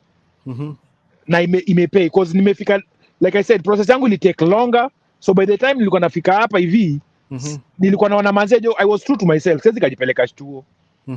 Unaniona? Because pia nilikuja huku pia napata pia watu wenye wameenda chuo pia wengi. Au pia kuna venye pia wanavutana. Employment pia. So siko na kujiingiza kwenye hiyo pile. And that's the thing majamaa. When you go somewhere, learn about your environment. Yep. Learn about your environment. Don't force things. Force things. Come force employment things. And a business. Yeah, don't force things. Learn about your environment.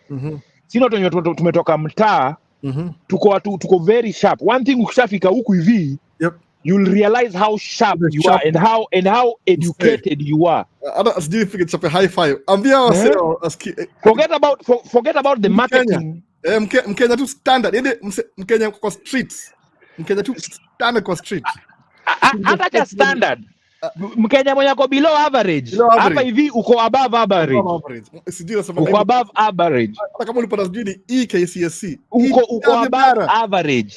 Huyo E ndio millionaire hapa sasa. Because the fact that ulimaliza shule ukapata hiyo E yako. You're very educated. You'll find your level. You'll find your level. You'll find your level. Huyo msewa huyo atakuwa millionaire. You'll find your level. Actually msewa kufanyia job. You'll find your level. You'll find your level. Umesema. Yeah, you'll find your level. Msewa kama ulifail KCSE, kama ukumaliza shule, uingia hapa hivi. Ya nani 3 years utakuwa millionaire, hata 2.5. Jo hustle hapo ina respect vitu kama hizo. But still your mindset. Your mindset, because kuna watu wenye pia wanakuja huku wanataka kuishi the American lifestyle. Wanapotea. Mjamaa. Sina watu wenye tumestruggle kuingia huku. Karada. Usiache vitu mingi kwa sababu hapa hivi, one thing with America, there are traps everywhere. Rani mingi. Mwambie. There are traps everywhere. Labda wasamangi soft life. Rani mingi. It's just a matter of time. Uanguke kwa shimo yenye wamekuwekea. So hiyo pia lazima ukae rada. Azinani boss, tutakuwa nikijoin, wewe utakuwa unasema tu topic, then we expand on that topic. Unakata live moja, tuna expand on that topic. Yeah. Rani mingi sana. Yani kuwa very careful. Ile nasikia swala wana fight juu ya nini hapa hivi. Comments. Msijali bana, kila mtu ana design yake bana. Naona kila mtu ana design yake. Rani mingi sana. Muona sasa. Sasa sijui hata niangalia ma comments kidogo hapa, alafu ndo nimalizie story. Labda napatia wase time, sijui ni comments ni ngapi bana. Naziona. Raju ready to marry.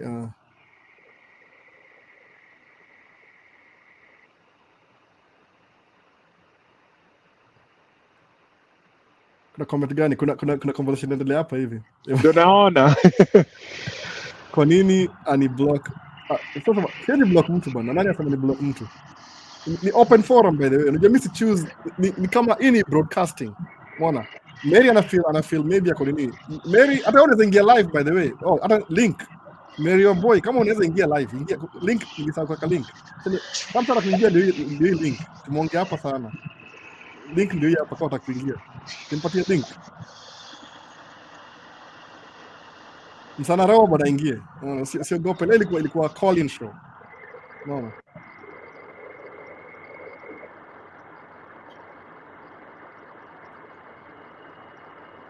Link ndio hiyo basi.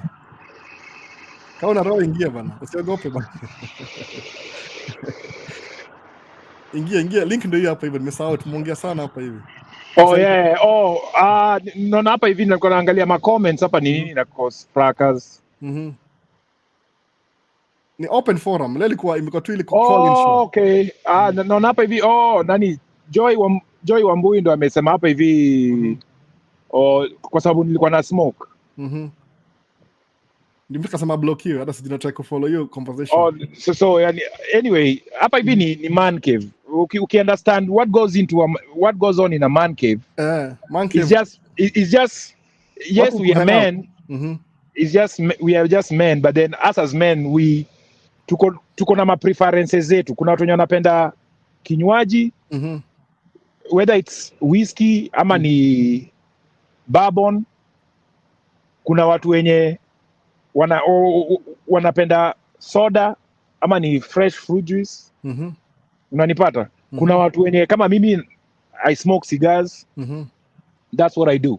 But we prepare an environment that makes us comfortable enough to be able to share whatever is on our mind. Hapa hivi, like I said earlier on, hapa hivi we are sharing ideas like mindedness, whatever. Hata kudisagree kwa loud. Yeah, unanipata? So it's not, and plus by the way, kusmoke cigar, this is cigar neza ka smoke in a CEO meeting. Yep. Na seti nasema naeza sijafanya. I've done it before. Si lazima amekuwa a little bit offended. Kujali. No, I mean we just give an insight. And those are the culture shocks zenye nilikuwa nasema. Unaona? Mimi my first stick of a cigar nilipewa na mgeni when I was still working in Dubai. And alinipea kwa sababu I had the same mindset. Yenye Joy Wambui yako nayo. This guy, he was tulikuwa na cigar forum at the World Trade Center. Watu wenye wanaishi Dubai wanajua World Trade Center mahali penye iko. And nilikuwa nafanya kazi opposite the World Trade Center. The hotel hapo hivyo inajiita Conrad. Yep. So this guy was holding meetings in the lobby. Na alikuwa na meet na all the biggest names hapo Dubai. Na alikuwa na smoke. Hiyo kitu ilikuwa mind blowing to me. Nilikuwa naona different sheikhs wanakuja hapo hivyo, anawapatia sticks, cigars, pia anawafundisha kusmoke. Hawajai smoke because that's something that he does. Unanipata? And he's well respected in his craft, in what he's doing. Unaona? So na alikuwa allowed kufanya hivyo. So already that ilikuwa imenishtua yani. So in this life there are statuses. Because mimi nilikuwa naona sigani kaa bangi. That's new. Kama mimi sasa mse ule ni best yangu millionaire. Nikiongea na yeye, kunywa bia kana ongea na yeye. Mimi naambia I have to drive home. So siwezi kunywa na wewe na so I have to drive. So na hiyo mimi ndio chakulewa kitambo sana. Mimi nikabuda, niko na watu wengi. You can drive America, huwezi drive basically. You can't drive. Ukipakala tu hivi maybe the first 1 mile hivi unaingia jela DUI. So kama na watoto I can't be doing this anymore. So ndio mstructure life yake vile inakaa. Unaona hivyo sasa hivyo. So, labda ni culture shock, labda sijui Joy iko wapi bana, uko Kenya, uko wapi? You're from everywhere. Because if we were having this life kama ningekuwa home, I would have had my drinks with me pia, and we just have this conversation. I make myself comfortable so that nikiulizwa swali yoyote unaona, kwa sababu this is my time. Ilikuwa free. Mimi sema the first person anaingia kwa live ilikuwa hivyo. This is my time. Man Cave live call in show. Anda kuwa na more sababu nimekuwa na sema ngaji au gana swali but hakuna apatangi answer yao quick enough. Nikasema okay sasa ndaanza kuchange nianze do maybe 2 lives a week. Moja ni ile naongea na watu directly, alafu nyingine naenda kwa ile live ile call in. Mbona sasa? Nimefundishwa kufanya hivi. Nimefundishwa kuweka Usikuwa offended Joy, but usikuwa offended. Kuna vitu happen hapa hivi. Ni culture shock. So kimpeleka je kwa nini kwa spring break aone. Atachizi. Atasema ile quote ya Revelations ilikuwa inasema ni the world is coming to an end. Sababu hata mimi niko ile culture shock. Ilikuwa sama shindwa mademu wamekuwa uchi wote tena. Ni uchi. Kabisa. Kwanza wewe Mwafrika. Uchi. Ni uchi kabisa. Uchi, wako uchi. Kama mademu wanataka kuvaa kitu ile yani almost revealing but just naona. Boss, hapa si almost revealing, ni revealing. Joy yuko wapi bana Joy? Joy anasema uko wapi? Labda yuko hapo. Joy yuko wapi? Sema tu mali yuko.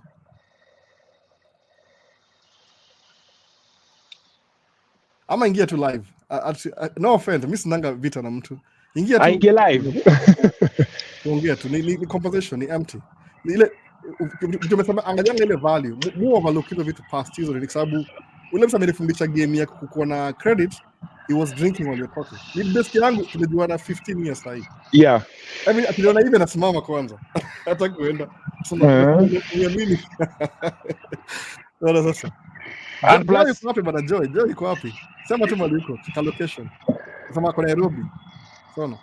Unapojua hizi vitu Nairobi ni place iko karibu festival. Nairobi hapo bo everywhere. Mimi Nairobi nimekuwa Nairobi nimetoka Nairobi nimekuja huku hivi March. Nilikuwa Nairobi from December. Nimerudi March. Wewe ndio unakaribu. Bro ameenda twice. Alikuwa December, rudi January tena ameenda. Lakini. Mimi watu wako hapa. Ni kuna vile ground. Tangu ni bring Mbuyu na Mother na bro nikanyamazia hapo. So hata haraka travel tena. Mimi mazee nilikuwa na issues na shule huku hivi. Na watoi. Yaani ilikuwa ni simu all the time. Alafu ndio plus niko kwa barabara. Ukawapeleka home. Walimu wana mtoi. Alafu ndio mimi kenye ilinishtua sana ni because I have really active kids. Ati kuna dawa yenye wanafaa kupewa they are too active. No. Nikasema no. Unakuwa group kwenda jela. Nikasema hapana, hata nipeleke watoi mtaa. Na by the way, nikakuja nikarealize mazee nilifanyia watoi pia disservice kuwaleta huku. Because yani sahi tena actually before hata earlier on in the morning nilikuwa na wa FaceTime na bonga nao. Wanna have so much fun huko hivyo.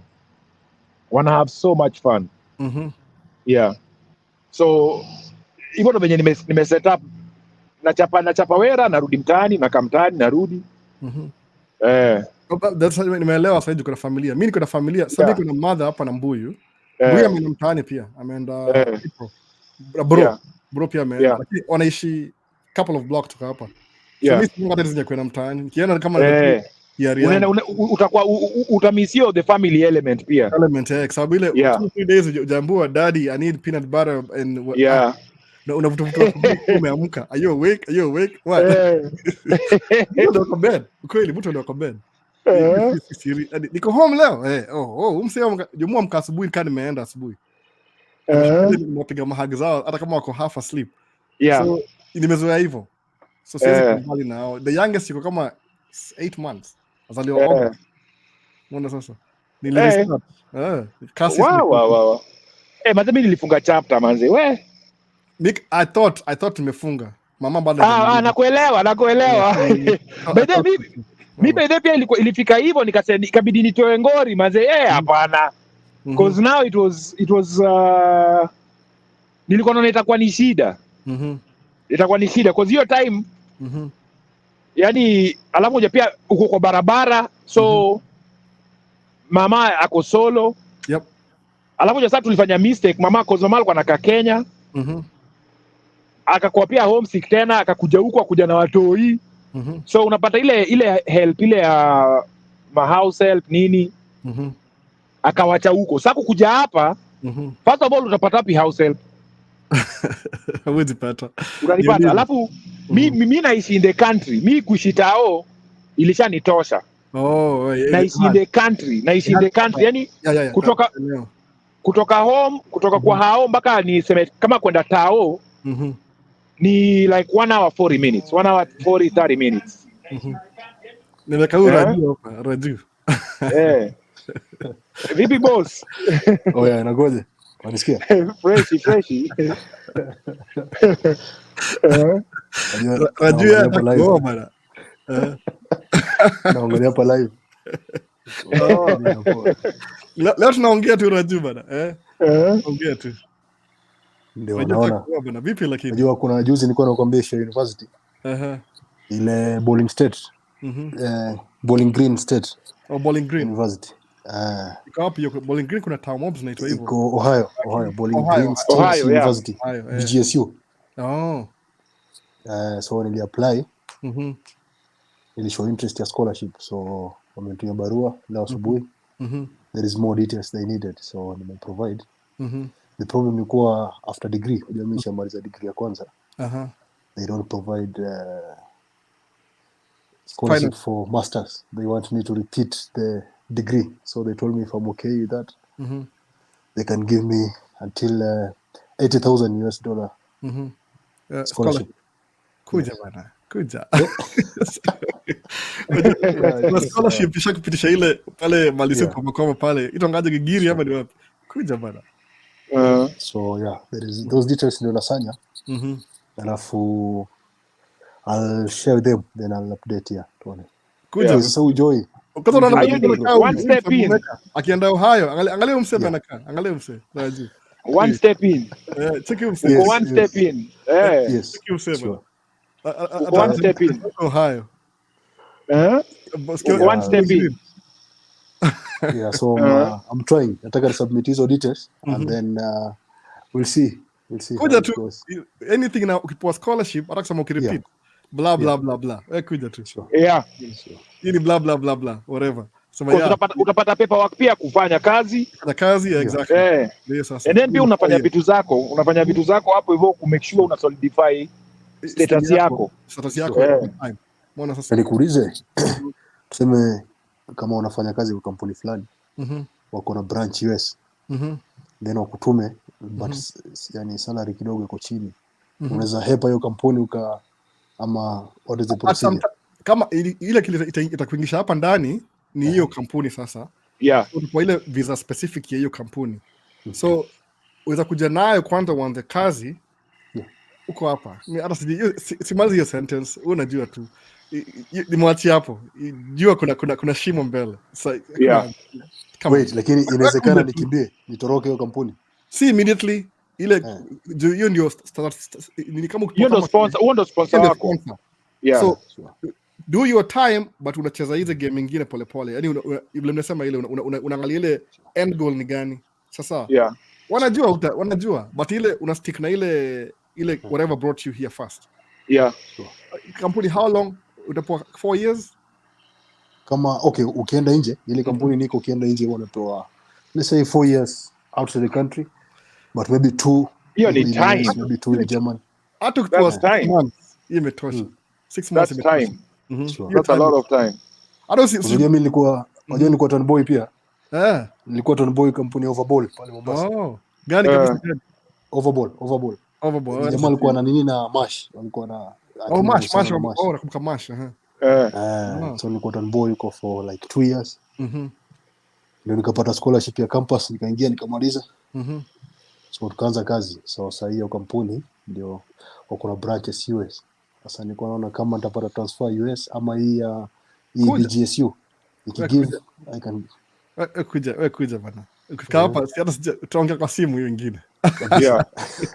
Ukipewa 6 months na ile sponsorship nzuri ya kampuni 6 months to 2 years. Yes. Kwa sawa kabisa. Yeah. Watu wanaona kujanga hapa hivi kama kuna mtu mmoja alitoka China. Ni sijui Mozambique.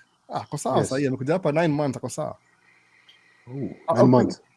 I mean ile unaanza process. Sure. I'm very careful kile nasema but unaelewa you can get Yeah. angalia kama mseko angalia rajui hayo anatumwa mseo hayo mse. Sasa si tuongelee Joy bro. Kulikuwa mention story hapo. Sasa nilikuwa namuuliza kwa comments, I think hakuelewa. Kama kwa screen yani hizi mambo na sigara na nini zinamsumbua.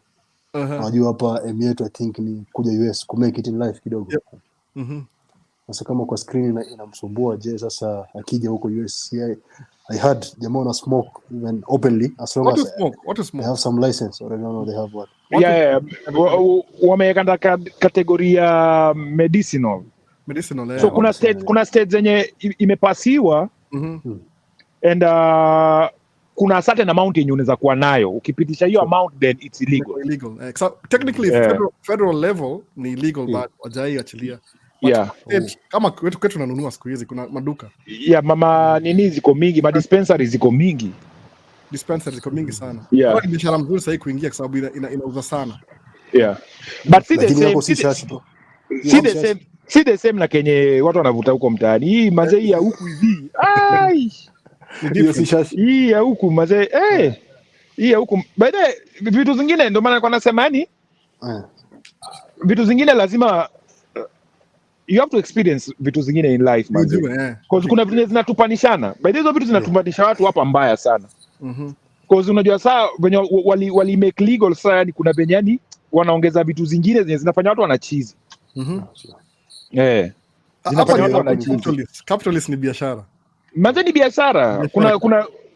Kuna ma GMO hata the natural yenye wewe unajua. Utakuwa Ohio. Utakuwa Ohio but dispensaries zimejaa. Utajionea tu. Unajua kuna jamaa wangu alijaribu hiyo shash. Jamaa alitupa mbao, alikuwa anafanya menengai, alikuwa anaendesha truck za menengai. Akaanza kupiga shash kidogo, akaangusha gari ya kwanza, akatoroka, aliingia Uganda kidogo, akarudi. Tena akapewa, unajua kampuni ya Alkamari, I think Albon unaweza kuwa unajua, unazungua Mombasa. Alkamari ni kwa multiple hauliers. Multiple. Jamaa zangu wako huko bado multiple. Lakini sasa jamaa alikuwa Alkamari, akaangusha tena gari, akatoroka. Sasa hiyo ni maisha yake bro. Nijua hiyo shash. Sasa hii sinaona ni sigara ama ni bangi, sijui. Hii ni sigara, hii tu ni tobacco. Hii ni purely rolled tobacco. Pure roll. Yani hii ni purely rolled tobacco. By the way. Jani yenyewe wanaisiaga hapo na hii roll. Hii ni purely rolled tobacco. Hii ni handmade. Handmade. Hii ni handmade. Na si ati naweza kasemaje? Haikupatii hiyo high yenye mtu anaweza kuwa anatafuta. Unanipata? As in with cigar yani it's like inakusaidia pia na kumeditate sana kama uko na fikira mingi pia. Because most of the time yani mimi wangatia niko akili yangu hapa hivi sasa naongea na nyinyi but kwa akili yani nafikiria vitu mingi sana. So anytime nikiwasha cigar and I smoke every day. I smoke na smoke maybe 6 or 7 cigars a day. Na health wise bro. Hizo ni mob Ama- mse wangu. Health wise. Health wise, when I was still actively playing basketball, Yeah. haijai kuni affect. Nimeshakuwa nikismoke cigars for over 16 years. Nikienda for my nini check up, my check up zangu, anaangalia lungs zangu, cause I will inhale. Au inhale cigar, mtu you blow No, out. you don't inhale. I will inhale. inhale. So how does it get into the brain? Ni kama Kupe hiyo unajua kuber. nutrients. Unajua kuber. Yeah, kubera najua. So unajua kuber unakanga topa kwa mdomo alafu glands zako za glands za mdomo zina absorb. So it's the same thing with cigar. So your taste buds zina absorbing hiyo the tobacco in it. Sure. Yeah. Then I think that's not too much if yani Lakini sisema ni daily bana wewe. Yeah. Cut down daily bana. Yeah, and plus unajua mi by the way, it's a lifestyle yenyani nimeshakuwa naye for so long, alafu plus pia mwenye nilikuwa nakwambia mwenye alinipatia my first stick, the guy was in his 80s, late 80s, na yeye alikuwa na smoke 11 sticks a day in his 80s. Kila mtu kama mimi niko na problem moja ya weight, ya kuwa overweight. Na still ndiamua I have to lose weight. I can lose 5 pounds. So ina try to maintain. So I'm very picky what I eat and everything. Yeah. Alafu imeenda ku gain more energy. Actually, kama 2 years ago singefanya live this long. Yeah. Nilikuwa nachoka, nasikia fatigue, kila kitu, akili iko foggy. Yeah. The only thing nilikuwa najua ni ile naenda job, narudi nalala, vitu kama very lazy. Yeah. When me lose weight, nikumbe weight yoga ina ku drag down. Yani ile kuna back up na sijui nini. So in that sense, kama nisikia kama ni leo, kama ile daily ni kama habit, imekuwa habit in a way. Unaona sasa? Yeah. Alafu unachokipia mimi pia kusmoke cigar pia inani prevent kukula. By the way, nilikuwa overweight my first year tracking. Nilikuwa overweight mbaya juu unajua the only thing unafanya ni kudrive na unaboeka, unakuwa distracted. Juu unapita mahali umeona sideboard, umeona gari fulani, umeona vitu fulani, yaani kuna distractions mingi kwa barabara. So unapata plus pia hiyo kuboeka kila saa tu uko tu hapa. Niko na fridge, uko na fridge hapo, uko na microwave. So yaani hiyo chakula mzee iko tu hapo tu unanipata. Alafu mimi si mtu ma snacks sana. So ulize swali. Huko pia kuna hizi maungu, salga. Unaelewa nikisema maungu, salga? Kama truck stop ama salga ilikuwa truck stop kwenye madem huko na nini? Kila mahali. Yeah, ziko kila pahali. Buda hii ni America. Anything iko Kenya. Hii ni America. Hii ni America my friend. Wewe na nini? Vijiti ama hakuna illegal hiyo. Hakuna. So drive for long, what do you use? Drive for long distance, let's say kama sema 12 hours drive ama mara mingi labda coffee, watu kunywa kahawa. Mimi tena kahawa inisaidii sana. Ni kunywa kahawa inanifanya nalala. So mimi ndio maana na smoke. Nikismoke, especially if I'm driving long hours, let's say cause kuna time yenye naweza pata mashini yenye inafaa kwenda kwa port, inafaa kuwa inashipiwa. So inafaa kuwa expedited. So wanakulipa extra ili ifike at a certain time. Na albo anajua si tuko govern na time. 14 hours. 11 hours so driving. Uko na maximum hours yenye uko legally allowed to drive. So kama utapita hiyo, unajua sasa unacheza chini ya maji. So unapata saa zingine inaweza pata mzigo yenye inalipa vizuri like inalipa vizuri, huwezi acha. Unaikimbiza tu. Unaikimbiza tu. But mimi nimeshajitrain vizuri, yani the only thing yenye mimi natumia ni navuta tu cigar. Hii ndio imekuwa comfort zone yangu, hainipatii any health risk. Mufanya check up. Niko na health insurance yeje iko vizuri. Nafanyanga check up regularly. Alafu albo hiyo isha kamera, umeona mmetaja isha hizo kamera. Kuna jamaa wangu I think anakuja anatoka US. Hata kuna simu nilikuwa nimeagizia iPhone 13 Pro Max. Naona kwa ilikuwa cheaper, nimeona almost 75,000. 75. $75,000. Itakuwa ngapi hiyo? 75,000 ya Kenya. Hiyo ni around $500 to $600. Hiyo ni good deal. Kama ni. Yeah, that's a good deal. So hizo cameras pia ndio nilikuwa nauliza. Kuna pale ulienda sio lens za second hand. Kuna hiyo ni bahati, huwezi pata kila siku. Kama unaweza pata kuna mtu ame exchange, watu exchange ama kama hiyo Insta 360 ama hizi GoPro maybe Hero 10, Hero 12. Yeah. So second hand. Hii ni mpya kabisa. Second hand. Second hand, yes. Depends. Second hand lazima utafute a reputable pia company. Because hapa pia kuna counterfeit mzee. Kuna counterfeit, utabai kitu na kuja na box na kila kitu. Inakuja hapo hivyo, ukipata mtu mwenye ako na original, kuna vitu mingi sana zenyewe yako haina. Hapa hivi vitu ziko mingi mzee. Kuna pia ma iPhone zenye si iPhone. Lakini ukitaka hiyo kama vile mununua kama kuna hii place pawn shop. Ile kama una pesa. Ma pawn shop, unaweka kama collateral yako for 30 days. Usipolipa according to the laws ndio kuna 45 days kuiuza. So ndio mununua lens zingine kama lens ni very expensive. Sometimes I need 3 or 4 lenses kwa kitu fulani. So bala kuspend 3,000 kununua moja na spend 1,000 kununua 3. Mbona sasa? Lakini GoPro zinapatikana kama sasa kuna GoPro 12, 11, 10 zitakuwa cheaper. Whoever who had hiyo 10 atakununua ile 12. Ndio kuanzia 9 mpaka 12 zinafanana zote. In the same. Ile tu they have to put a new number ndio ingie kwa market kama kitu mpya ndio mtu anunue. Kuzoona Kenya inatokea 65,000 kwa na GoPro Hero 10, Hero 9 ama 10 kwenda 65,000. 9, 10, 11, 12 ziko. 12 ina kitu slightly different too. Yaani kwa kuna ile shimo chini. Yes. Sina hapa hivi. But it is the same everything.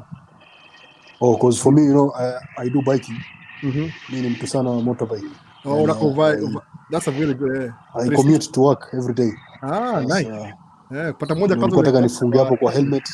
Hapa ndio the best. Hapa chini hapa. Juu hapo unapata ile POV mzuri hapa.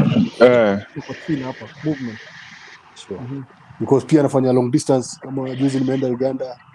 Nimeingia Tanzania, yani I go those places. So I just announced on Facebook.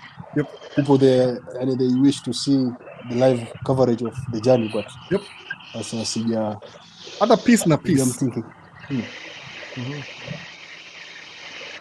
Na swali nyingine lakini nitauliza. Lakini nikikumbuka nitauliza. Question. Call in show. Hata ni mata record. Na nimetoa microphone. By the way, atari ni switch from me tablet yangu niweke kwa simu because naona kama battery inataka kudedi. Sasa mimi hata simu moja bro, hii kesi. Hii kesi nilikuwa nasoma Facebook, si ya jamaa ameachwa na demo wake, si amefukuzwa kwa nyumba. I was just reading, I don't know their names, lakini nilikuwa nasoma.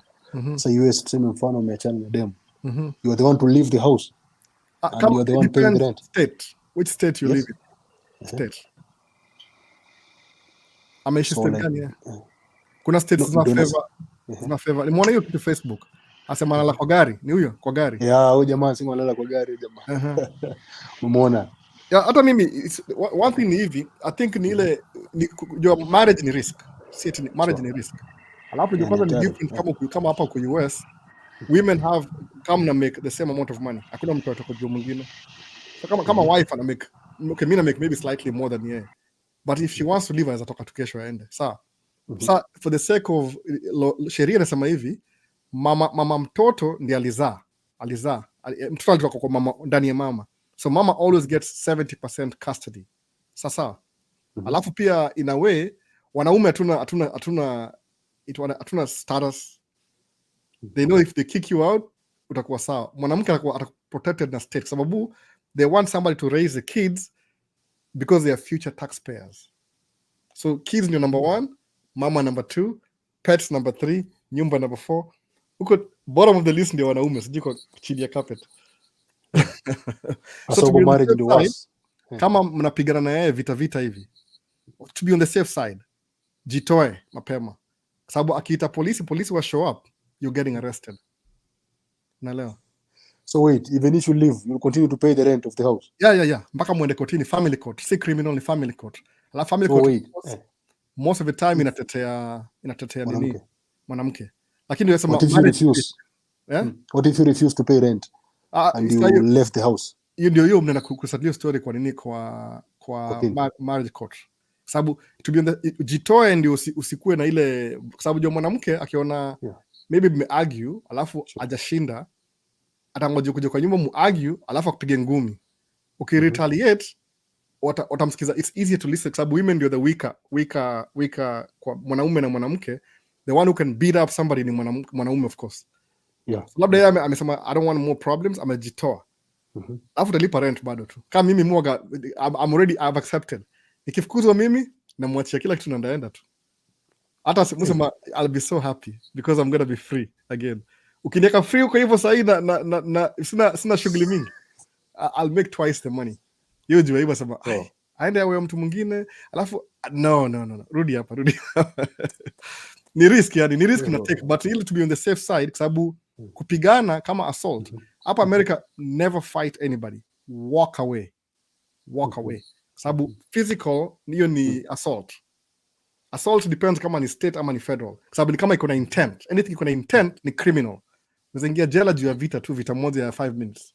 So hata mwizi ukipiga hata umpigi mwizi, sasa kama kuna gun akushoot, uzamshoot back, useme ni self defense, lakini kumbuka who are you dealing with. So mara mingi that's why me I stay out of trouble, just not you time ya lawyer, sababu lawyer utapata huyu labda ni tajiri, they have a good lawyer. Kama sasa kuna kesi moja nimesikia leo ni very strange. Kuna kesi moja ya unajua Chris Brown, CB alipiga nani Rihanna, ile sijui how many years ago, akaenda jela akapewa community service. Chris Brown, sijui story ya Chris Brown wali break up na Rihanna sijui how many years ago. So ukiangalia who was wrong ni Rihanna. Lakini nani alipata hiyo badani ya hiyo makosa? Ni mwanaume. Kwa nini? Kwa sababu when the cops wali show up, Rihanna alikuwa na marks za vita, ile struggle ile. Yes. Alikaribu imharibia career. But do you know why they were fighting? Chris Brown alikuwa boyfriend wa Rihanna. Rihanna alimpa sijui nitongaje Kiswahili, ile sexual transmitted disease. Alitoka nje akamletea exactly. And it was herpes. So they were young, both of them. So what does that mean if your girlfriend akuletea ugonjwa? Kumaanisha ametoa nje. So mkianza kuongea alafu anze kuargue, hata kama mnaendesha Lamborghini mwanaume, what's going to happen? Of course it overreacts, exactly. So but who ended up na fault? Chris Brown ako worth 300 million, Rihanna ni billionaire. Mbona sasa? So unaangalia hivyo risk yako, is it really worth it? Sababu unaweza mpiga aenda kupoa all the mask, sababu kama wali na tilt towards hivyo. The reason why wanapenda hiyo mambo ya wanawake sana juu kwa economy, the people who keep the economy running ni wanawake, because they spend twice as much than men. Na hapa American capitalism, when you spend, that's when money kizunguka hivi, that's when it makes more money. Unaona? Serikali kupatia mshahara, wewe ununue chakula, ununue mafuta, ulipe insurance, pesa imerevolve. People have made money along the way. Unaona sasa? Ikirudi hivi inarudi kama twice as much. So wanaume we don't spend, wanawake wana spend. So in terms of capitalism, who do you think they'll favor most? Well, of course exactly. So unajua mali yuko najiweka hapo. Sasa. Sure. So mu atamwambia tu wife, you want to leave? Toka. Ndajitoa. Bora amani, peace. Oh, please. Oh my goodness. Bro, alafu kuna hiyo book.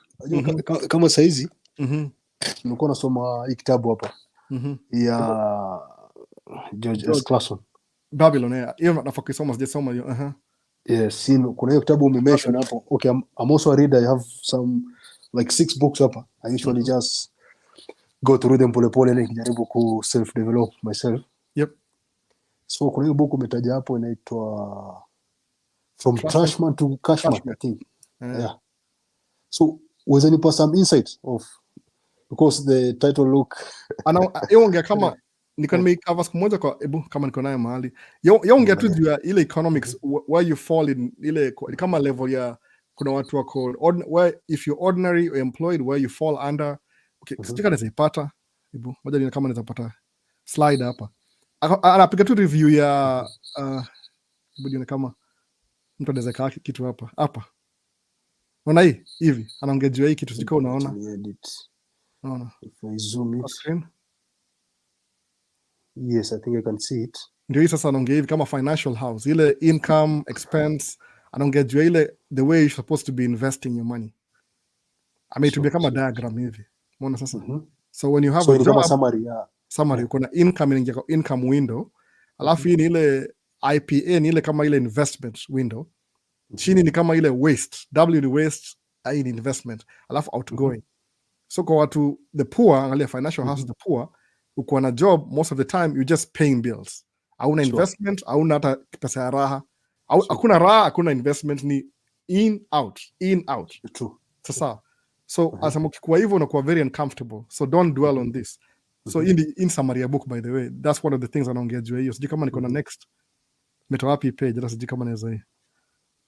Nilipata kwenda sijui kama nina page nyingine. Na ile financial house of the poor.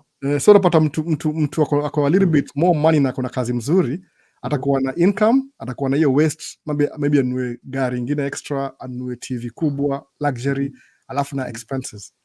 But the rich, when they make money, the first thing they're thinking about ni investment kwanza. Sure. On a IPA window.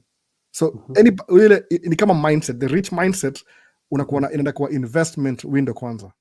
Alafu when the investment window grows, you ina finance bills na expenses. No, sasa the rich will never buy a Range Rover first. Atanunua nyumba, I rent, hiyo rent ya nyumba ndio itanunua Range Rover. Naelewa. Okay. So they're always investing first before they spend. Hiyo ndio summary ya hiyo book sasa, kitu kama hiyo. I think nitaifuatilia kama ungekuwa na soft copy.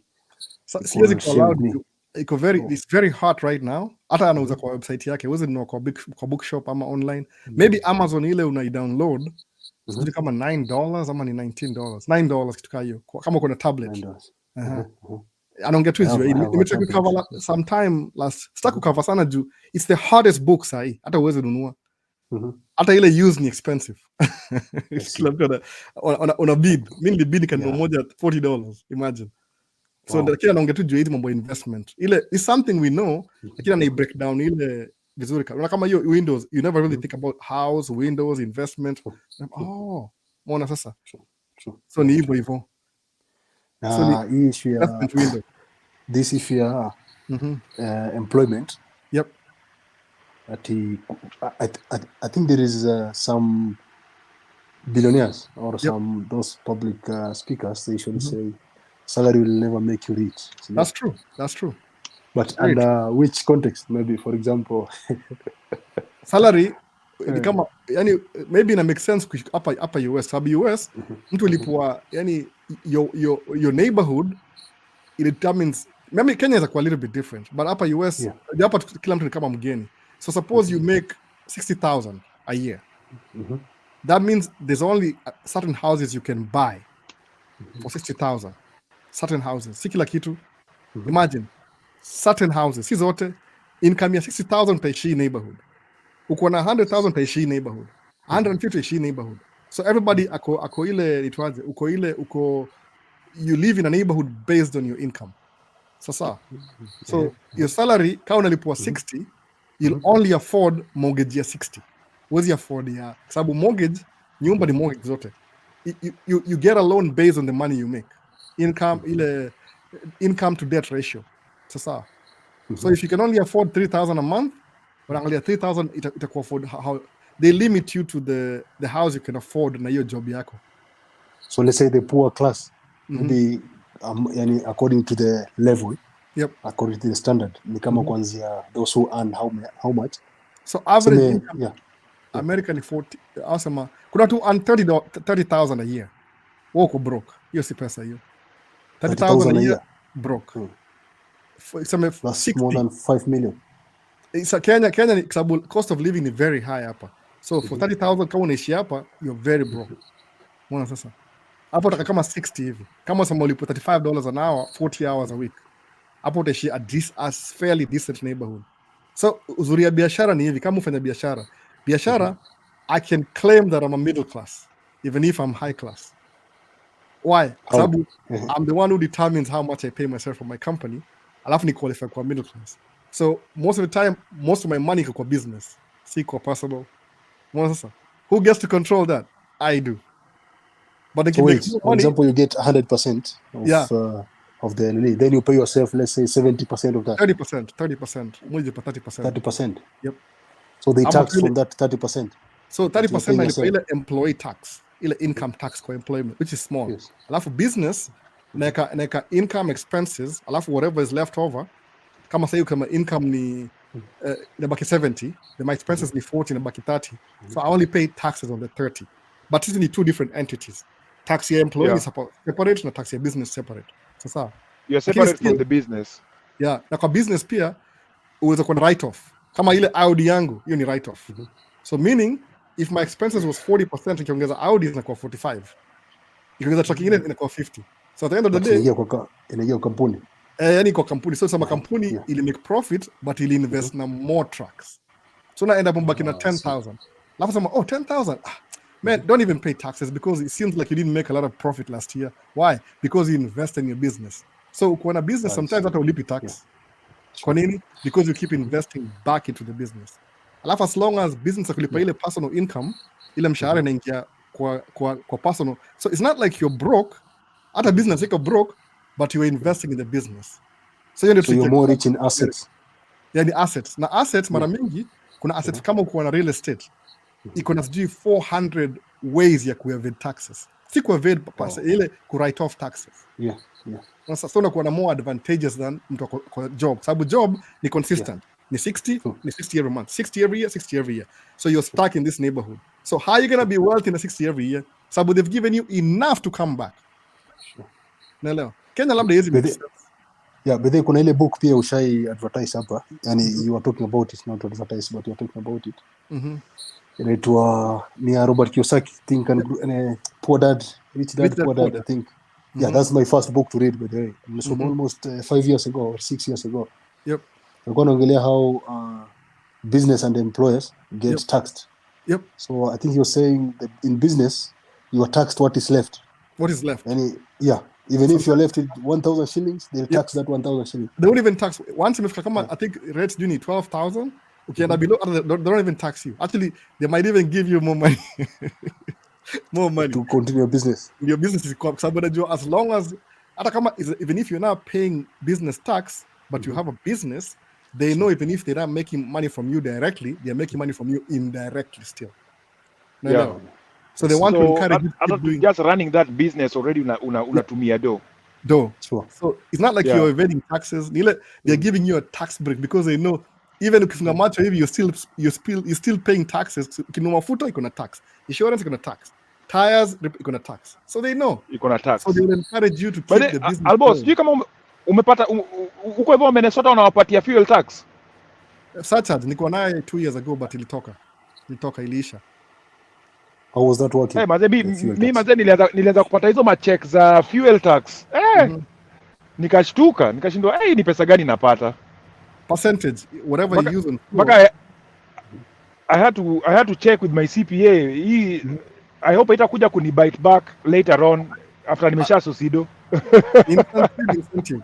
Haiko na hesabu. Hata mimi sikuhesabu hiyo kwa tax. Ni kama unapewa extra money because fuel is very expensive. But they want to keep you in business. So in other words, kuna semina moja nilienda walisema hivi, as an employee approximately the only tax breaks available to an employee, wacha kubuka hiyo number, alisema kama 27 tax breaks for an employee. Sawa, sikia story. But these 17, not everybody qualifies. You get maybe 5, maybe 7, maybe in a vary. Real estate, or if you're in business, ukuna 400 ways ya kutolipa tax. So imagine 427, which is better? That's a big difference. Yeah, 400 I think is more. So kama wewe ni employee na umepewa uko preset, you're making 60, you live in a 60 neighborhood, you drive a 60 car, you have a 60 family, how are you going to get rich then? Never. Sure. But kama uko na business, you're always investing in a alafu unanunua kama assets, una write off kama nyumba ingine. So even if you are broke, your business is rich. So it's only a matter of time before seme naingia club ya 100,000, naingia club 200,000. Na leo sasa hivyo. So hiyo ndio difference hizo mbili. I think sijui kama inawaka Kenya, I think inawaka kwa level fulani. Lakini that's the whole back and forth hiyo ya tax breaks. You keep more money. nakumbuka hata nini Miguna venye alikuwa na criticize one of the member of parliament akauza huyu jamani millionaire aje na ana any business. How is he a millionaire na ana any business? As in kama if you are an employee uko na cap, uko na ceiling, hawezi pita hiyo ceiling no matter what ever, hawezi pita until you die. But kama uko na business, ndio maana unasikia kuna business, kuna business yenye ni seasonal, kuna business yenye ni yearly. So during your peak season una make more than what you usually bring in. Na during the low season una make less. Or una break even. Break even at the end of the year. Yeah. But here in America, no matter how much you try as an employee, no matter how smart you work as an employee, cap. Come America always have a cap. Uko cap. Promotion, when you become like a senior manager, salary under due, that means your tax bracket, you need tax may increase. You pay more taxes on this level. True. So that means for you to save on those taxes, you have to move to an expensive neighborhood too. You have to buy an expensive car. They want to keep you in the loop. Sabu, as an employee, when your product your government the government uses you are the product basically. Because when you work, anytime you use your muscle to make money, you're making the government rich. Anytime you use your brains, you're making yourself rich. So really. So do you want to use your muscle or you want to use your brains? Pick one. So you mean we should quit? Quit kwanza. Build business kwanza. If you let the employment be your first business partner. So ishi below your means, save some money from employment, alafu invest in an income earning investment. So now when you come apartment building here 30 units, of course you're not making any money the first year, sababu kama ume even out. Second year ume even out. But you have tax write-offs. Unaona? Ukinunua dirisha mpya, write off. Ukinunua fridge, mlango ilivunjika, write off. Repairs, write off. Ile maintenance, write off. So unapata your money ume write off kitu kadhaa, imekurudishia pesa kwako back. Alafu nyumba you appreciate every year. So at 3, 4, 5 years, we make profits sasa. Then what happens? Now you're doing good. You don't even need your job anymore. Now by that time, you're doing good. Sure. So kama uko Kenya mfano, and this for all of you. You earn, let's say, 300,000. This is net. I'm talking about net per month. Is there a need for you to want to move outside the country? If you want, you can stay. Kama uko comfortable Kenya, the only thing in Kenya, start a business, convert your 300,000 into something, maybe every month unapata 60. Alafu increase to 80. Alafu increase jukusabu.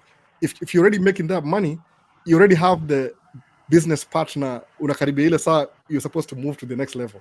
So, na Kenya, I think because taxes are all over the place, I mean I guess to what I used to know 17 years ago.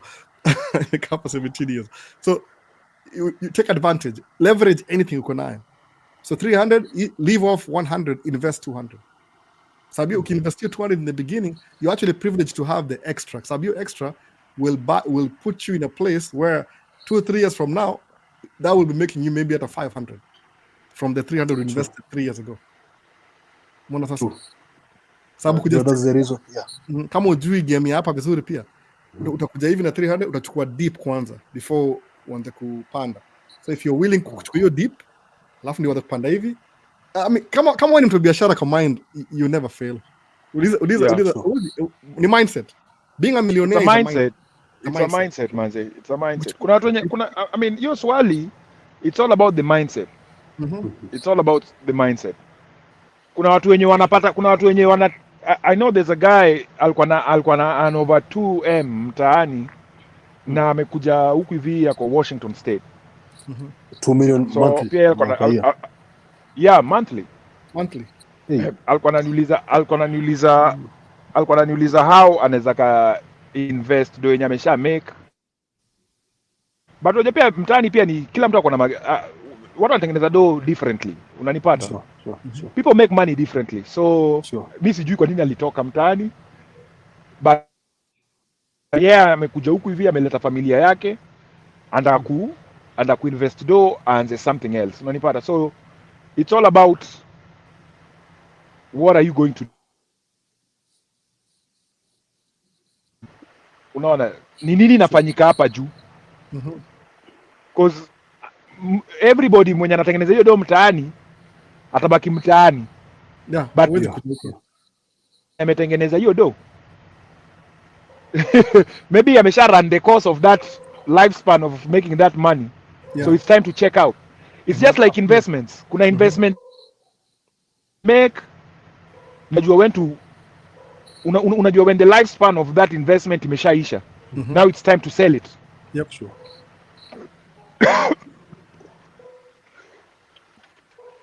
So kino usha maxio Kenya, usha maxio Kenya, utakujaribu sawa. So ni mindset. If you have the mindset, you have the mindset. Doesn't utako Malaysia in a countryside 3, 4, 5 years tume kwa millionaire huko. How come? You're a millionaire in your mind before you get the money. Pesa you catch up na wewe. Yeah. That's true. Money just catches up with you. That's so true. The mindset, you already have it in your head. Hata mimi I'm a businessman, najua hata tracking kifungwa leo. It's only a matter of time before tadi rudi. You'll still jump on something else. Ni mindset associated ni pesa ni ile tu. Mento hapa, thank you. Next. Hata ndio sababu Yesu akasema wife akasema ati it's over right now. I want to leave you. Mimi nakuwa na dance ile dance mpya ile ama piano ile sijui ya TikTok ile. Ukitolewa toi na kila mtu. Ati now I have 24 hours of myself. Akia nani? Ndakuwa na 3 million in 6 months. But kuna huyu jamaa anaitwa Jimron. I've been listening for him for more than 7 years. Alikuwa anasema if all the money was taken and divided to everyone equally, at the end of the day, all the money will go back to the same million. Exactly. Yeah, because they know the way. And exactly. And the way is more important than the money. You were saying like that. That's ile njia ambayo uliendea. Najua zero. Yeah. That's exactly vile umesema hivyo exactly. Sababu ukipatia hata mtu maskini 2 million leo, might end up kwa ile millionaire. Because the poor person anaenda na Mercedes, si amenunua Mercedes, amelipa. Who owns the Mercedes dealership? Billionaire. Aida achukue service kila siku, billionaire. Anunue nyumba, billionaire. Tena rudi back mahali kameanzia. So the money goes back to the same person. Hata kupatia kila mtu cash. That's why when you kama wewe ni maskini unangojea mtu akusave, nobody will save you. You have to have a mindset ya kujisave. Sababu even kuna watu au win hizi ma lottery, lato izile nini figure zingine wazimu 300 million 7 years wanaenda bado kwa broke. How do you spend 300 million in 7 years? Sure. Yeah. Doesn't make sense. The only people who kuna jamaa mwenye alisema money has 3 stages that you have to master. You have to master how to make money. Once you master how to make money, you have to master how to keep it. Once you've mastered how to keep money, then now you have to master how to multiply it. 3 stages. Sure. And you cannot survive, hawezi kuwa millionaire without mastering those 3 stages. It's just a matter of time. It's just a matter of time. Na in Kenya, for example, what's the best investment program you can suggest that maybe you can do this or this and this, depending on the location that someone is? Maybe I know it's a factor. In Kenya, unajua, I mean, ina depend manze. Mi nimefanya tomato farming. Nimefanya tomato farming large scale. How was it? Nimefanya tomato farming large scale Ukambani. It depends. Farming iko na do sana. Farming iko na do sana. There's a guy mwenye tuko na network naye akona shamba ya managu. Unajua managu? Akona shamba ya managu. And the guy is doing very well na managu. Very well. Kuna watu wenye wanafanya avocado, Nilifanya a little bit of export of pineapples to the Netherlands. As in, shida tu ni do. Shida tu ni do. Avenues za ku multiply hiyo do ni mingi. The avenues are there. The avenues are there. But farming iko na do. Farming iko na do. There's another lady najua pia anatengeneza kitunguu. Anafanya kitunguu farming. And she's doing well. You just have to be around these people. Like, you know kenye nasema, it's all about circles, manze. Once umekuwa around the right people, making money is no issue. Making money is no issue. You just have to be around. You just have to be around the right people. Your point about the like-minded people. Ulikuwa umeongea before one day, first time. I think that's most of the time unapata most people that are around us, maybe they think differently. Maybe mtu anafikiria only today instead of tomorrow. So it's really hard to reason with this person. But that's why that's why nimeingia hapa live. Me when I watch too, I usually just watch, follow up, take some points that I can take, maybe learn some two things. But leo nimeingia just because of that. Yani kuna point you mentioned, jamaa wangu track huyo anaitwa Kaka ama Okaka. Martin Okaka. Alisema about like-minded kukuja to come together, ile ku form a platform that we can discuss maybe an idea or something, not necessarily maybe specific about finance, but although financial literacy is very important, but we need people at least to think the same. Very really important. Like this one, maybe we'll be coming with some testimonies what we have done. I've also tried some things, although I just started to receive money kidogo juzi, and good money I can say, but I've tried some things. Kama nilianza Tanboy, kaenda nikapata scholarship, nikaingia campus, nikamaliza, nikapostiwa kazi, vitu vingi. But yani just the positivity to get people who think the same. I think that's the first step to the other levels of success that we want. I know kuna leo hata hiyo Ohio kwa drop TV. People will know who you are after 3-4 months. Sababu ni mindset. Mindset. Sababu wewe utakuja uone pale you'll be shocked. Wangalia hivyo sema Ohio uone hii na uone, you see things people don't see. Hiyo ndio difference ile kwa na mindset. Because people are thinking a week ahead or 5 years ahead. Mbona sasa ni mindset. Anywhere you drop, anywhere. So kusema kama investment ya Kenya imefika mahali unasema I need to try new things. Ingia hapo. Endelea hivyo. Financial literacy. What's your relationship with money? Inafaa kuwa hivi. Every time you make money, hata kama uko maskini, the first thing you should do is think of how can I multiply this little money that I have. But if you first let me spend this money, you'll never make more money. So mimi naishi neighborhood ya sitaki kusema mambo ya income yangu, but mimi naishi neighborhood ya middle class. Kwa hiyo neighborhood sio tunakaa odd, by the way. Tuko very odd, mimi na wife. These guys, we are in the wrong neighborhood. Hapa tuko across the street. Lakini nyumba ili show up ilikuwa affordable, ni kama joke. Kusema tuchukue tu while we are waiting, while on our way kwa hiyo next house. Mbona sasa?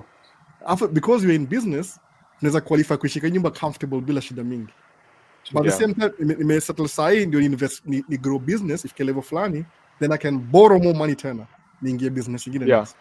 Unaona sasa hivyo. So ile financial literacy ndio muongea na wasi hapa hivi kwa YouTube, because I like filming. Na live streaming ni kwa tangu 2020. So I'm okay, let me just start a platform niongee na watu freely. I'm not trying to make money na social media. I don't want to. Don't pay me. I don't kuna super chat unless you want to.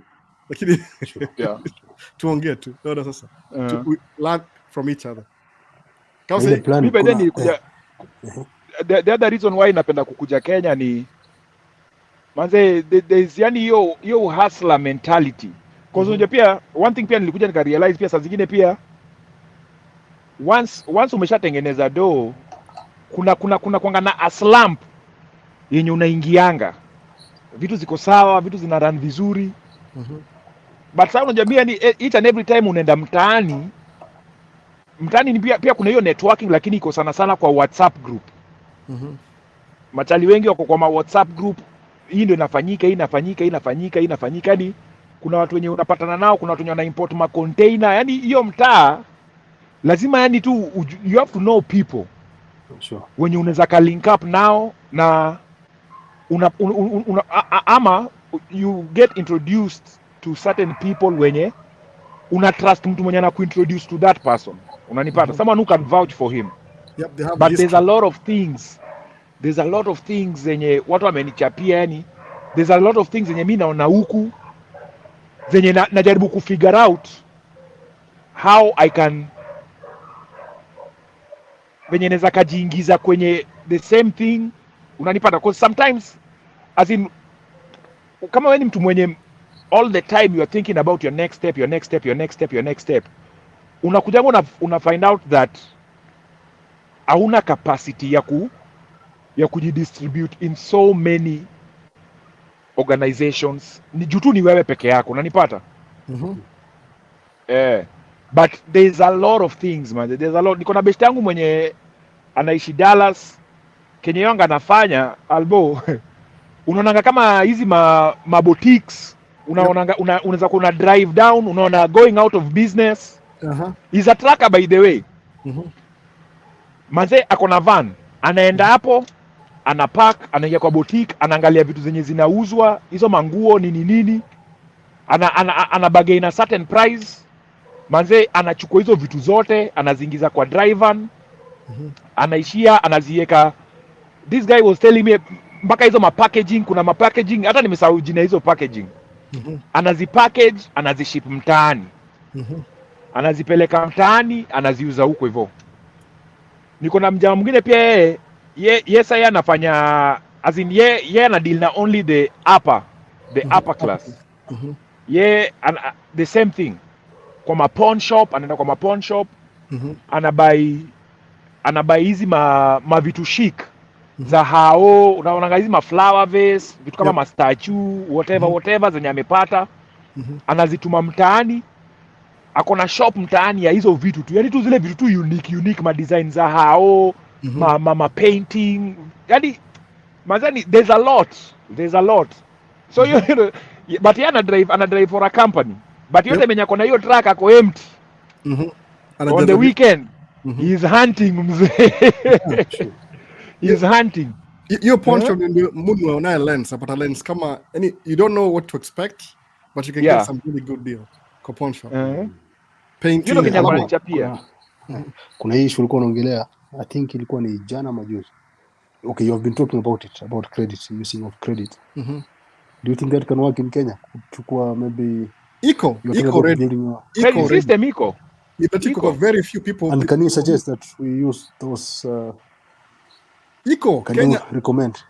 Credit Eco Kenya exactly. Ni vile tu the people who are using it, they are very few. Ni kama sijui point hata sijui percentage. Eco kabisa. Ile video ya iko nani huyo sijui ni kama ni MP alikuwa sijui sijui jina yake. Aliongea hiyo kitu. Eco credit. Everybody in the world who makes money, you tumia credit system. Hata Kenya as a country, you tumia credit system. As long as you're using the bank, uko na credit score. Hiyo bank inajua credit score yako. That's why unaweza kenda kuitisha loan wanakunyima. Kwa sababu wanajua you don't have any record. Sasa hivyo. Iko everywhere hii credit. Ni ile tu kwa Kenya juu hapa watu wale kama Ruto hivi atakwambia iko. Enda Equity. Kuna wale wase wengi ya bank hivi auendi kwa teller, unafunguliwa mlango pale nyuma. Bas, au ndio watu ni credit. So watu kama sisi hatuwezi access. Labda ni hujauliza vizuri. Hata si hivyo. Uko nayo. No, in Kenya what happens is once credit yako imepanda, then the teller will always tell you wataanza ku upsell. Kuna hii card fulani, kuna nini, anytime umekam watakuambia kuna something hii yenye mtu kama wewe unafaa kunatumia. Unanipata? Kwa sababu they make money when you spend more money. Ama kama unaingiza do vizuri. They will let you know. They will let you know. They will let you know. I've been using the bank for nimekuwa mtu a certain bank I'll not mention just maybe, Hakuna but shida. Keep for private. like more than from 2014 or 2013. Yeah, even they were telling me my loan limit is this amount, but I've never been told about credit. Although sijakuwa nachukua loan, but I just went for curiosity kwenda confirm like how much can I take if, for example, I want a loan. They offered good money, but issue a credit, that's why I was asking you, because I've never been approached about the credit. Maybe I'll ask about that. Akiangalia tu ni kama sababu ukija kwa banki hivyo afungue account yako ule teller side nyingine. Kama the first time when I started making good money kama 2015 ningia kwa banki hivi ku withdraw ilikuwa how much 18,000 cash nilipa mtu deni yake ananingoja hapo nje. So kuingia hivi kwanza wakaniona kusema okay I want to withdraw some money. Really? Yeah. Nikaambia okay how much do you want? Nikaambia hata kuandikia, nikaandika 18,000 cash in $100. Nikampa hiyo withdraw. Kaniambia just give me a moment. Alirudi na manager wake. Alirudi wawili. So what's this money for? Nambia na kununua truck ingine hapo hivi na kulipa msee ile down payment mazana na yeye. So have you ever thought of getting a line of credit? Nikamuuliza what's that? Sure. Niliangalia akaangalia truck, niko mchafu tu ile nimevaa tu mchafu nimesweat the whole day, sura iko sijui shiny. Sure. Sasa can you actually right now sina time nipatie kadi alafu ndakupigia simu baadaye. Juu akiniongelesha hivi anaangalia how much money niko nayo kwa account. Anaangalia. Sasa sema huyu ni manager. So manager ule sales manager ule the highest kwa bank, yeye ndiye ile anapata the biggest chunk ya nini ya hiyo commission yako. Whatever you do. Sababu yeye sign up. That's how they are motivated to make money. So alijua if he makes this kind of money, nikimwisha kwa hii account ndakula commission kutoka hapo hivyo na pia kampuni kula commission. Alafu maybe 3-4 months aki-increase na kwa hii level ndakula. That's how they make money. Wale ma sales ndio make more money kwa bank kuliko bank manager. Manager una manage tu watu. Actually sales iko higher than bank manager. But ukienda manager ndio ako higher. Hapana, manager ni you're babysitting human beings. Sales ndio bring pesa kwa bank. Umeona sasa? Kama hujaivuta kando utavutwa siku moja. Utavutwa kando mbwe. Utavutwa sasa manager kwanza. Ukiingia hivi actually kahawa inapikwa ile yako ile. Sukari hivi jiko mbili. Unaitwa kando. Mimi mpaka niliambiwa by the way, you know your account status, you need to have a bank manager who specific can interact with you nini vitu kama hizo. Na hiyo ni Coop Bank. Hiyo ni Coop Bank. Mimi Coop niko na namba ya bank manager mwenye ana manage hapo hivyo. Nikiwa na any issues directly namcall directly because nakumbuka there was a time years back truck yangu ili break down nikiwa Nevada. Na something happened, sikuwa naweza kutumia kadi yangu ya huku, so I had to use my Kenyan card. Nikaiswipe, huyo jamaa akasema imekuwa declined. Nikashindwa mbona kitu imekuwa declined? Na najua niko na do. So ilikuwa ni mchana, Kenya saa hizo ilikuwa ni usiku around midnight. Nikacall tu bank manager. Akaniambia don't worry, nipatie like 5 minutes. Unajaribu kuspend how much? I think nilikuwa na make transaction ya kitu kama $10,000. Akai-approve with a Kenyan card. Ikaingia hapo. Mpaka huyo jamaa anauliza what type of card is this? Nikamwambia this is a card from my country. No, this won't be accepted. Nikamwambia you just wait. Ni visa. You just wait. Ni visa Mastercard. You just wait. Same company. Ni visa. Just wait. Maybe inaweza kuwa both same Jewish family. Same Jewish family. So and plus pia wewe pia unajua pia another thing na Kenya ni I think watu wengi sana wana rely on savings. The major thing Kenya ni kusave. Yep. Sure. So hawajui these other things like credit system mama whatever. Also make it a habit, enda kwa bank, uliza hao ma customer care ama the bank manager wa kuexplain about the different account tiers or different tiers of the account zenye wako nazo. what are the benefits, unaona, what are the qualifications for me to have a certain account. Hata kama una do uenda tu, hata tu iko tu ni knowledge, enda tu iko tu ni knowledge. So unakuja unajua kuna tier fulani, kuna mpaka credit cards Kenya.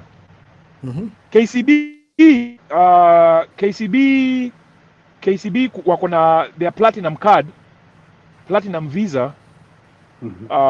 I think kama uko na rotation ya account yako una over 500k, wanakupatia just because uko na hiyo do yenye na revolve kwa account yako, wanakupatia credit card. Wanakupatia credit card. Mimi kuna account moja niliambiwa mpaka sasa hii ndio target yangu next. Ilikuwa wasema wataka ukuwe na $250,000 kwa account cash. Yeah. Na an 8% interest. So Yeah. Give me some months. Hiyo ni yearly. But albo Kenya unafaa kufanya, Kenya unafaa kufanya, mimi nilisync my business account details in the States with my account back home. Oh. So kuna kwangana some automatic transactions zenye zonga zinajifanya. So Kenya nilifanya nilimanage kumerge my payments zenye najilipa. So that haita cause a red flag kwa nini IRS huku. Unanipata? So kuna kwangana hiyo revolving inakatwa. Yeah, back and forth. Yeah, inakatwa. So it makes it easier for you ukitakwenda kama watakuwa kutumia all different offers. Kama last time kumekuwa na a lot of auctions, mahao, magari, watakuwa kutumia list ya everything yenye anything that's under that bank's name yenye wana auction ama kuna new development, watakuwa kutumia access one kama uko interested in anything. Yeah. Lazima niko huko in person, so nikikuja Kenya nafanya hivyo sababu sasa I don't trust anybody ku run business yangu. Naona hivyo. Ile kuna vitu kama hizo you can naweza work from hapa. I know that. Unaweza kaifanya kivyako. Yeah, there are property managers mtaani. Wenye wenye unaweza kuwa unabonga tu nao. Alafu plus pia unajua another advantage yenye uko nayo, there are certain things zenye ziko huku hivi zenye ziko mtaani. Vitu kama mi apartment zenye niko nazo nimeweka ring camera. Niko na ring camera, so you can just access. Let's say kama kuna mtu mmoja amechukua hao for some few days. Kwa hiyo ring camera uko na access nayo. Wewe utaona mtu mmoja anaingia, mtu mmoja anatoka. So hakuna mwenye mtu atakudanganya. Hatujakuwa na tenant hapa hivi for this long or whatever. Unanipata? Nasikia kuna Airbnb. Unanipata? So hizo ni vitu zenye unafaa kuona ni like lazima ujue how to dump your money. You have to know, kwa sababu usipojua how to, especially with the system here hapa yote inaenda kwa gava hapa hivi America. Yani you can't move your money kwa country nyingine bila kulipa tax. Leo kwa sababu you made the money kwa jurisdiction yao, ukimove to the I think limit ni 10,000, anything above 10,000 inakuwa subjected to tax. So uwezi dump pesa bila kutumia gava. So hata ukienda uibe milioni Kenya kuileta hapa, utalipa tax moja karibu 40%. So iko worth it. Lazima uingishe pole in small chunks kama 3,000, 2,000 hivyo na hiyo account. So everything you process to transfer. So the best way to invest Kenya ijae kwa account ya Kenya, alafu ufungue dollar amount Kenya, alafu una access na hapo na link. Ni hivyo umefanya ama umelink dollar amount? Yeah. So me like saizi nimejam mbaya juu dola imeshuka. So vitu mingi zenye nilikuwa napata advantage nayo when the dollar was high, but sasa inaumia mbaya. Kenya ile make deal fulani, ilichukua loan fulani ikasema ndio float. I think I want to like saizi nimeka everything on pause. Nataka kuona kitu ita last for how long. Nimeka on pause, inaniumiza ndio, but that's a terrible. Nataka kuona how long will it last. Mimi hata siangaliagi how much I spend. If I need something, I need it. Hakuna hata text. Mazejo? Dole kwa hapo. Mimi wanga na take advantage of that rate. Hiyo rate hiyo. I take advantage of it.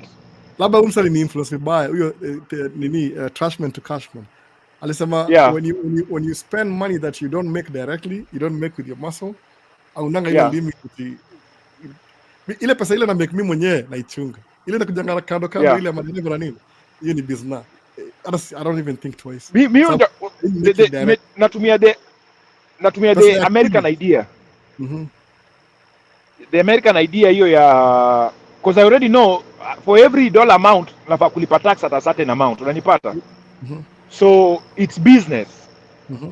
So my business owns another business offshore.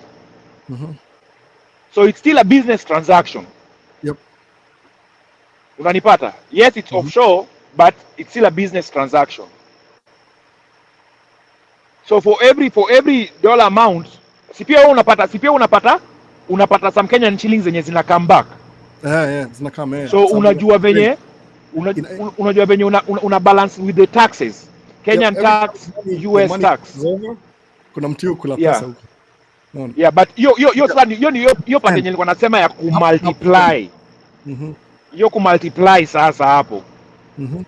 For every $1,000 naweza kai multiply aje? Naelewa. Lakini kwa spends mwaga nimwacha hiyo limit. Ile tu nisema tu acha ni hustle, I make as much as I can. Paka usikie nimezikwa. Ndio start hiyo story. Sikia amezikwa ule. Hujafikiria kuinvest kwa hii government? Lazima ni come physically kwanza. Sitaki kunini sitaki story ya mtu. Nimelan for a while story ya mtu ni story mingi. Na kama mtu mwenyewe alafu niulize akili kwa tu fresh. Kuachia mtu kufanya kitu ngumu sana. Kama fikirika wewe. Kuna hiyo mbona shares? I think this one you can just do it wherever you are. Here kununua shares kwa hizi banks. I have friends, like 2 friends kama the bank you have just mentioned. The CEO, is my friend. We talk. And he introduced me to those shares. Ile kununua shares kwa my bonds, yes.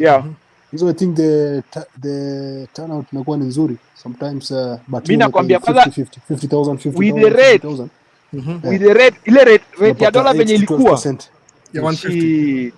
50,000 and you put in 50s. You cannot put below 50,000. You just put 50 as you go. So you get 8% for that 50 per month. So if maybe you put, let's say, 500,000, you have good money end of the year. Or you put that's the way.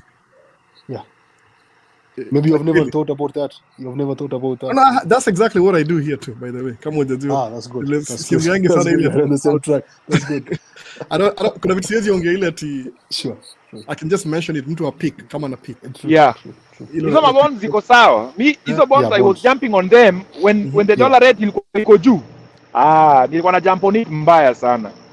And hiyo ndo sasa the benefit ya kukua in contact na the bank manager. Atakwambia. Musa bank always appreciates it when you make them more money. Watakupenda sana. Mtakuwa hiyo. So what a bank manager kama bank manager ndio the direct representative for customer na mwenyewe. So what bank manager ni salesman most of the time. Si HR. So pia hao na make every move. Nikuja kuangalia understand when you have to be willing to make the business more money. When you make the bank money, the bank appreciates it. Unaona sasa sana. So kusema ati siwezi chukua deni, ulikuwa unajifunga. Kwa sababu kuchukua deni itakufungulia njia fulani, unaona this guy always gets a new loan every 3 years. Hebu mu approach usikie what is he up to. Kwa sababu unajua kama una get loan after 3 years hivi utakuwa increase income yako in a way. Unaona sasa kwa sababu uliinvest kwa unless ulichukua kama wabesti yangu wa Somalia hapa au chukua loan alafu ndio na wabibi wa pili. Sasa muza hata tubie jina moja sijui ndio jina gani. Muza Zarak ama you married a second wife? Oh yeah, she's very young. So where do you get the money? Oh, I got a loan. I'm like, come on, man. So utakuwa shimo mbili kwa sababu unajua kuna ile pesa umechukua alafu umeoa. So it's like a 2 floors down. Baby wapi? Madema wa producing, they produce kids. Kwa ile in terms ya marriage. Lakini kwa do, when you'll take care of them.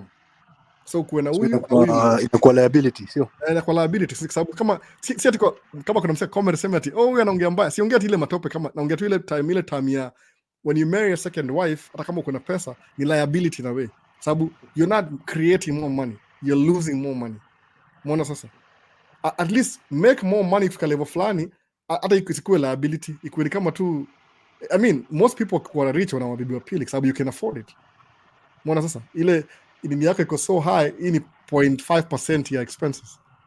Lakini hawa watu chukua loan anaenda Kenya, ana wabibi Somalia, anakuja anamweka South B, anamnunulia nyumba, anarudi hapo. So okay, so how much money do you make? I lost money, my brother. I lost money. Why? Why? Alafu kidogo sikia amwacha job, amekimbia huko 1 month, mtu yule mgonjwa, kidogo 2 months, kidogo amekuwa routine. Au nunua nyumba Kenya by the way. Wanaacha hapo Kenya. Wanaopakuka hivyo mahali South B, sijui wapi. Mbona liability? So lazima ukukia full hiyo story. That's why mimi na mara moja tu, sio hiyo mara mbili. Niko kama Raju hata kuoa. Naelewa kama una hustle tulia, lakini at some point somebody needs to spend that money. You know, hakuna mtu better kama next of kin.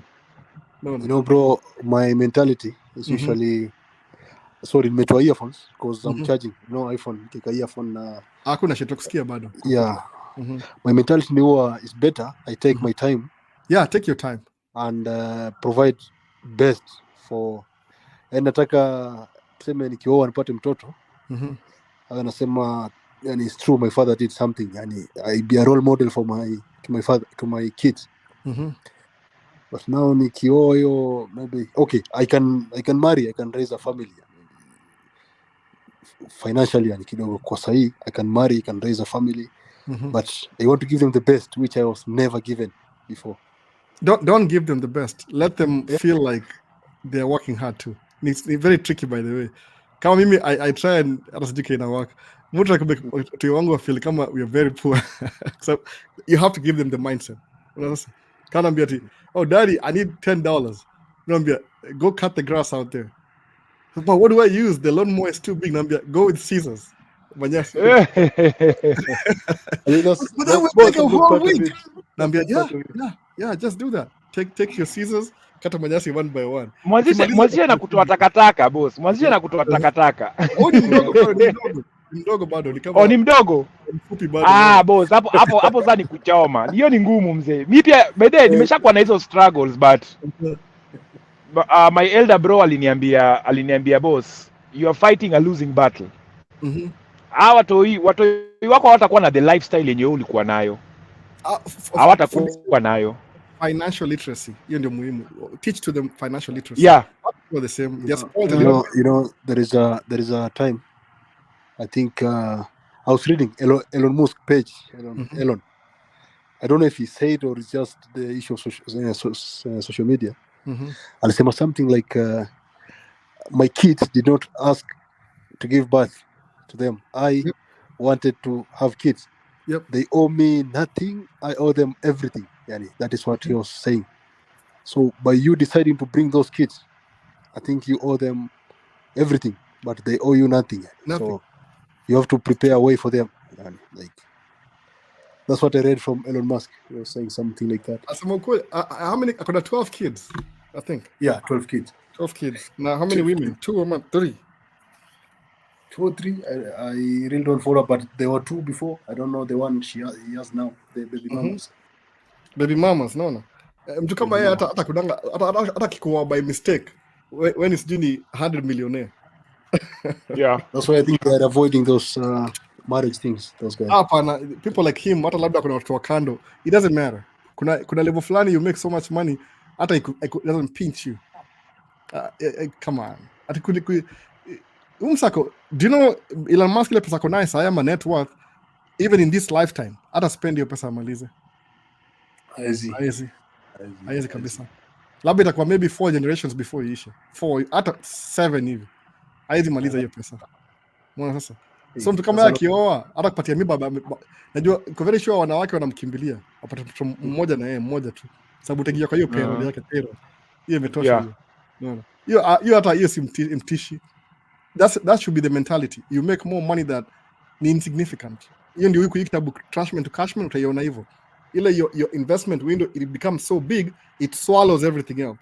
So kama ile your private jet ni part of your kuna private jet. How do you have a private jet? Sababu Elon Musk kama akona nyumba, I'm pretty sure akona my employees kwa nyumba. kuna kufungua gate, kuna kuosha choo, kuna kuchunga watoto, yani akona HR kwa nyumba moja, one house in maybe California. Ila LA akona pilot kama wasijui wa sita hivyo kwa rotation, akona hangar kama sijui, wachana na hiyo story. Yani kama country yeye hata si eti ni mtu, yani lifestyle yake peke yake ni it makes him money.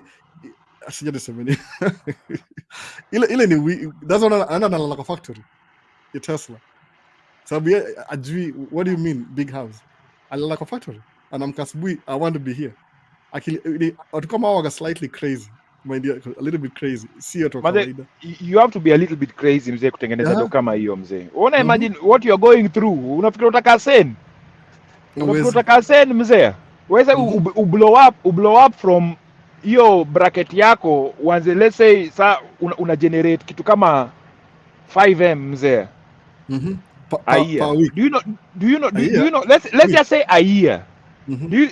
Una imagine your responsibility tu.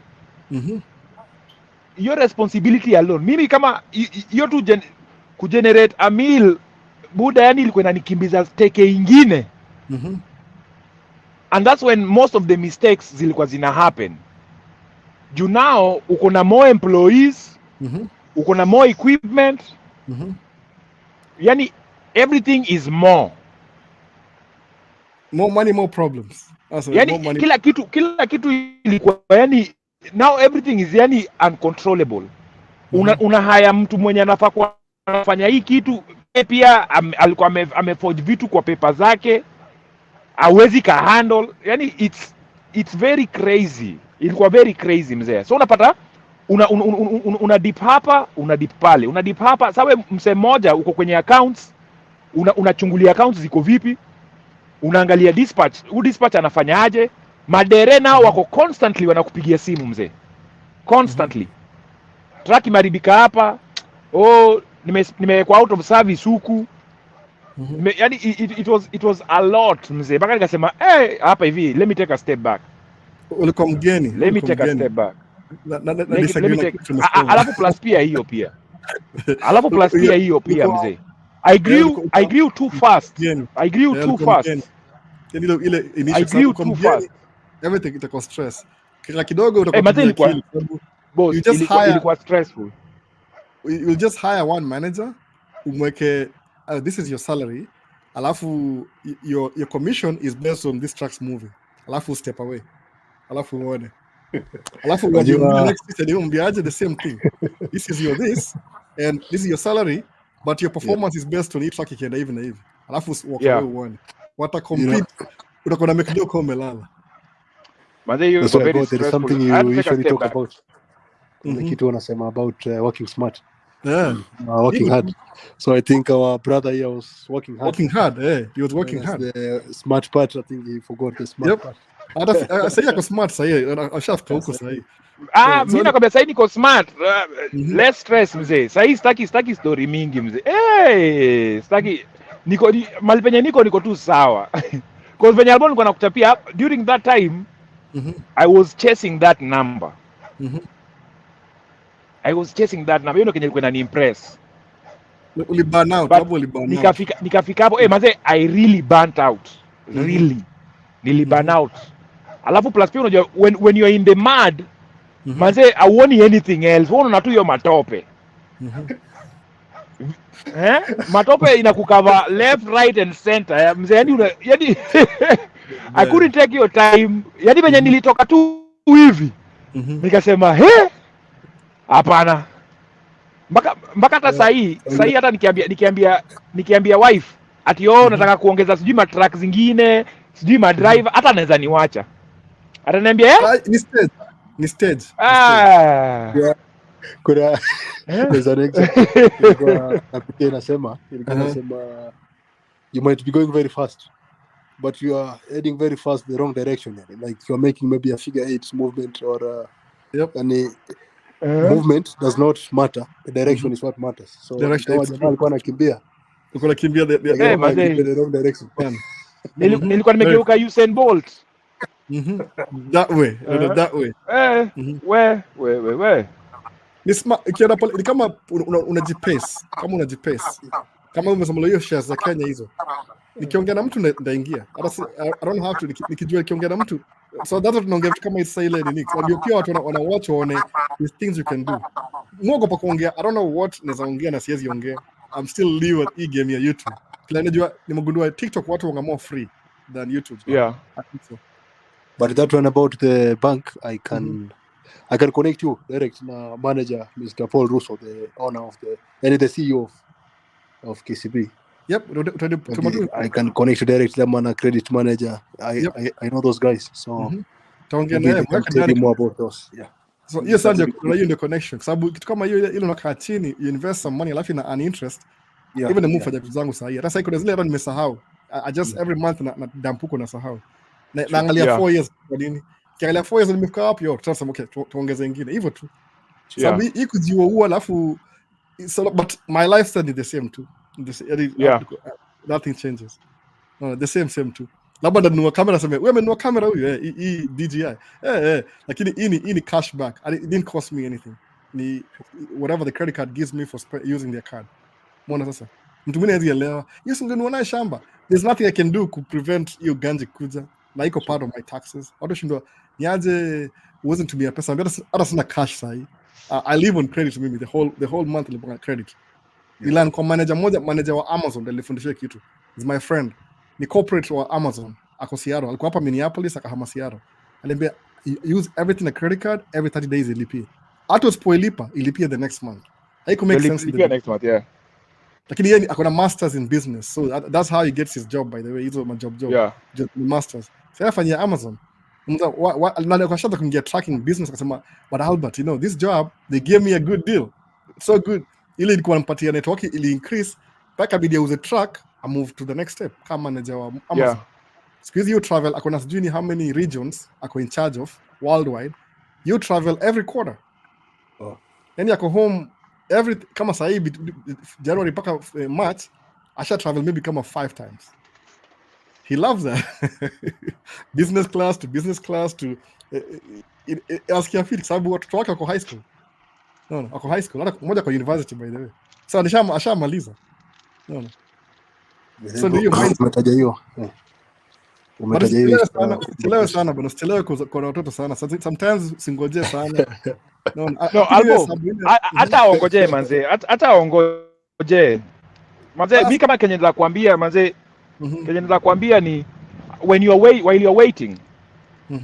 waiting, vet the women that you're dealing with. Yep, vigorously. No. They are very careful. Kwa sababu once umepata your wife, Buddha, there's a certain way utakuna feel utaki kumwacha. Juu yani amekuonesha the value of her being a wife and the mother of your kids. Yenye utaona una isezi kamwacha arudi kwa market. Kwenye hii market. You'll just see it. Mimi pia nilikuwa nimesemanga mimi kuoa wapi. Hata baadaye niliambia mabesa zangu ati naoa hawakuniambia. I think we are together on that. But it's because waliambia Mato wewe hatunaoa wewe. Uongo. But nilikuwa nimeona wife alinionyesha value yake, na even with time, with all the ups and downs, tumeweza kunavigate because najua using something. Inagonga hivi na ikoage hata mimi koage I'll be using something. See perfect marriage at a straight line hivi. You enda hivi. Lakini the more tuna fight, the more so kama tuna understandiana, unaona? Ile anajua mimi goal yangu ni gani, yani kama sio kwenda fight na wife kila siku juu ya business. Ako shule na ako na business. Sasa naambia uwezi kuwa na business 50% na shule 50%. Angalia output ni gani. Asema ati shule iko na emotional value. Mimi hata sijui na maanisha nini kama dem na emotional. Alafu business iko na financial. Sometimes which one pays your bills? Hii. Na nyingine inatoka wapi? Ni hasara hii. Haoni hiyo. But unajua hiyo ni kwa sababu wewe una think. Unajua us men sio tuna think on a straight line. Unanipata? Yeah. Kama hakuna benefit then there is as in sisi watu wenye tumejidetach from emotion sana, but wakikima dem yana believe ama most madem wakipatana itakuwa ni kuongea mimi nimefanya hivi, especially madem wa hii generation. Mimi nimesoma especially huku, mimi niko na masters hivi, niko na hivi. As in it's very difficult utoe hiyo mindset kutoka kwake, kwa sababu hivyo ndio venye watu wana behave huku, unanipata? Si kama sisi sahii si tunaongea hata kuna mtu mwenye amesema hapa hivi story ya shule unanipata? But hao hata wakianza tu hivi nilikuwa hii chuo, nilikuwa nafanya hii course, nilifanya hivi. So as in, yani kila mtu as in conversations za madem ni lazima watengeneze hierarchy, unanipata? Alafu sasa wanajua huyu sasa kwa hii group yetu yeye ndio queen bee, inaitwa the queen bee syndrome. The queen bee syndrome. Hata ukiangalia closely utaona yani kuna ule dem mwenye anafuatwa na madem wote, unanipata? Si kama si machali, saa zingine utakuja wewe umepatikana peke yako, watu wakuza na wale mabeste zako wako wapi? Ama beste zangu anafanya hivi na hivi na hivi. Ama mimi saa zingine napatikana wale mabeste zako wako wapi? Madem wanga ni click na unapata ni mtu mmoja na organize hizo vitu zote, unanipata? Azini yani madem lazima watengeneze hiyo hierarchy, Dadahood strong. Lazima wajue ni nani hapa ni mso, nani hapa hivi ni mless kiasi. Wamepangana hivyo. Mimi wana condition. So hiyo ndo kenye so hiyo ndo yani unapata wife yako ni mtu mwenye mkiwa kwa hao anajipiga kifua, but akipatana na mabeste zake madem ameshrink. Na wewe huoni kwa nini ameshrink? Unamuuliza ni vipi bana? Ama labda ndio hiyo chuo, atakaenda atoe hiyo chuo aseme sasa mabeste zake wakiongea stories za chuo pia anasema pia mimi nilimaliza nini azinipo ndo venye wako. But sisi tutapata hapa hivi mtu wa kushona viatu, mjamaa mwenye anafanya kwa bar, huyu jamaa anafanya KCB, huyu jamaa tunakaa chini tunatulia tunakata maji. Ndio maana ule dema kwa anaweza ka process ati mimi niko hapa tinavuta sigaa, yani unaona kwa mindset yao kuna hiyo hierarchy. Hierarchy. Sema ndio nilikuwa nasema wale wasichana hafai kuingia huko because they not understand what's going on. Ni sawa kwa sababu ni open forum. Mimi nimwambia alafu alipo kuna kitu umetaja, I understand that. Kuna kitu umetaja wale watu wale kuomba pesa. Unajua there is something I read like 4 years ago somewhere. I used to be very curious about these things. Because let the problems touch you. Yani it opens your mind, you'll find ways. Si ilikuwa na shida tayari, simu sijui umetafuta watu WhatsApp group umefungua sijui, yani let the problems touch you. Yani don't rush to solutions ile kubeg sijui nisaidie. Let them touch you and feel them. Then your mind will just create the way for your way out. Kuna ebook ya Laws of Attraction kama umesoma ya Ronda Brands. Iko bed yangu next to my bed. Na sijamaliza sana, nimeileta kidogo. Yeah, Ronda Brands. You after reading that you also watch, there is I think a documentary about it. It has very deep insight about these kind of things and what you think, you perceive, and whatever you wish for is what we receive.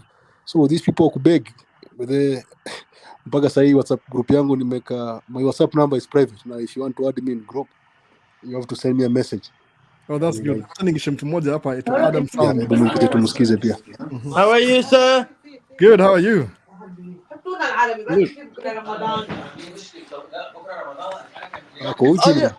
Are you actually all from Nigeria? Ujamaa kwa uchi ama nini ama? I'm just telling me, come on, because I love Nigeria so much. No, you're not Nigerians. Because you know Nigeria is the best country in the world. We're not Nigerians.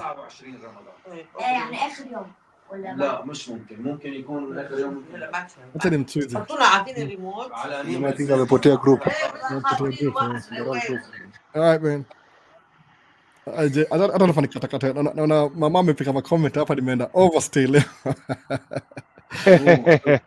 Conversation ilikuwa tamu sana. Sana nimeenjoy. Kesho niko off kesho. Sasa this week niko off, so that's why I'm here until this time.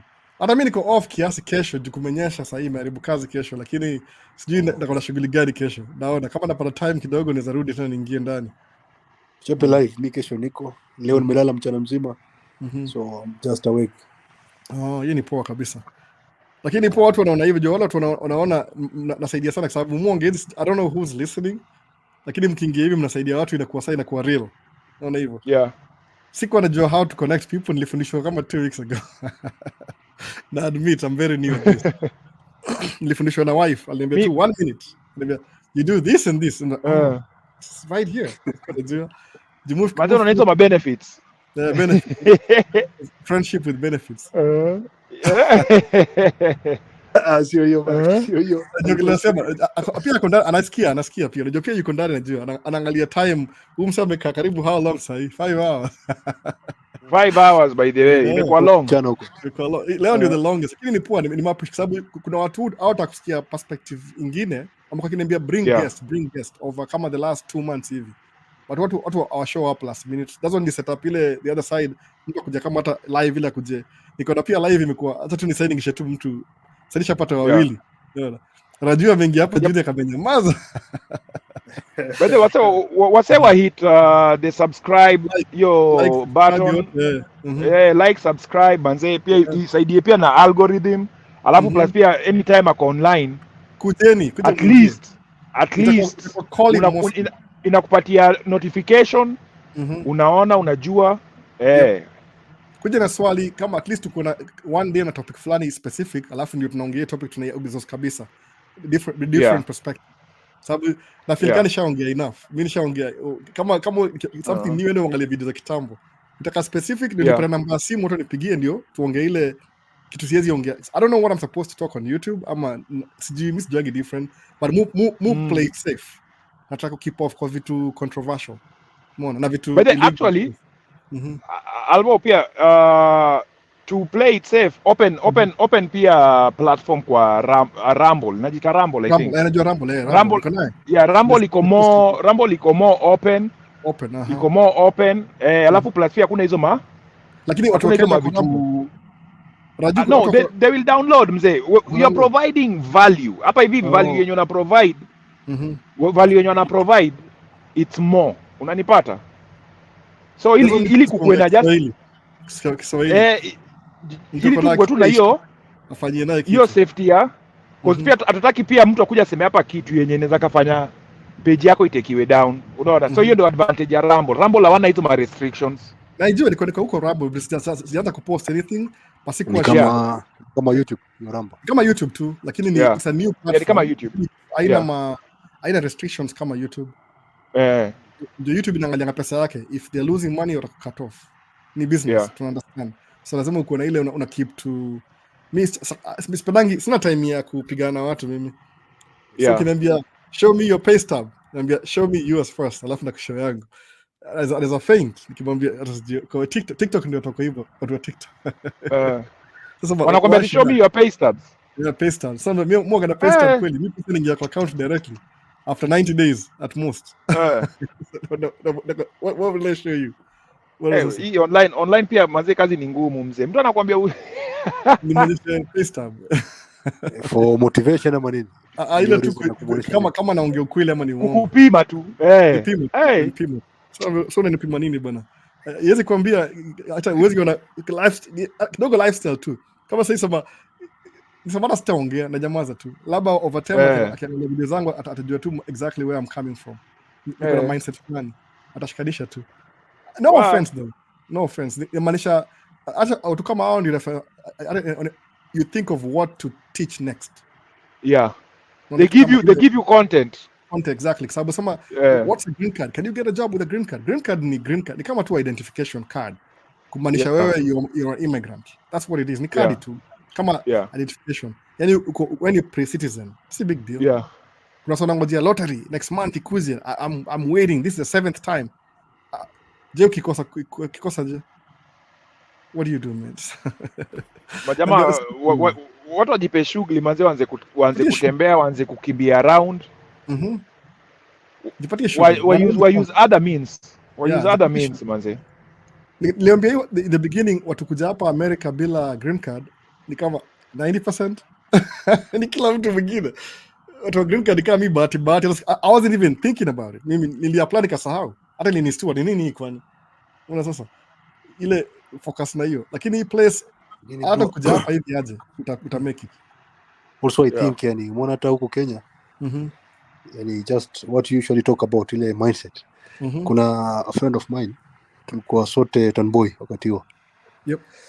So juzi 2019 is when alichukua loan ya 100,000. Akaanza hii kazi ya kusupply wifi. Kusupply wifi kwa Bomas. Juzi tumekaa chini tunaongea. He has more than 400 homes ambazo ana supply wifi internet. Na kwa hizo anachukua 1,000 shillings only per month. Imagine. So you can imagine the guy is making 400,000 na halipi nini, he just anachukua tu ile license ya kazi. Distribute ya kazi. Tax kwa hiyo. So that is just a full amount coming in. Na jamaa hata amenunua gari yake juzi tu, amenunua Subaru Outback. The guy is doing good yani. It's just mindset reward even your mindset. So ukimwambia kuja hapa atasema hizi kuja sahi. Msema kama kuja utembee kwanza. Kama uko na pesa kuja utembee uone. Pima sababu your mind will see it. Utaiona. Kuja ukae na mtu kama 1 week hivi uangalie okay barabara okay business hivyo. Kuja utembee. Kama una pesa kuja utembee. Alafu pime alafu urudi. Strategize. Uone kama utaingia California, New York ama hapa kwa mashambani hapa. Nitongaje Midwest. Sio tu mashambani hapa. Minnesota iko sawa manzi. Iko sawa. Nimepiga maraundi huko hivyo iko sawa manzi. One thing about these states, zote ziko sustainable kivyao. Everything kivyao. Zote ziko sustainable kivyao. Hapa tuko very big in music, or African American music. Wale producer wa Janet Jackson wako naishi hapa. Janet Jackson, Terry Lewis, Jimmy Jam, Prince. Siko najua story by the way. Kuna very deep music history ya Minneapolis as a city. Siko najua hivyo. Ni hivi mwenda kushoot kama kuna video moja nda post leo ya itwa Afrobeat dance party. She upload already. Ilikuwa mwenyewe aliniambia ni post. So ndai post sometime maybe leo evening. Uone hivyo. So ndio ile culture iko very ningia kwa hiyo room kwa ile green room kuna picha za karibu sijui history ya karibu 60 years ya music. Ndio mimi Nashville ndio ni Nashville ama Memphis ndio ya music. Memphis na Nashville. Hapana, hata hapa kuna music pia. So how did I know that? Kuna hizo vitu. Mbona sasa? So there's always new things to discover. But sije kama naweza show nda show hiyo concert yenyewe. Itakuwa copyright but they show tu. Next video ya hiyo ngoma. Kuna artist moja aufanya every quarter, every 3 months. So kuna history kila place. So kuja utembee, angalia what's the investment. Kama sasa booming business Minnesota ni ma real estate. Kuna houses everywhere. Yani every job sufanya ni housing development. Ama barabara ku wana increase capacity ya barabara ndio ikuje ku handle the next neighborhood. Ilikuwa 2 lanes imekuwa 4 lane. Unaona sasa? Sijui ni Chinese money hata sijui nataka wapi by the way, lakini kuna housing development everywhere. Sahi. But I think the same concept. I've seen the Somalis in Upper Kilimani, Lavington side. They're putting up those big buildings, tall buildings. Yes, high-rise. They're putting up all over now. I think also, and most of them have communicated to the contractor. Ile jamaa wajenga hizo manyumba. They're from that city, Minneapolis and St. Cloud. Seattle. Seattle. Yes, the Somalis are from those regions. And now they're putting up those buildings in Kenya. I think maybe it's the next big thing in the near future. Ungana wanakuwa ile actually unashikana hivi. Hiyo Seattle kuna nini Somali mwenye alishinda sijui kama yeye ni mayor ama ni but he has a big position there. But amesaidia pia Wakenya wengi. It's a lady. I mean something. I don't know. Amesaidia Wakenya wengi pia huko hivyo. Seattle ama Minneapolis. Minneapolis kuna Ilhan Omar na kuna Mohamed kuna moja hapa city mayor. Kuna mayor na kuna senate house representative. Wametake over. Hao wanajua kila kitu, wanajua siri yote ya city. So naona wife anani interview miles live. Mazee nashukuru sana wase wangu, nashukuru sana. Watu waone ishara ni its course. Mbona sababu Asante sana Ishara sana. ni its Acha kuongea kwa bwana. bati na Tunaongea tungeenda mpaka hadi asubuhi imeisha. bro. Bwana.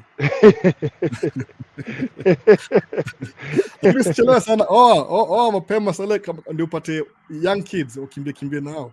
Hata tupige 30 kwanza alafu tufikirie hiyo mambo next year. 30 iko sawa. Ukiwa 30 tuko sawa. Bado uko below 30. Imagine. Uko poa mzee, uko poa. Uko poa. 30 ndio the right time. Uko poa.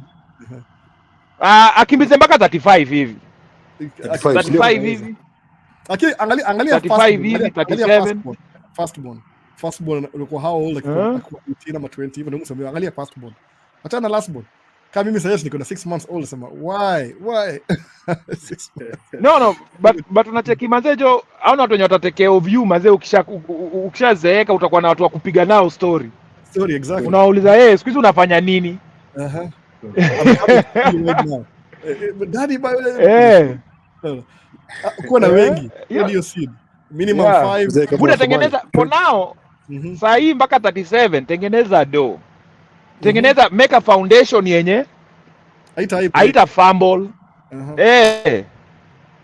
Make my investments zako saa hii. Mi by the way, kuna mtu mwenye aliniambia, alikuwa anasema usually most people from 20 to 30 wako na 10 years to mess up. Unanipata? 10 years to figure out. But then kuna watu wenye from their 20 to 30 wana build a foundation. If you are smart, you build your foundation from 20 to 30. Then from 30 to 40 unaisolidify completely. So your foundation iko. Unanipata? So from 40 to 50 wewe wetu ni kupandishanga tu, yani unapandisha maukuta. Foundation iko. Foundation kitambo. Foundation iko. Haitaanguka. Uweze kutumia hiyo. Foundation iko. By the way imenisaidia. Imenisaidia sahi because mimi by the time nilikuwa napata hiyo information nilikuwa around I think 23, 24 hapo 25.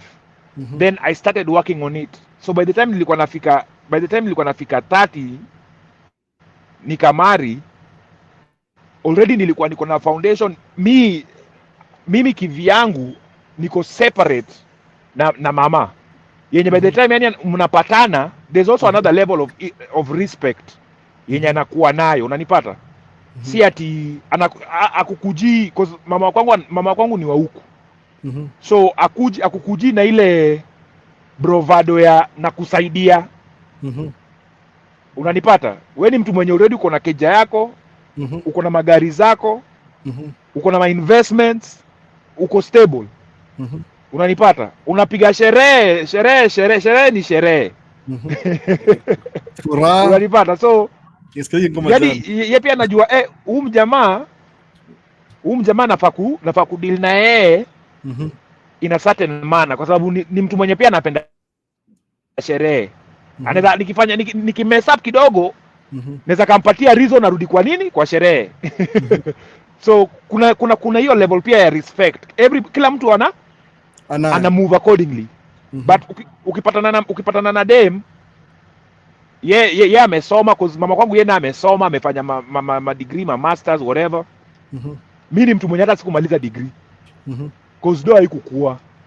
Unanipata? So mimi degree-less. I had to figure out. Lawyer. July ndo muona ndio the easiest thing kufanya.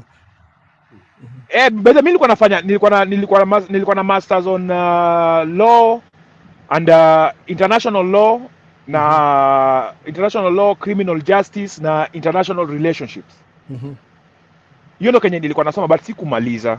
Unanipata? Juu ya do. I had to get out of here, mazeni nianze kufigure out venye mazeni survive. Unaona? Na nilikuwa najaribu zilikuwa zina siwezi rudi shule sasa. Nirudi shule mimi kufanya nini? Hata mimi mimi nikishika kitabu saa hii nasoma I'm getting a crash course on life. Ni crash course on investment, crash course on this. Sasa niende utaingia 4 years. Mimi sina hiyo time. Niko lawyer mahali ya Tony. Maze hiyo time sina. Hata mama alikuwa ananiambia you can take courses online. Nikamwambia for what? Yaani sioni. Nimeshatengeneza foundation. I don't have to prove anything. Kuna level fulani ya lawyer ni ile every transaction in the world that's made, any financial transaction, if you're the right lawyer, when you're middleman. Understand hivyo? Kama mkrosa kwa life sai endo fanya law. Sababu law au ndio ile kuna bank manager na malawyer. Any transaction hiyo piti yao sawa wawili. Ile serious money. Transactions za Bill Gates, za Elon Musk, hizo piti kwa lawyer na msema bank financing. Hao wawili hao. Mostly lawyer. Sababu wewe unaandika ile rules za engagement. So kama unaingia chuo na wewe ni mtu mind business, ingia law. Same concept, unakuwa na make do na mind yako akili. Haitakuwa mimi sahi kuingia shule sahi. Ndio hayo. Anataka practice law hayo sasa. Ukweli angalia. Huyu jamaa ako the right age. Si mazejo sahi. No. Brain cell sahi, brain cell yangu sahi mzee. Ni kufikiria venye unaambiwa mama anataka kufanya hivi, watu wao wanataka kufanya hivi. Figure it out. Kada unapigiwa simu ama ni African American? African American. Alafu najua mimi nafikiri kuna simu Mkenya. Sema ulibahatika.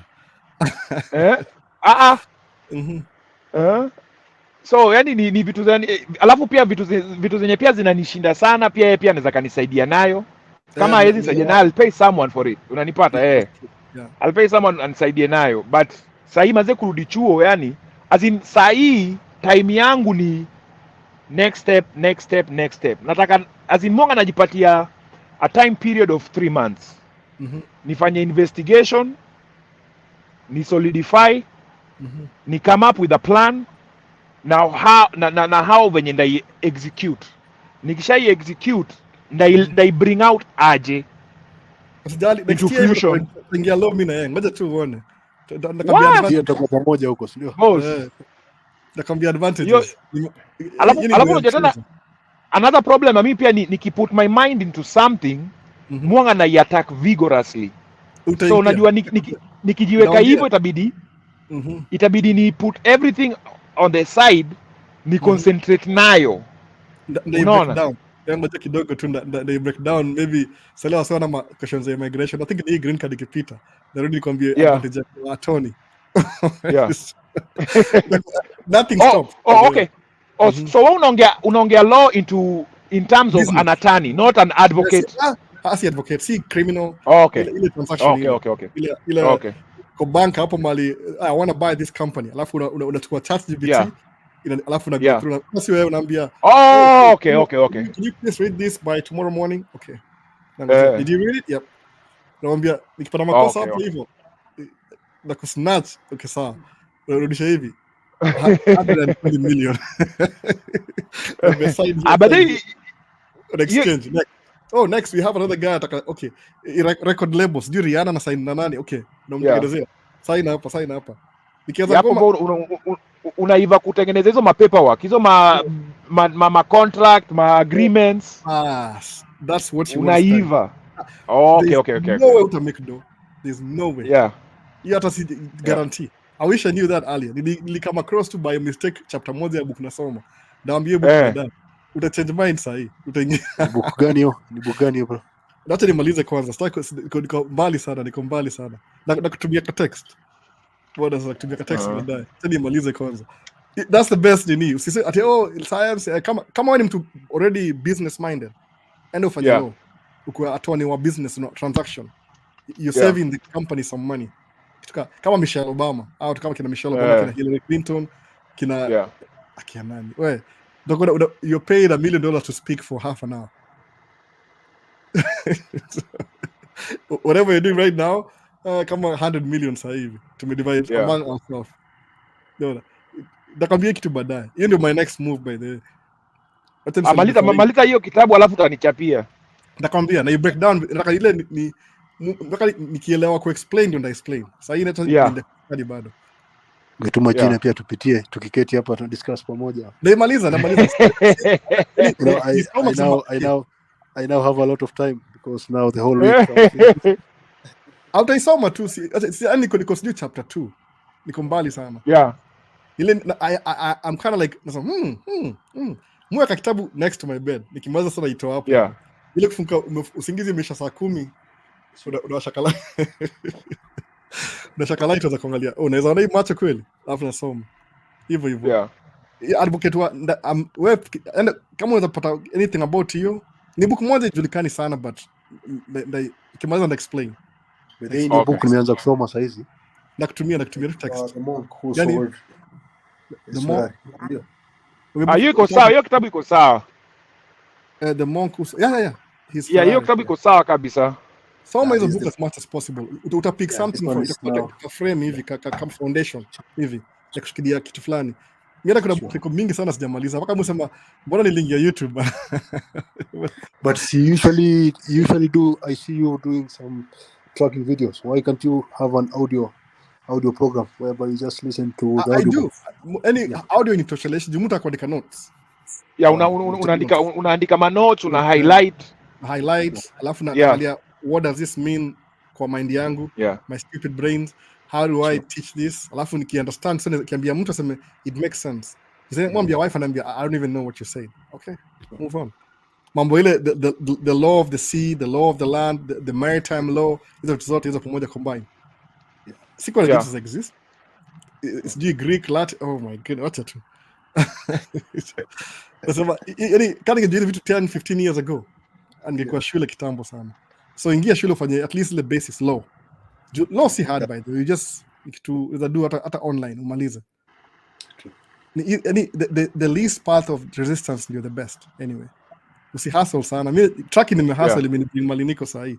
But sahi my way out. Carefully jun business partner jun na familia pia mahitaji nini. Mwana sasa hivi. Wife you do psychology. Ndio ameanza psychology juzi. So kila mtu ana message different. So cross ideas kama tunaongea mambo ya psychology. Nikirudi mambo ya business ana shut down. Nataka hiyo story.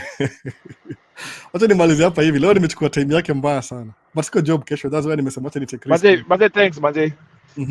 Tutaongea next time. Every Sunday. Wewe maze Jude. Yeah. Unasema? Ade? Maze mimi nimesema tu maze thanks. Tumetake a lot of your time. Kuna siko job kesho. Shukuru maze. Kuna rain the whole night. So najua hiyo it's going to be swing ya off road. Hiyo najua job cancel. Maybe Tuesday hivi. Na understand hizo manini kukianza kunyesha there's no motion, there's no movement. Unless unadukua highway ile kwa paved concrete alafu uingii parting unakula kutoka nje. Hata washaanza kufunga mabarabara. So this week ndio tumeanza full season sahi. Mbona sasa? So ndio bana. Baadaye wase. Let us nilenga ma comments. Pamoja. Ndio tu hiyo ready to marry, I'm not rich bana. Alikuwa na comment nasema mindset rich, I'm not rich bana. Mindset. Yeah, I'm heading there but not yet. Naangalia ma comments kidogo. Nashukuru sana bana. Sawa wazee, thanks. Pamoja mzee. Tutaongea tena kama kesho utaingia tutapatana. Najaribu kesho, najua itakuwa ngumu kuconvince mtu hapa niwache niingie. Sema is it going to be 5 hours again? Kile sawa tu. Sawa wazee, mlale poa, tutaonana. Poa. Peace. Yes, see you next time. Sawa, amebaki 27 hivi ndio hiyo ma comment bana. Poleni bana. Kesho pia nakuwa na live kesho if possible. Kesho kutakuwa na live. Wala amebaki karibu 26 people. Tuna baadaye basi wasi. Baadaye. Peace.